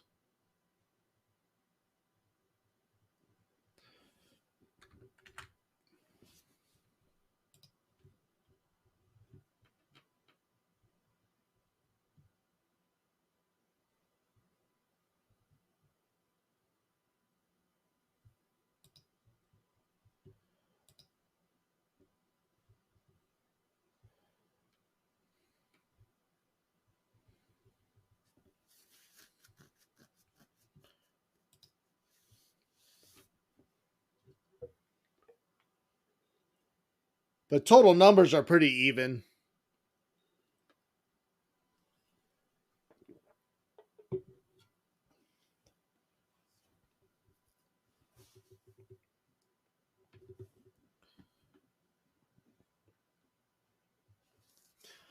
All right, let's go. And then hopefully the Confederates are, again, reported to be broken. They're not in good condition at all. Their armies are a mess. The enemy army is green. The morale is reported to be broken.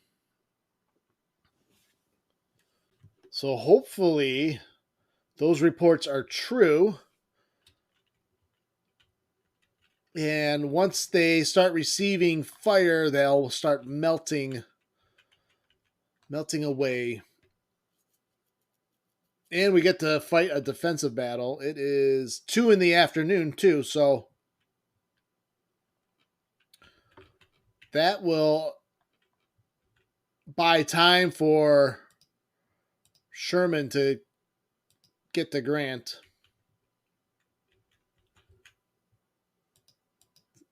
And we also have the White Coats and the Lightning Guard. The Lightning Guard is on its way. The White Coats are on the field.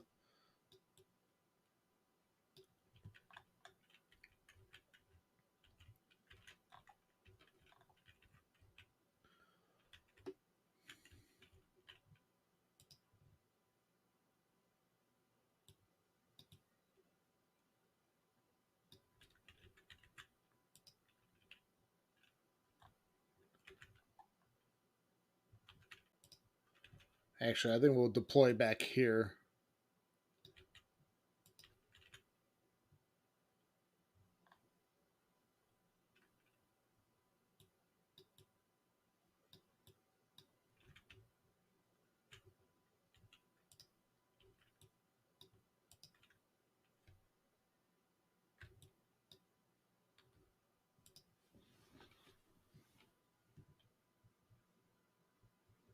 Oh, we have 64 entrenchment points, too. I mean, I like the defensive terrain. What I don't like is all this forested area gives them cover to approach us. Well, we'll deploy a division here and a division here.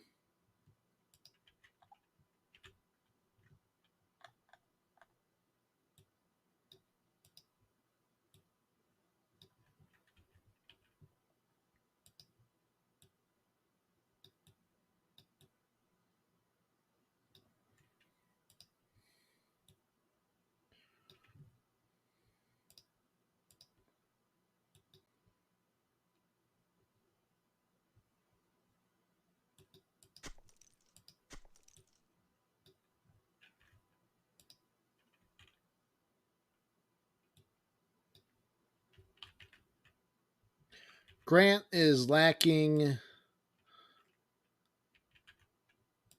in a lot of he has a little bit of cavalry, not much. Lacking in cavalry.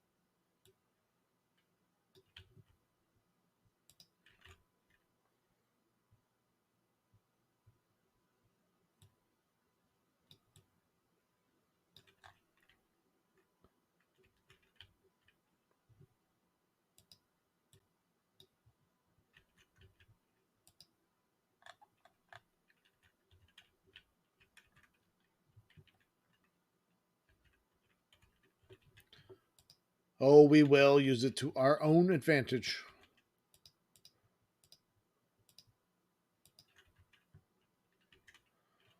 Baker and the White Coats are in charge of the. This is probably the apex of the line. That's the key position.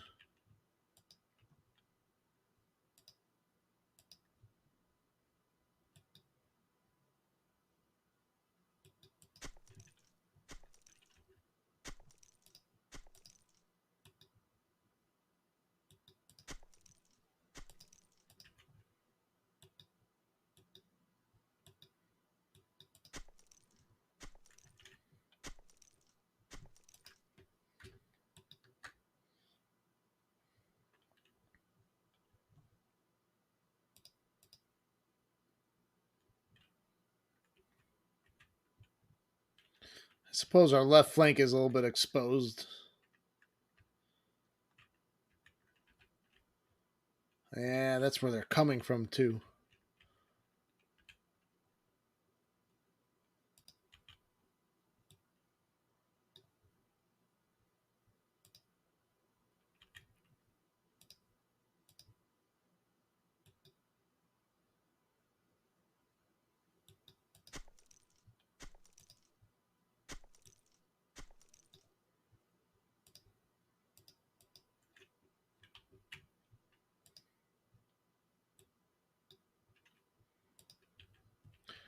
Yeah, now I'm worried about my left flank. It's in the air.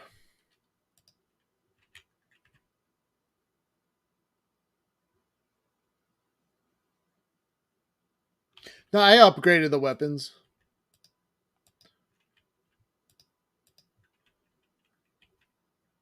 We're out of Springfield muskets though. But I was able to upgrade Porter.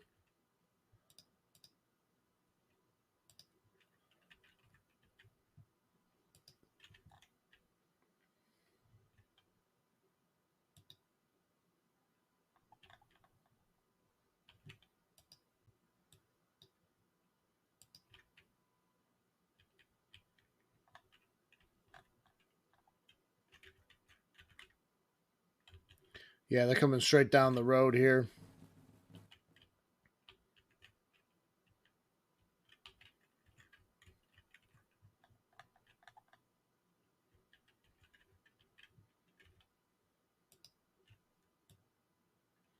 Already going to start moving units from our right to the left.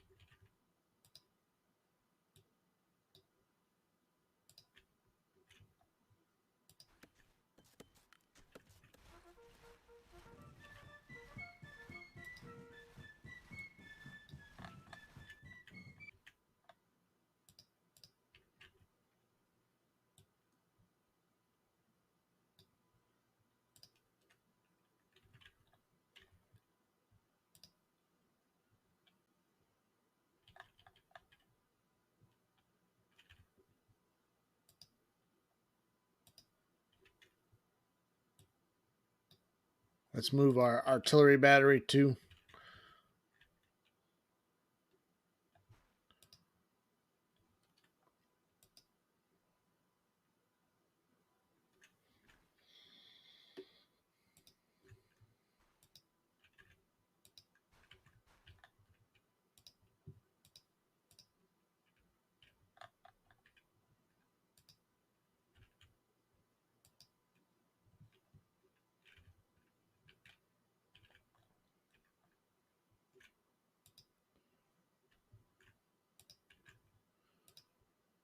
We got Buchanan's veteran men guarding that left corner. But the rebels outnumber us right now, it looks like. Yep, 21,000 to our 15.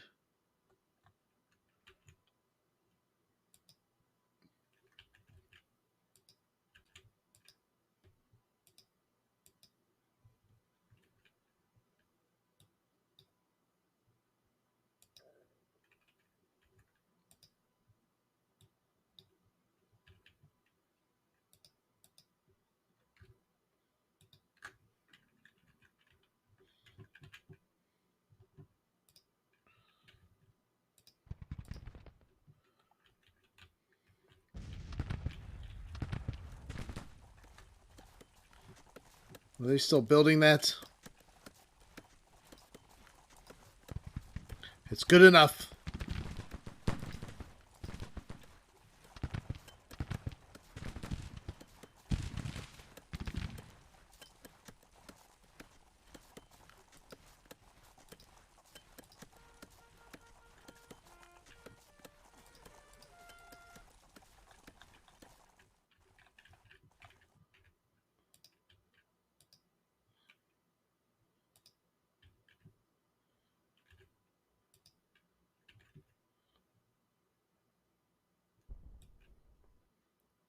Let's see. The white coats they'll be our last reserve now that the attack is on the other side of the line.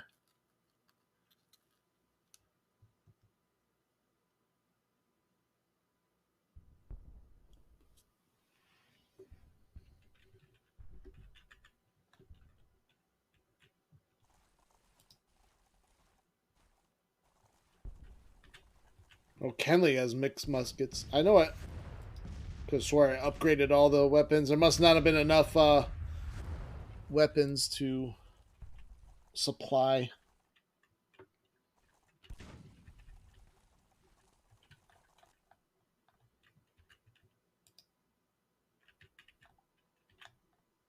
Yeah, Whittlesea also has mixed muskets. Nice.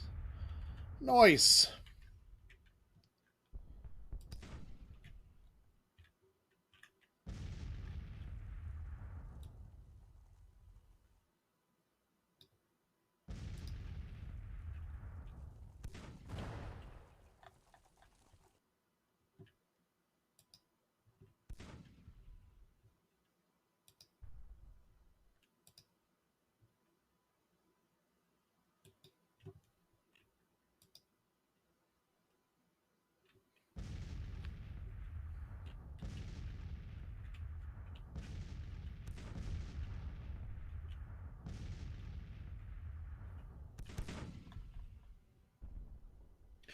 Looks like they are getting in position for a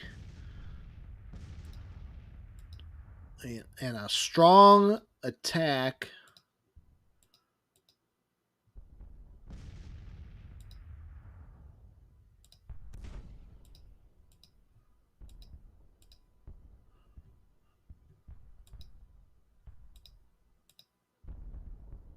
Oh, now they've shifted. Oh, they've shifted their attack.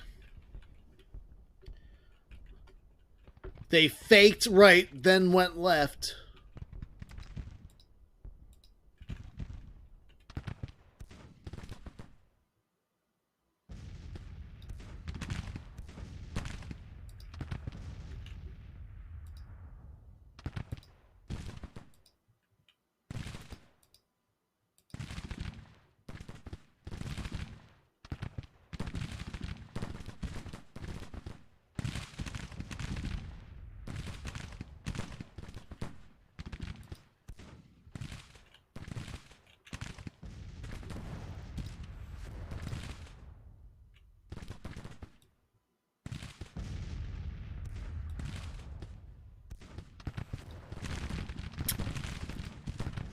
Baker doesn't have a good line of sight.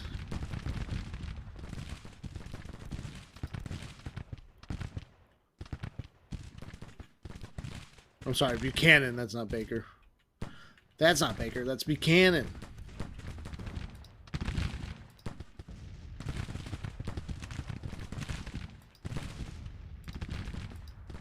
Here comes the Rebel main assault. Late in the evening, they're going to try to make a breach into the line.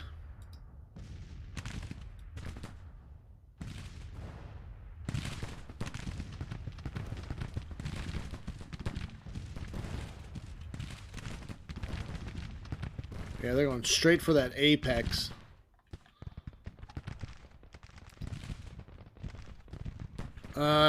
Wasn't paying attention to Merritt's cavalry got jumped in the woods.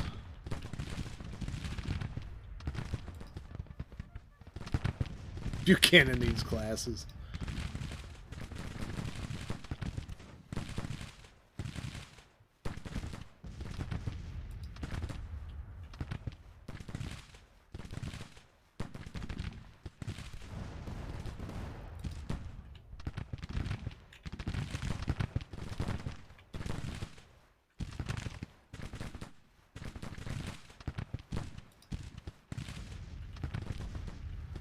Yeah, they found the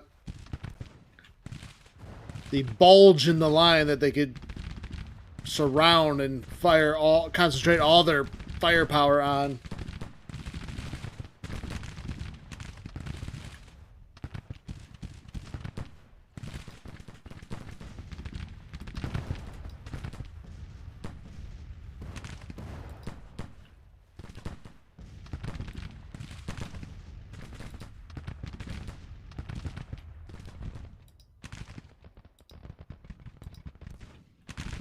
All right, let's pull Buchanan out.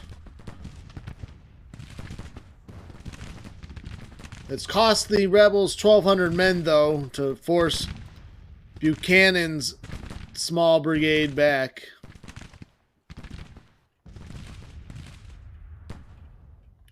The Lightning Guard is on its way.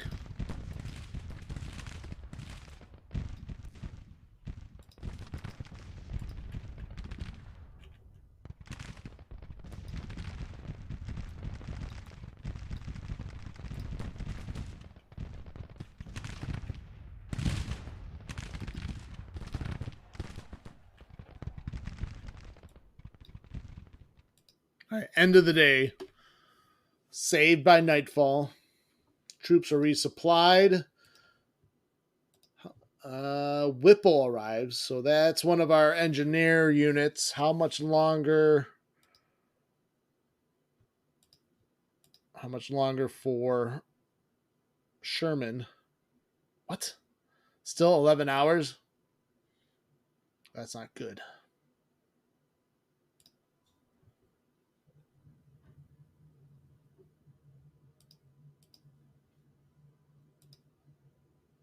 Oh no! Ay nay! It did it again. We're at 11 p.m. Okay, so we're gonna have to save this. We're stuck at overnight. Let's save this. Reload. I fixed it last time.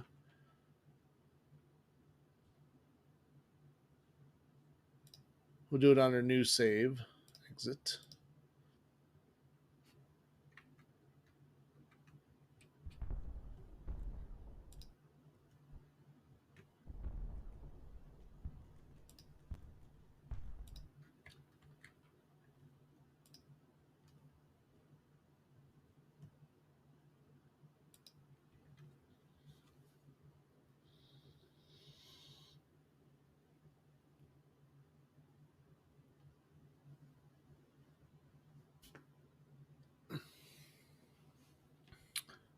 Still think that looks like Jaws from the James Bond movie in the center there. Uncanny resemblance to that actor. Also from Happy Gilmore.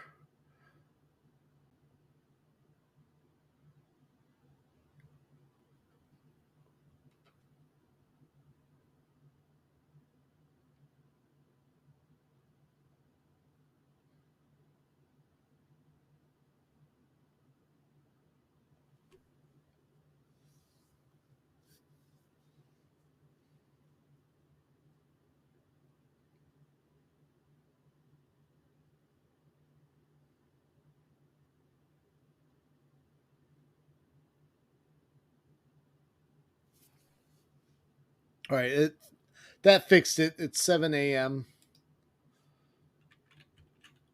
Now, did that change the arrival time? Yeah, 3 hours. Oh, nope. That's the Confederacy. No, it's still 11 hours. Army of Kentucky is still 11 hours away. Ooh, Army of Tennessee is low supply. 22 provisions left.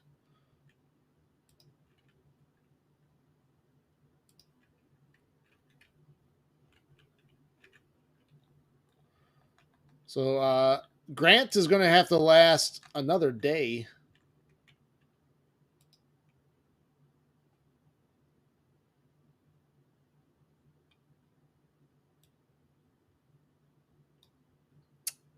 The hell. Oh, I can't deploy though.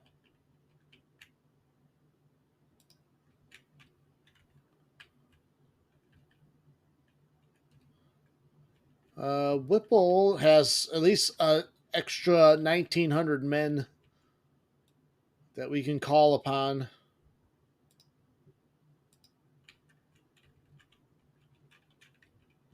All right, here we go.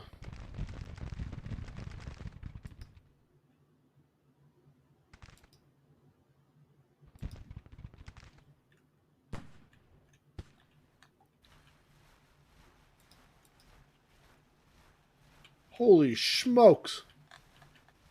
Their entire army's upon us.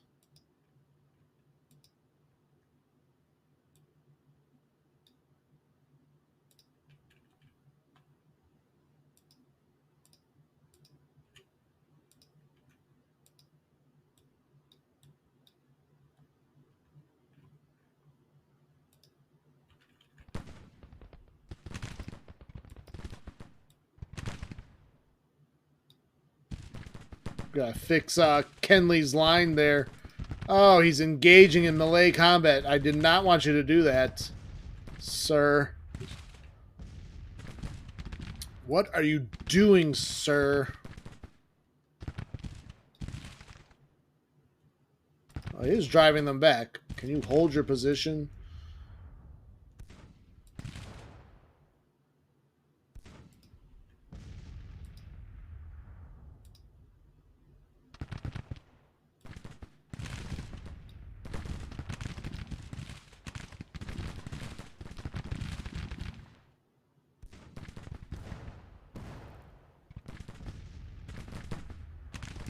And that broke Kenley. Could probably use 2,400 men to help secure that line, but nope. Now you've put Sweeney in jeopardy.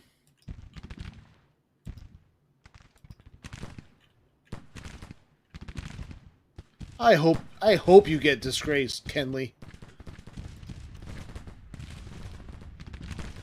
Kenley!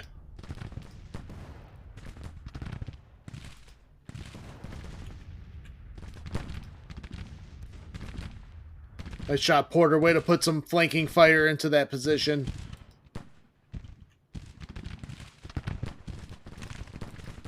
Porter sends aid to Sweeney. Sweeney, I need aid.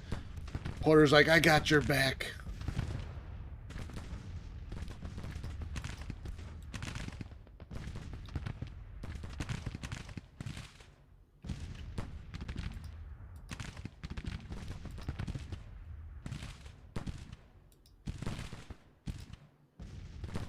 Oh, they're charging Sweeney now.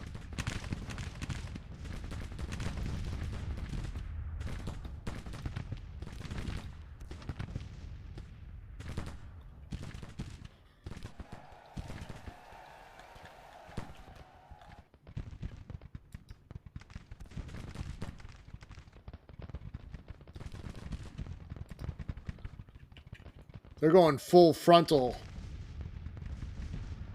Full frontal assault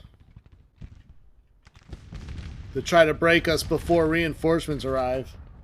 They realize they got to break us today because it's all over if we go another day. We still have the white coats in reserve.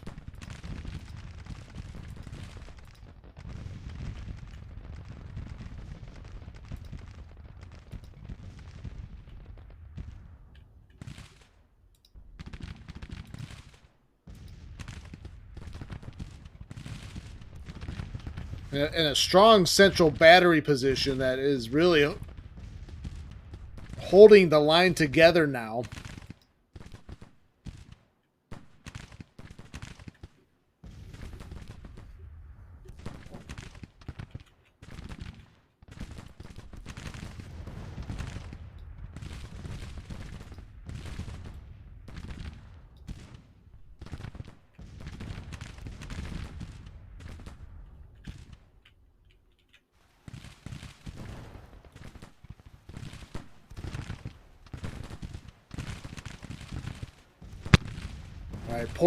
Andrew Porter heavily engaged with Winston's brigade.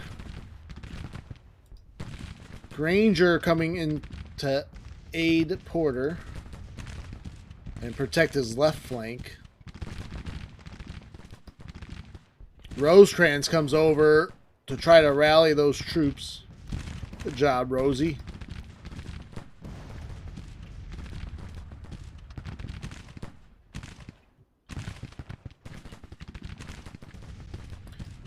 Looks like now they're going to charge the center.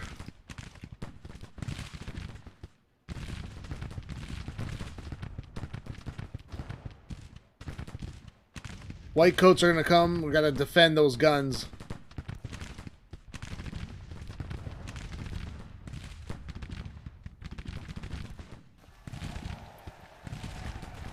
Desperate fighting for the center of the line. But Hanson's brigade is driven back.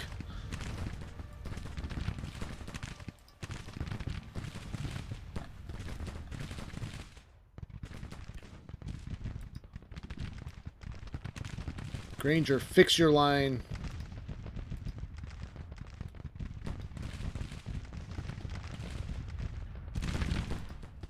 Looks like Porter is beginning to waver.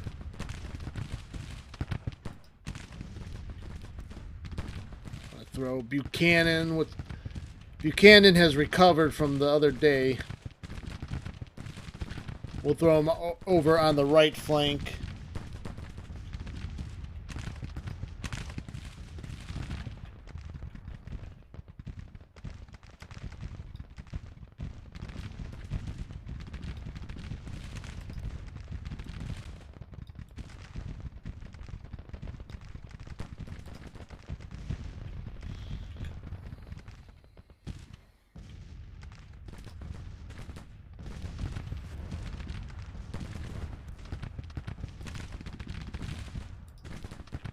Porter did a nice job, but it was a little bit too much for him to take. 733 men down.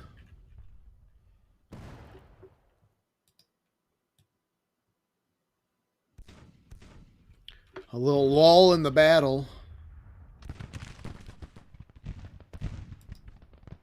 O'Kenley was able to recover, although he's still nervous, a little shell-shocked from the battle. Hill is charging Barnes.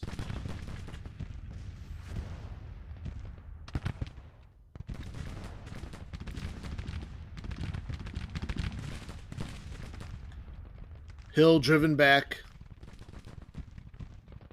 It looks like the rebels might actually retreat. They've suffered 23% casualties. So a very aggressive, but at a high cost.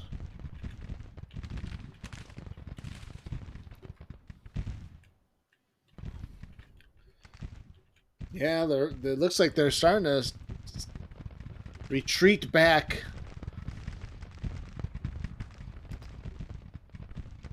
Yeah, they're about to call the retreat.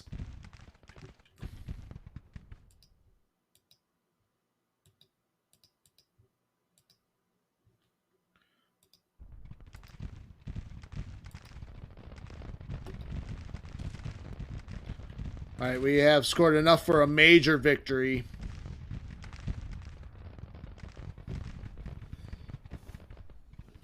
And we didn't even need Sherman's reinforcements.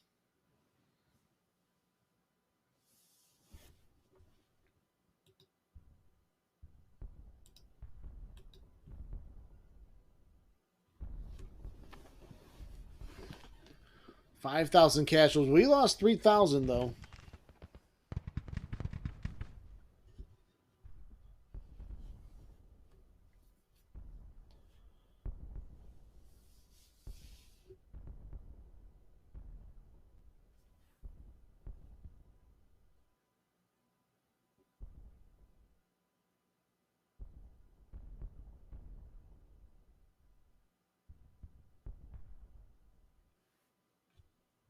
All right, let's run out the clock.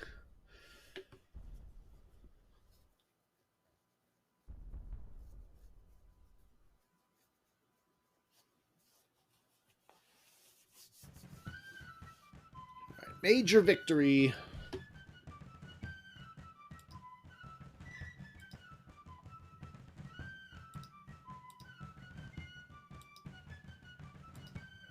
Let's see let's look at the combat report.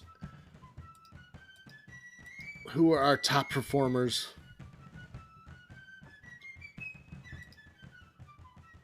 Second Brigade.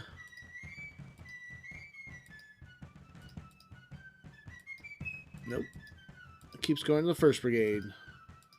Thanks for nothing. All right.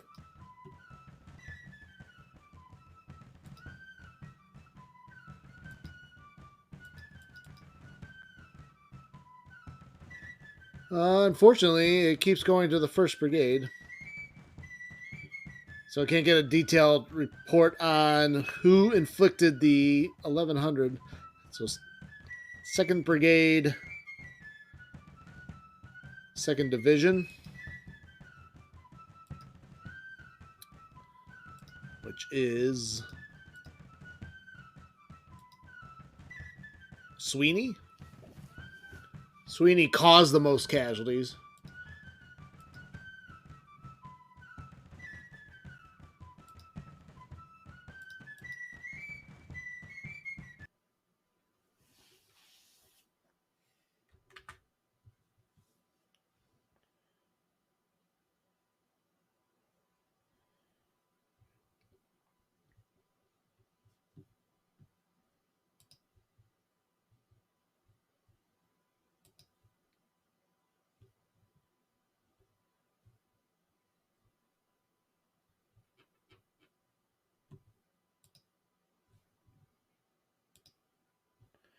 Due to his battle honors, Colonel Schenk has become famous and is an inspiration for his men.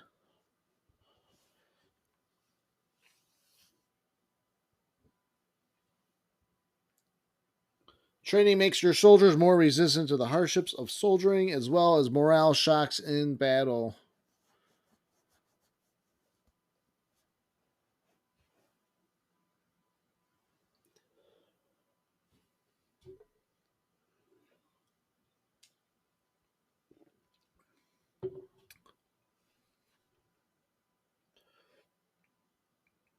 Battle of Nashville Port has ended with Smith's Raiders retreating in panic.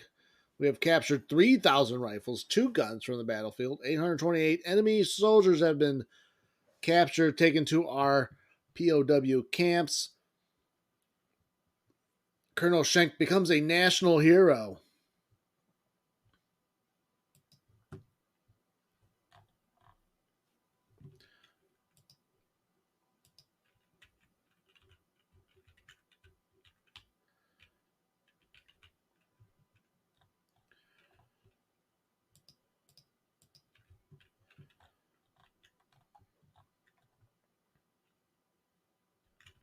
Is there another army stacked on the Raiders?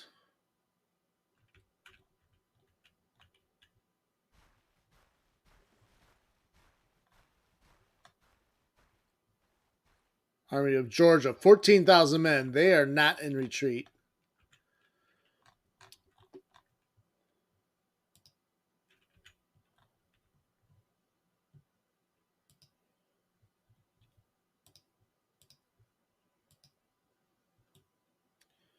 Let's order Sherman back into Nashville.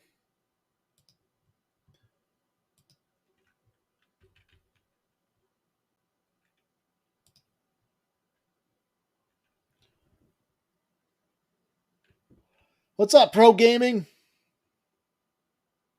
Welcome back, man. How you been doing?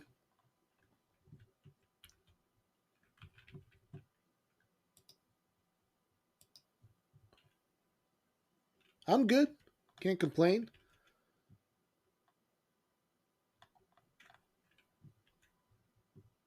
Doing a little Grand Tactician here. March 9th, 1862. The Confederates keep trying to pound our armies back into the north. But I think it's causing them a lot more casualties. National morale for the Confederacy is 42. They've managed to muster 150,000 men, but we have inflicted 127,000 casualties.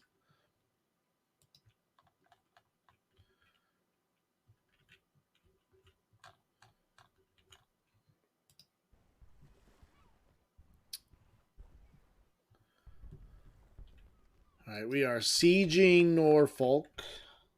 We'll keep sieging it down. Hopefully, we can reduce the fort level a little bit more and maybe auto resolve. McDowell has 33,000 men. Let's go back to Grant's army. Make sure we upgrade everything again. If we have enough weapons.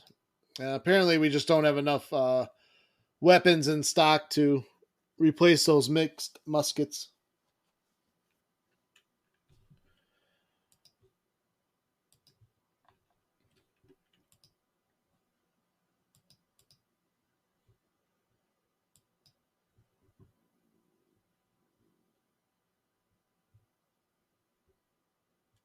All right, we are saving.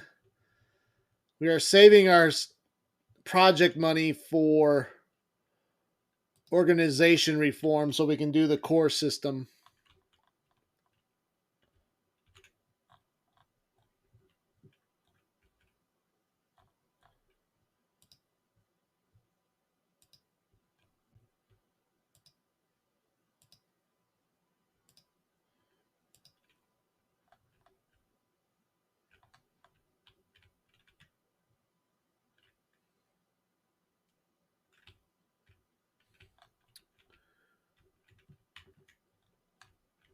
Let's see how Halleck's doing in Missouri. Should we assume offensive operations in northern Missouri again?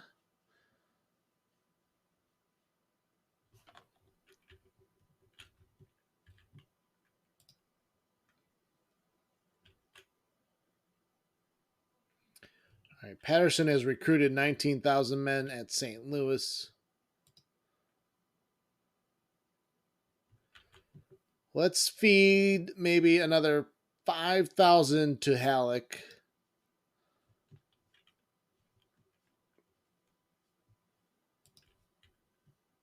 Yeah, that is correct. Offspring.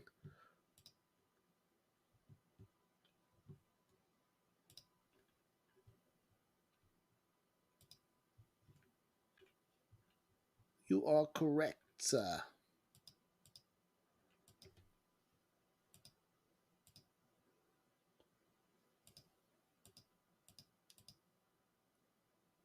Army of the Mississippi.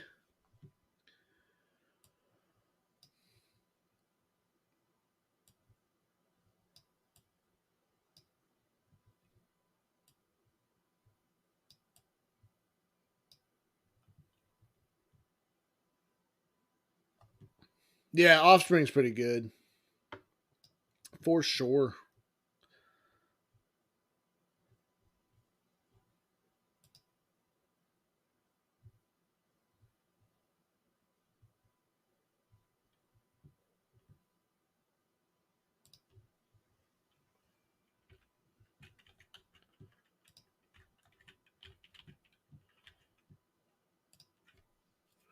All right, we'll wait for reinforcements for Halleck. Then we can pursue Confederate armies in northern Missouri and possibly leave some a guarding force at Jefferson City that can also protect Rolla.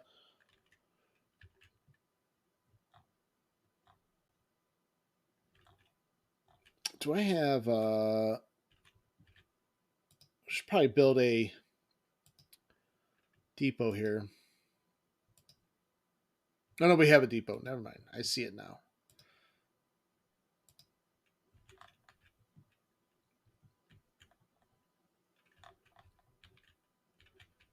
How large is Hunton's army?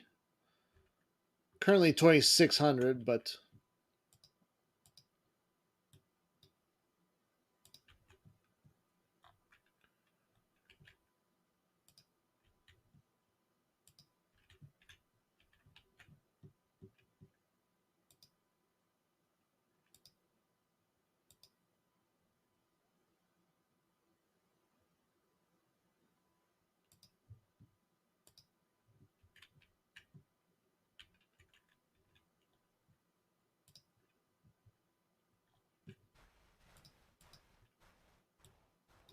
let's bring our engineers into Nashville. We'll build a fort there.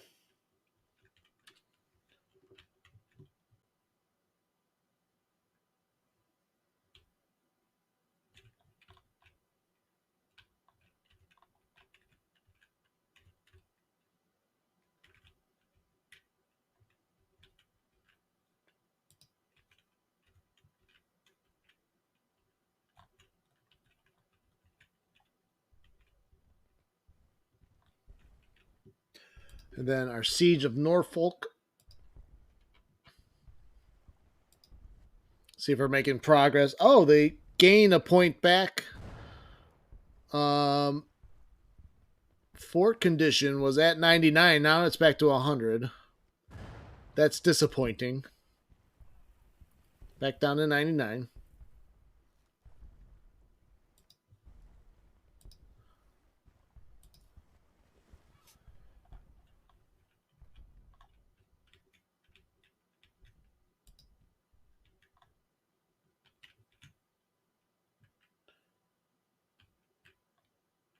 Yeah, not a lot of movement from the rebels in northern Virginia. They keep taking swings in Tennessee and Kentucky. Oh, did they engage us here at Nashville? Of course they did. With 9,000 men?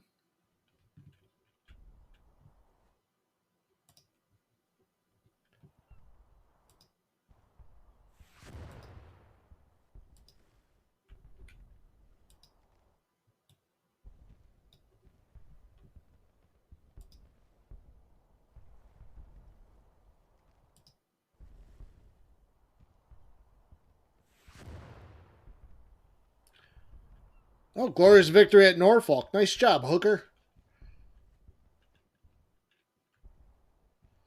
Major Davies becomes a national hero.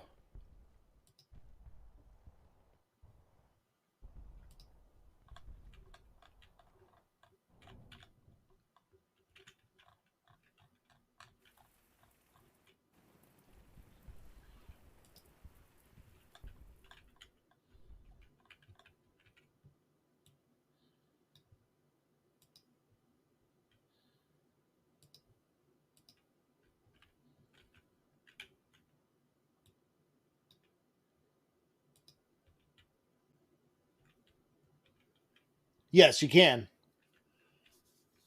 Yeah, blockading fleets, raiding fleets.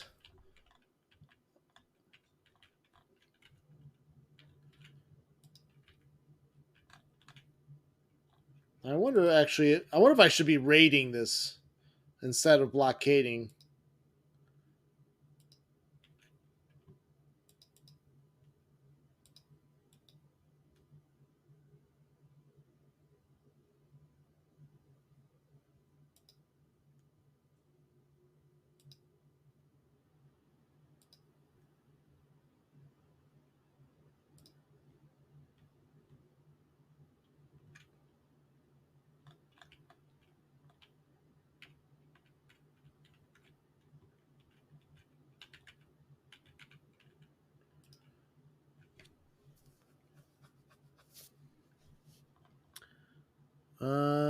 Yeah.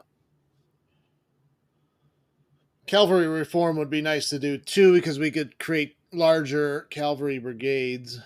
I really want the military reforms. How close are we to that? We are only halfway there, maybe a little over halfway.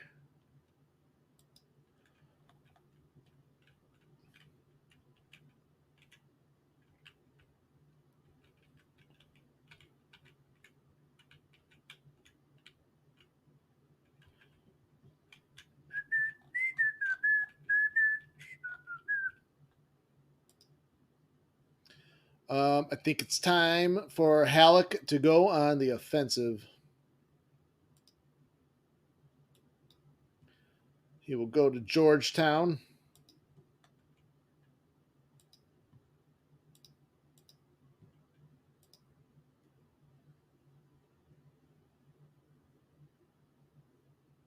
Still winter movement.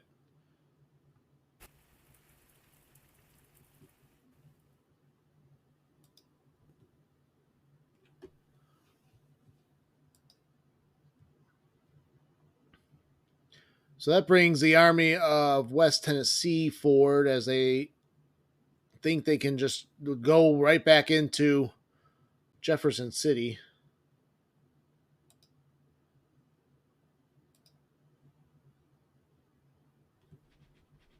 Is that a Confederate victory? Oh no, that's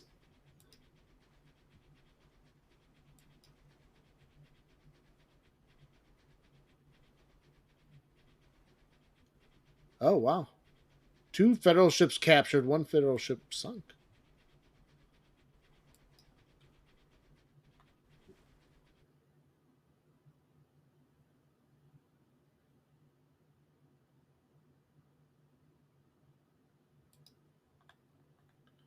Oh, because he's out of supplies.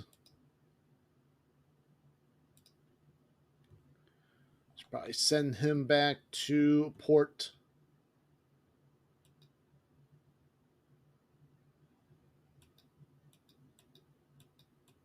We cannot.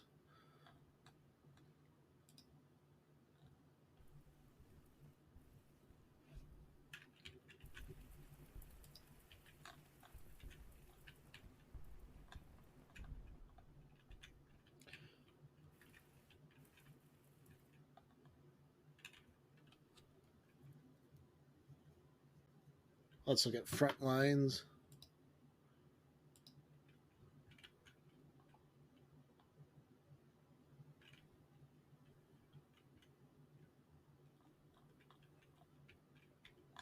I do have an engineering force in Connecticut. Let's move them. Actually, they can follow McDowell.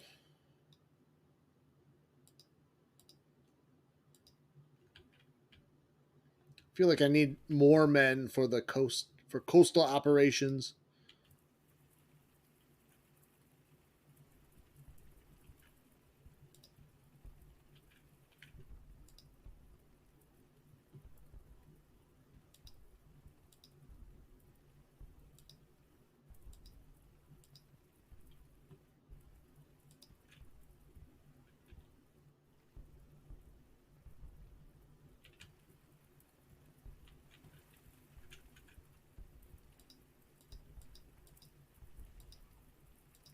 Oh, I hate how they stack these sometimes. I can't click on the unit I want.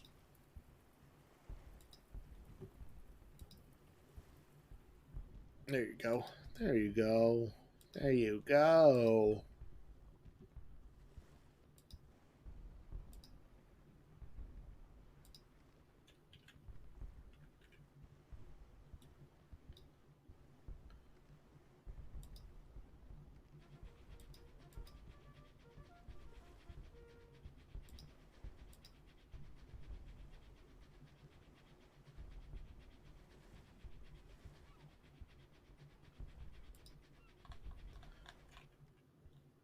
Should probably transfer maybe more men to Hooker.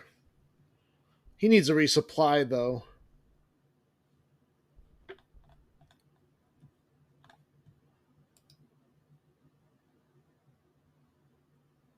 We're almost at 200,000 men.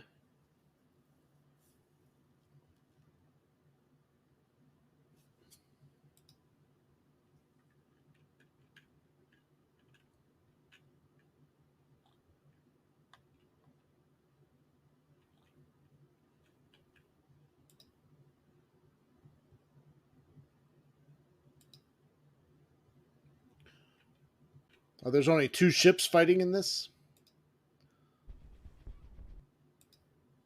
Glorious victory at the Atlantic. Wilmington Squadron in retreat.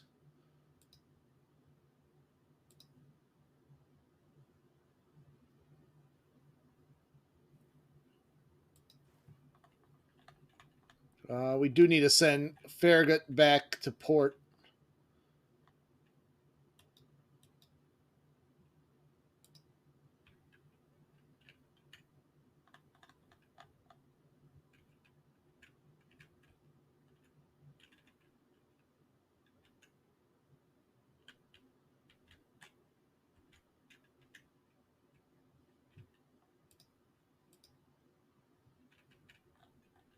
We're back to B minus in credit rating, which is not a good thing. Total expenses have been rising, steadily rising. We need to lower subsidies. I don't want to lower military. Maybe we need to lower industry subsidies.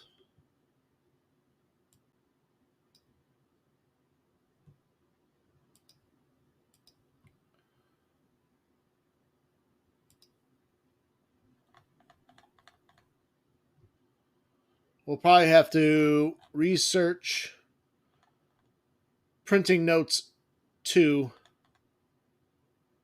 or government funding Government funding, government policies permit legislation that will result in new sources of income to finance the war effort. We'll do print notes 2 first. Maybe that will help our credit rating out.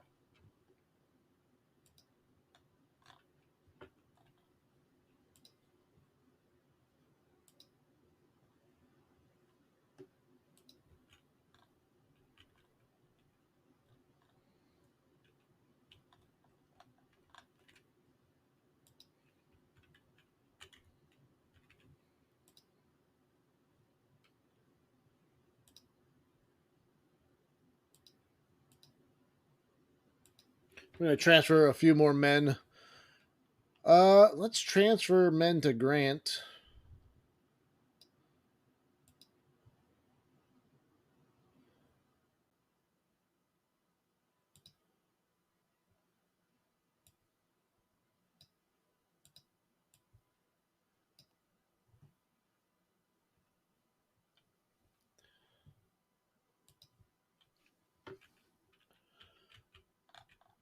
Any newer viewers out there that have joined the stream, if you want to name a unit, feel free to drop a name in.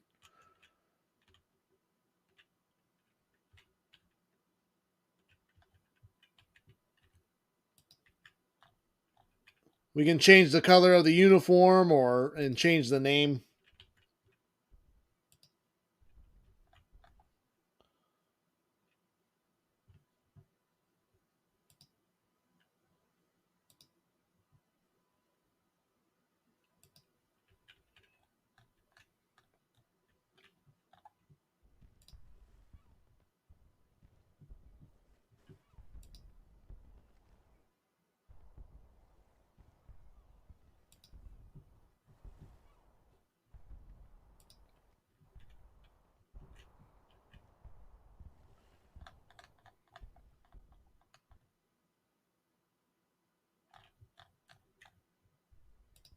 Unfortunately, we cannot move Grant forward because his readiness is in the orange. So he's kind of stuck outside. Can't really actually help Sherman out right now.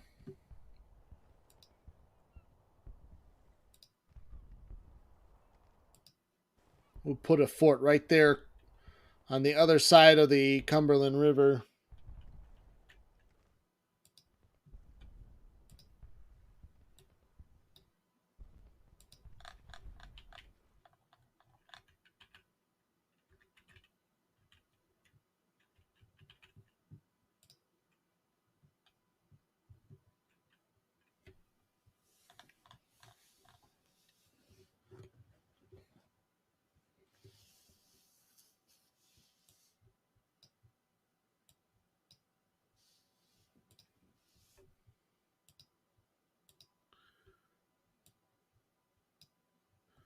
We'll create another small river fleet for reconnaissance operations. Reconnoiter.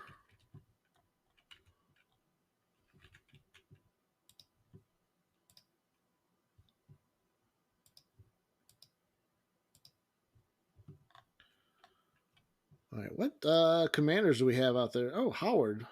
We'll give Howard a division command.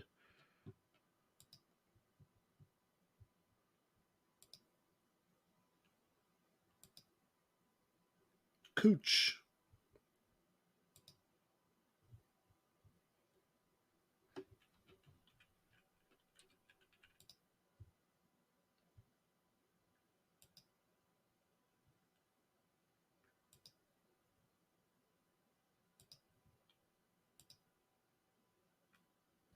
Oh, wow. Bull Nelson with some pretty good stats there.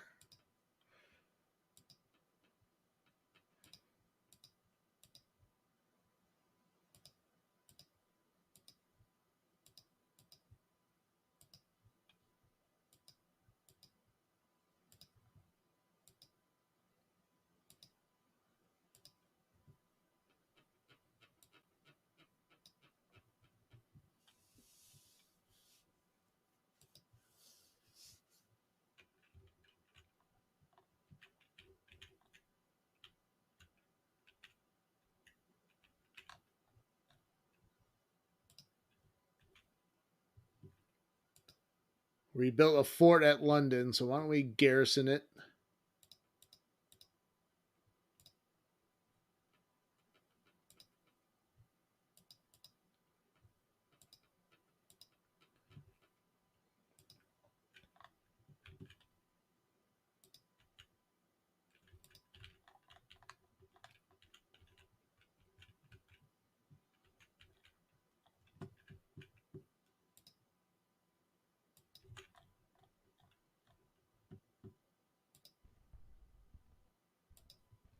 The fort at Norfolk has been completed or repaired.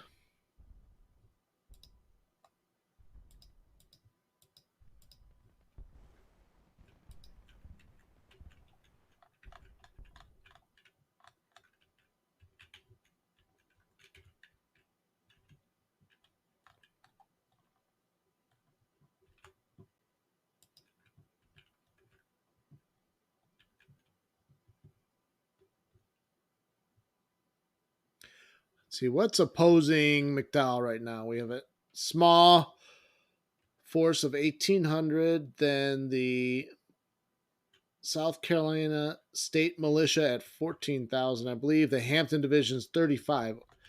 Ooh, they sent, it was saying 43. I wonder if they sent forces somewhere. 8,000. Army of the Shenandoah. I wonder if they sent a relief force to Norfolk.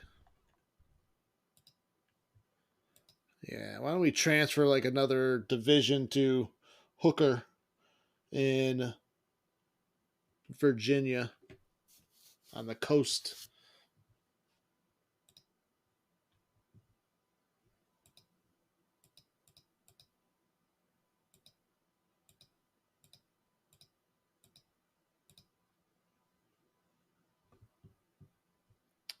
Need to recruit some more cavalry.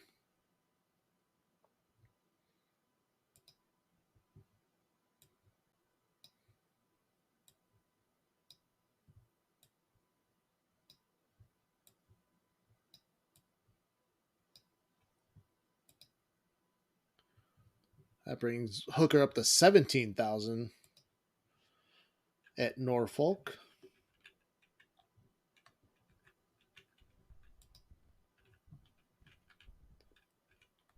That would give any opposing commander pause.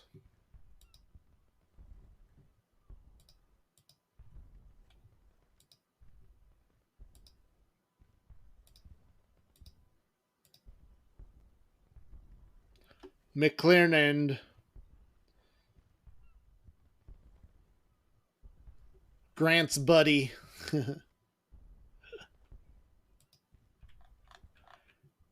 His buddy, his pal. Not really. Not really. Psych.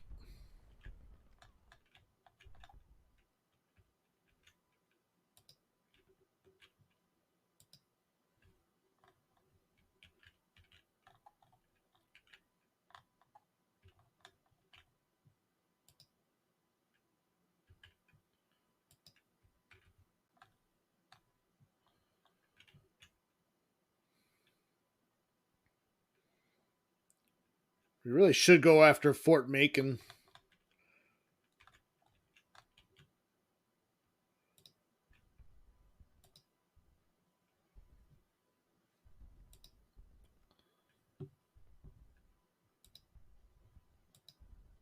I need an engineer. Okay, we do. William Smith.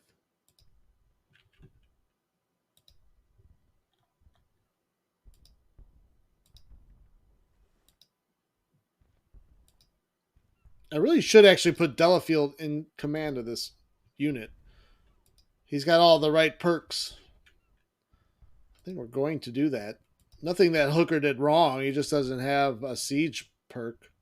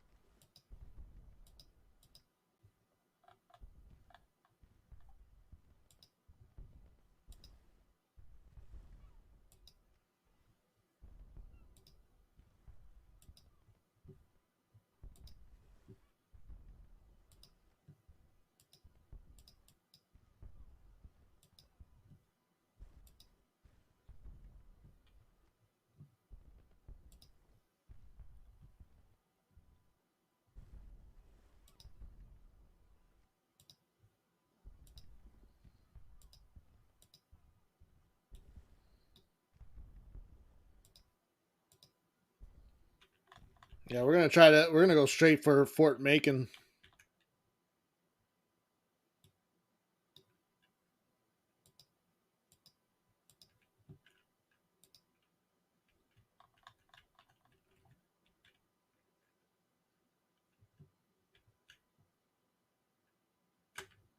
You know what? We need to build. I think we need to build a telegraph station here, don't we?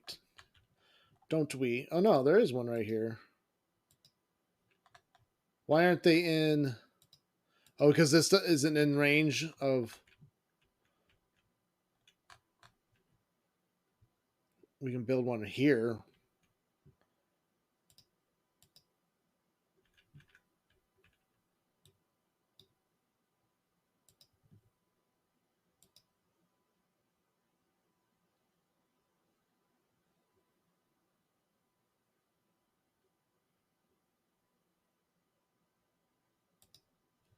New railroad line opens, a big boost in trade. Faster transportation for which one opened?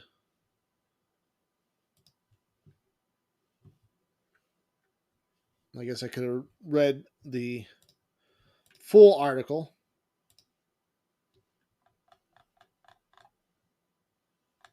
I don't think that was one of ours.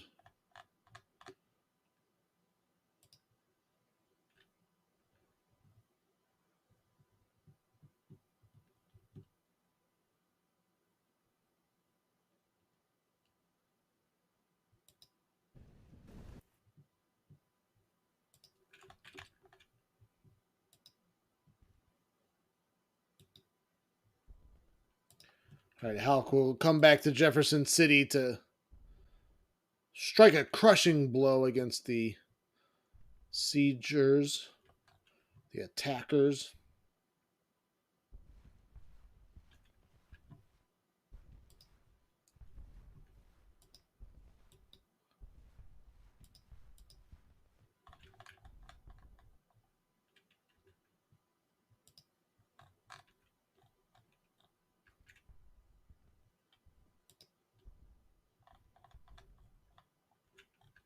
What is the main city here? St. Joseph? Is that what we need to take?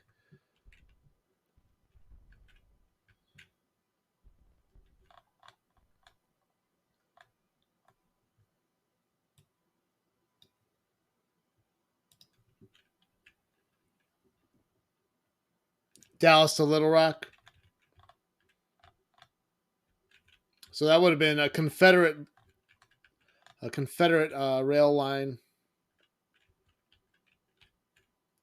Hey, at least you're paying attention. Because I'm not. I'm like, oh, cool. Railroads built. Sweet. Oh, it's not one of ours? Okay, cool.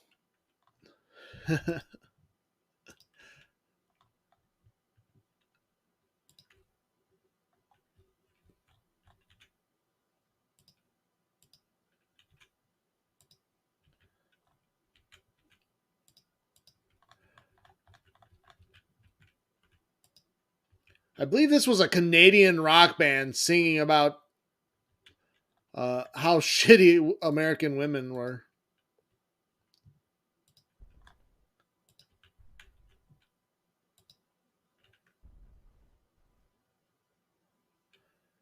Delafield laying siege.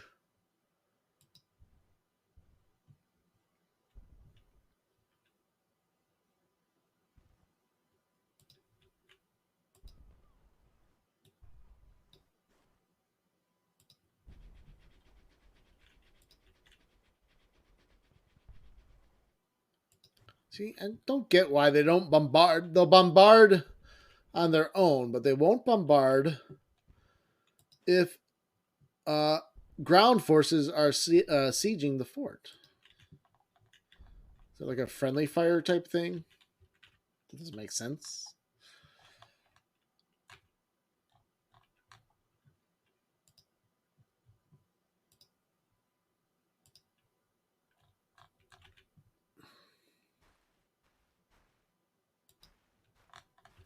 We'll build a telegraph station, and that should connect to Norfolk. It does. It does, and it will.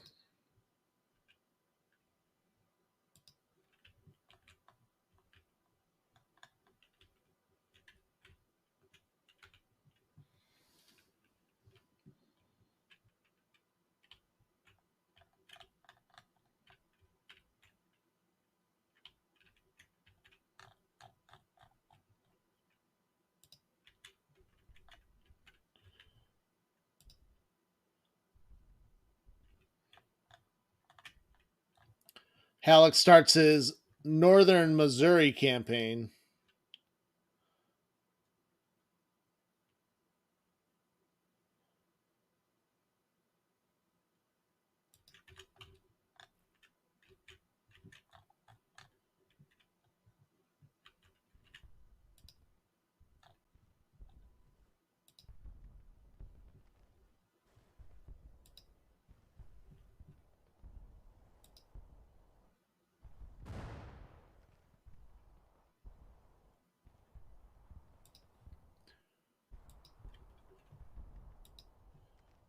Let's see, Grant should be able to engage in the fort now, or in the siege.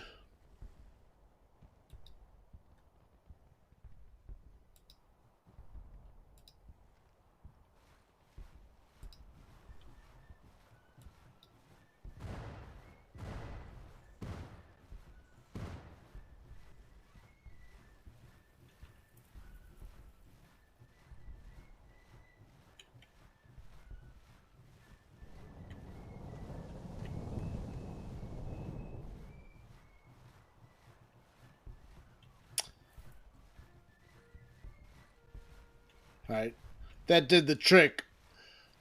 Grant relieves Nashville of the siege.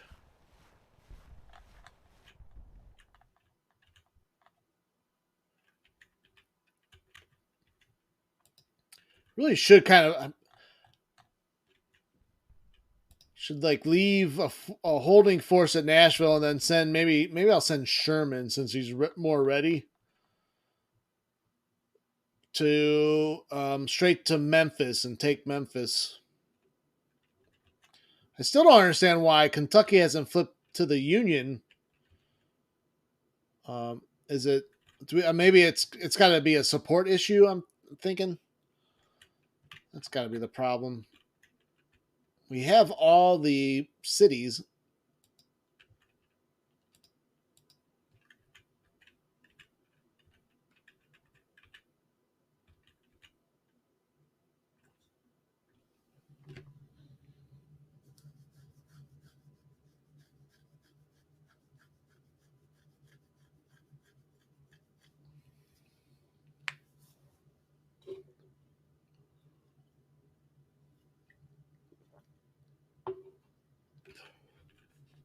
Godzilla, Zilla.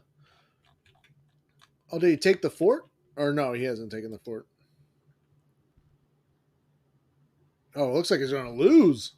Maybe I should have kept Hooker in charge.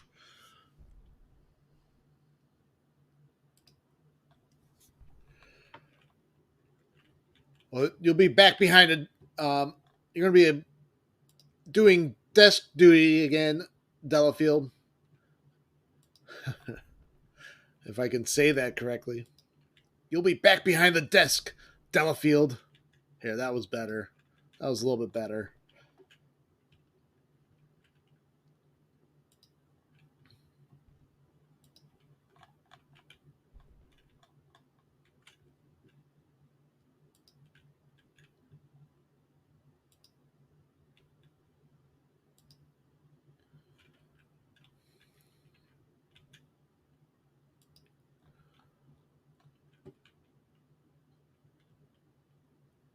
Heinzelman's going to dip his toe across the Potomac. Let's see what the Confederate response to that is.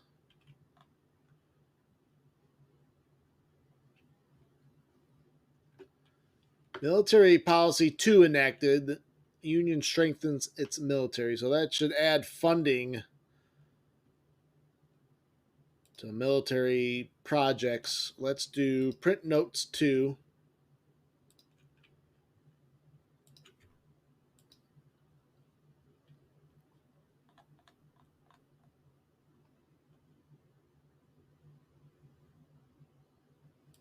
How close are we to the organization reform? Ooh, getting a lot closer now.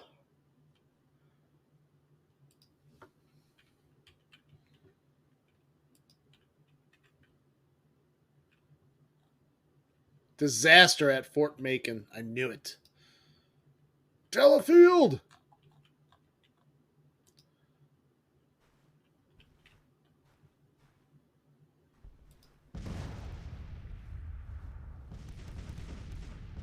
Oh, now they bombard the fort. So I wonder if I should just bombard the fort first and then go into siege. Guess that's how we'll have to do it.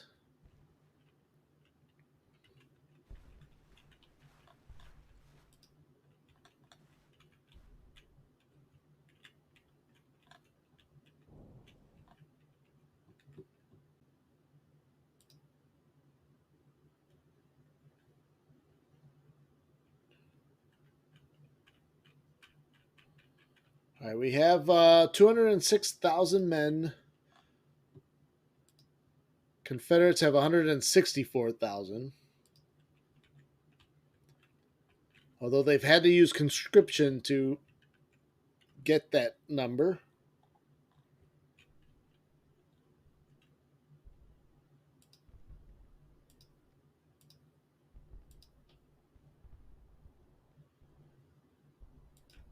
All right, Sherman is going to try to take the slip out of Nashville.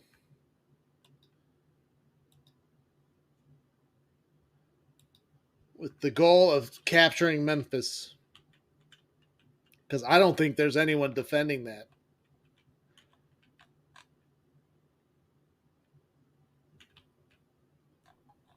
Oh, what happened?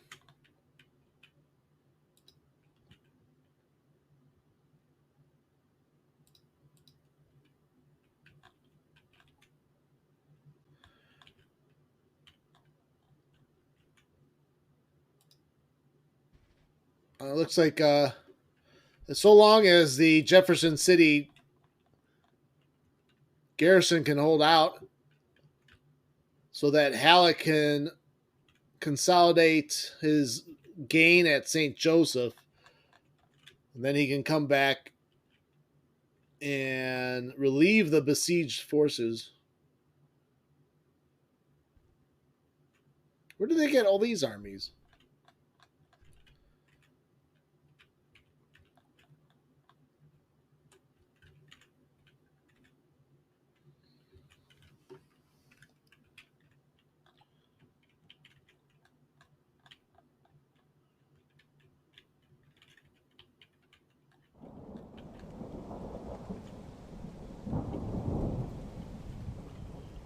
No movement by the Confederate forces in Northern Virginia.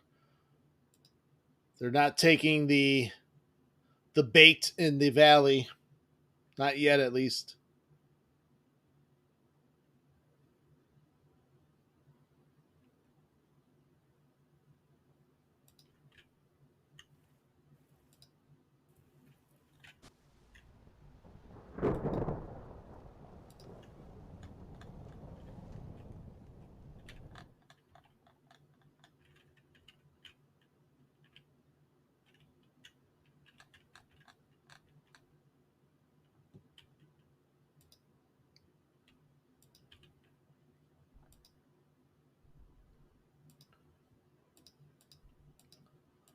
So it looks like they sent reinforcements at Jefferson City.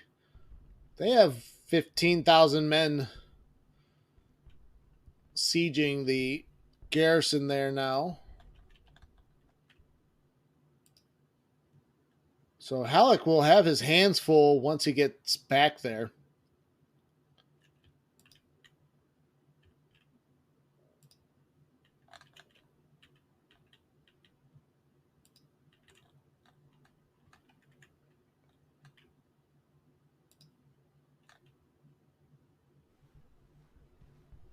Oh shit, 42,000 men.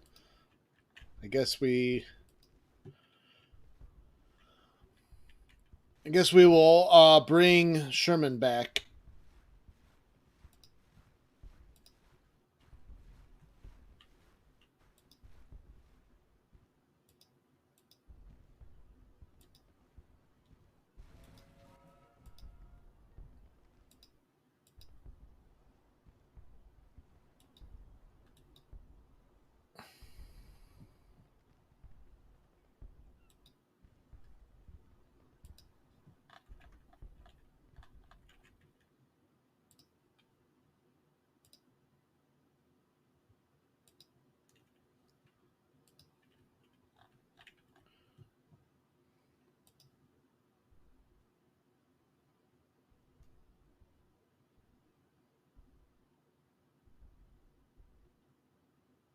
King Cotton 3 policy enacted. That actually boosts intervention up to 32%. So Confederate AI trying to make an effort to get European involvement.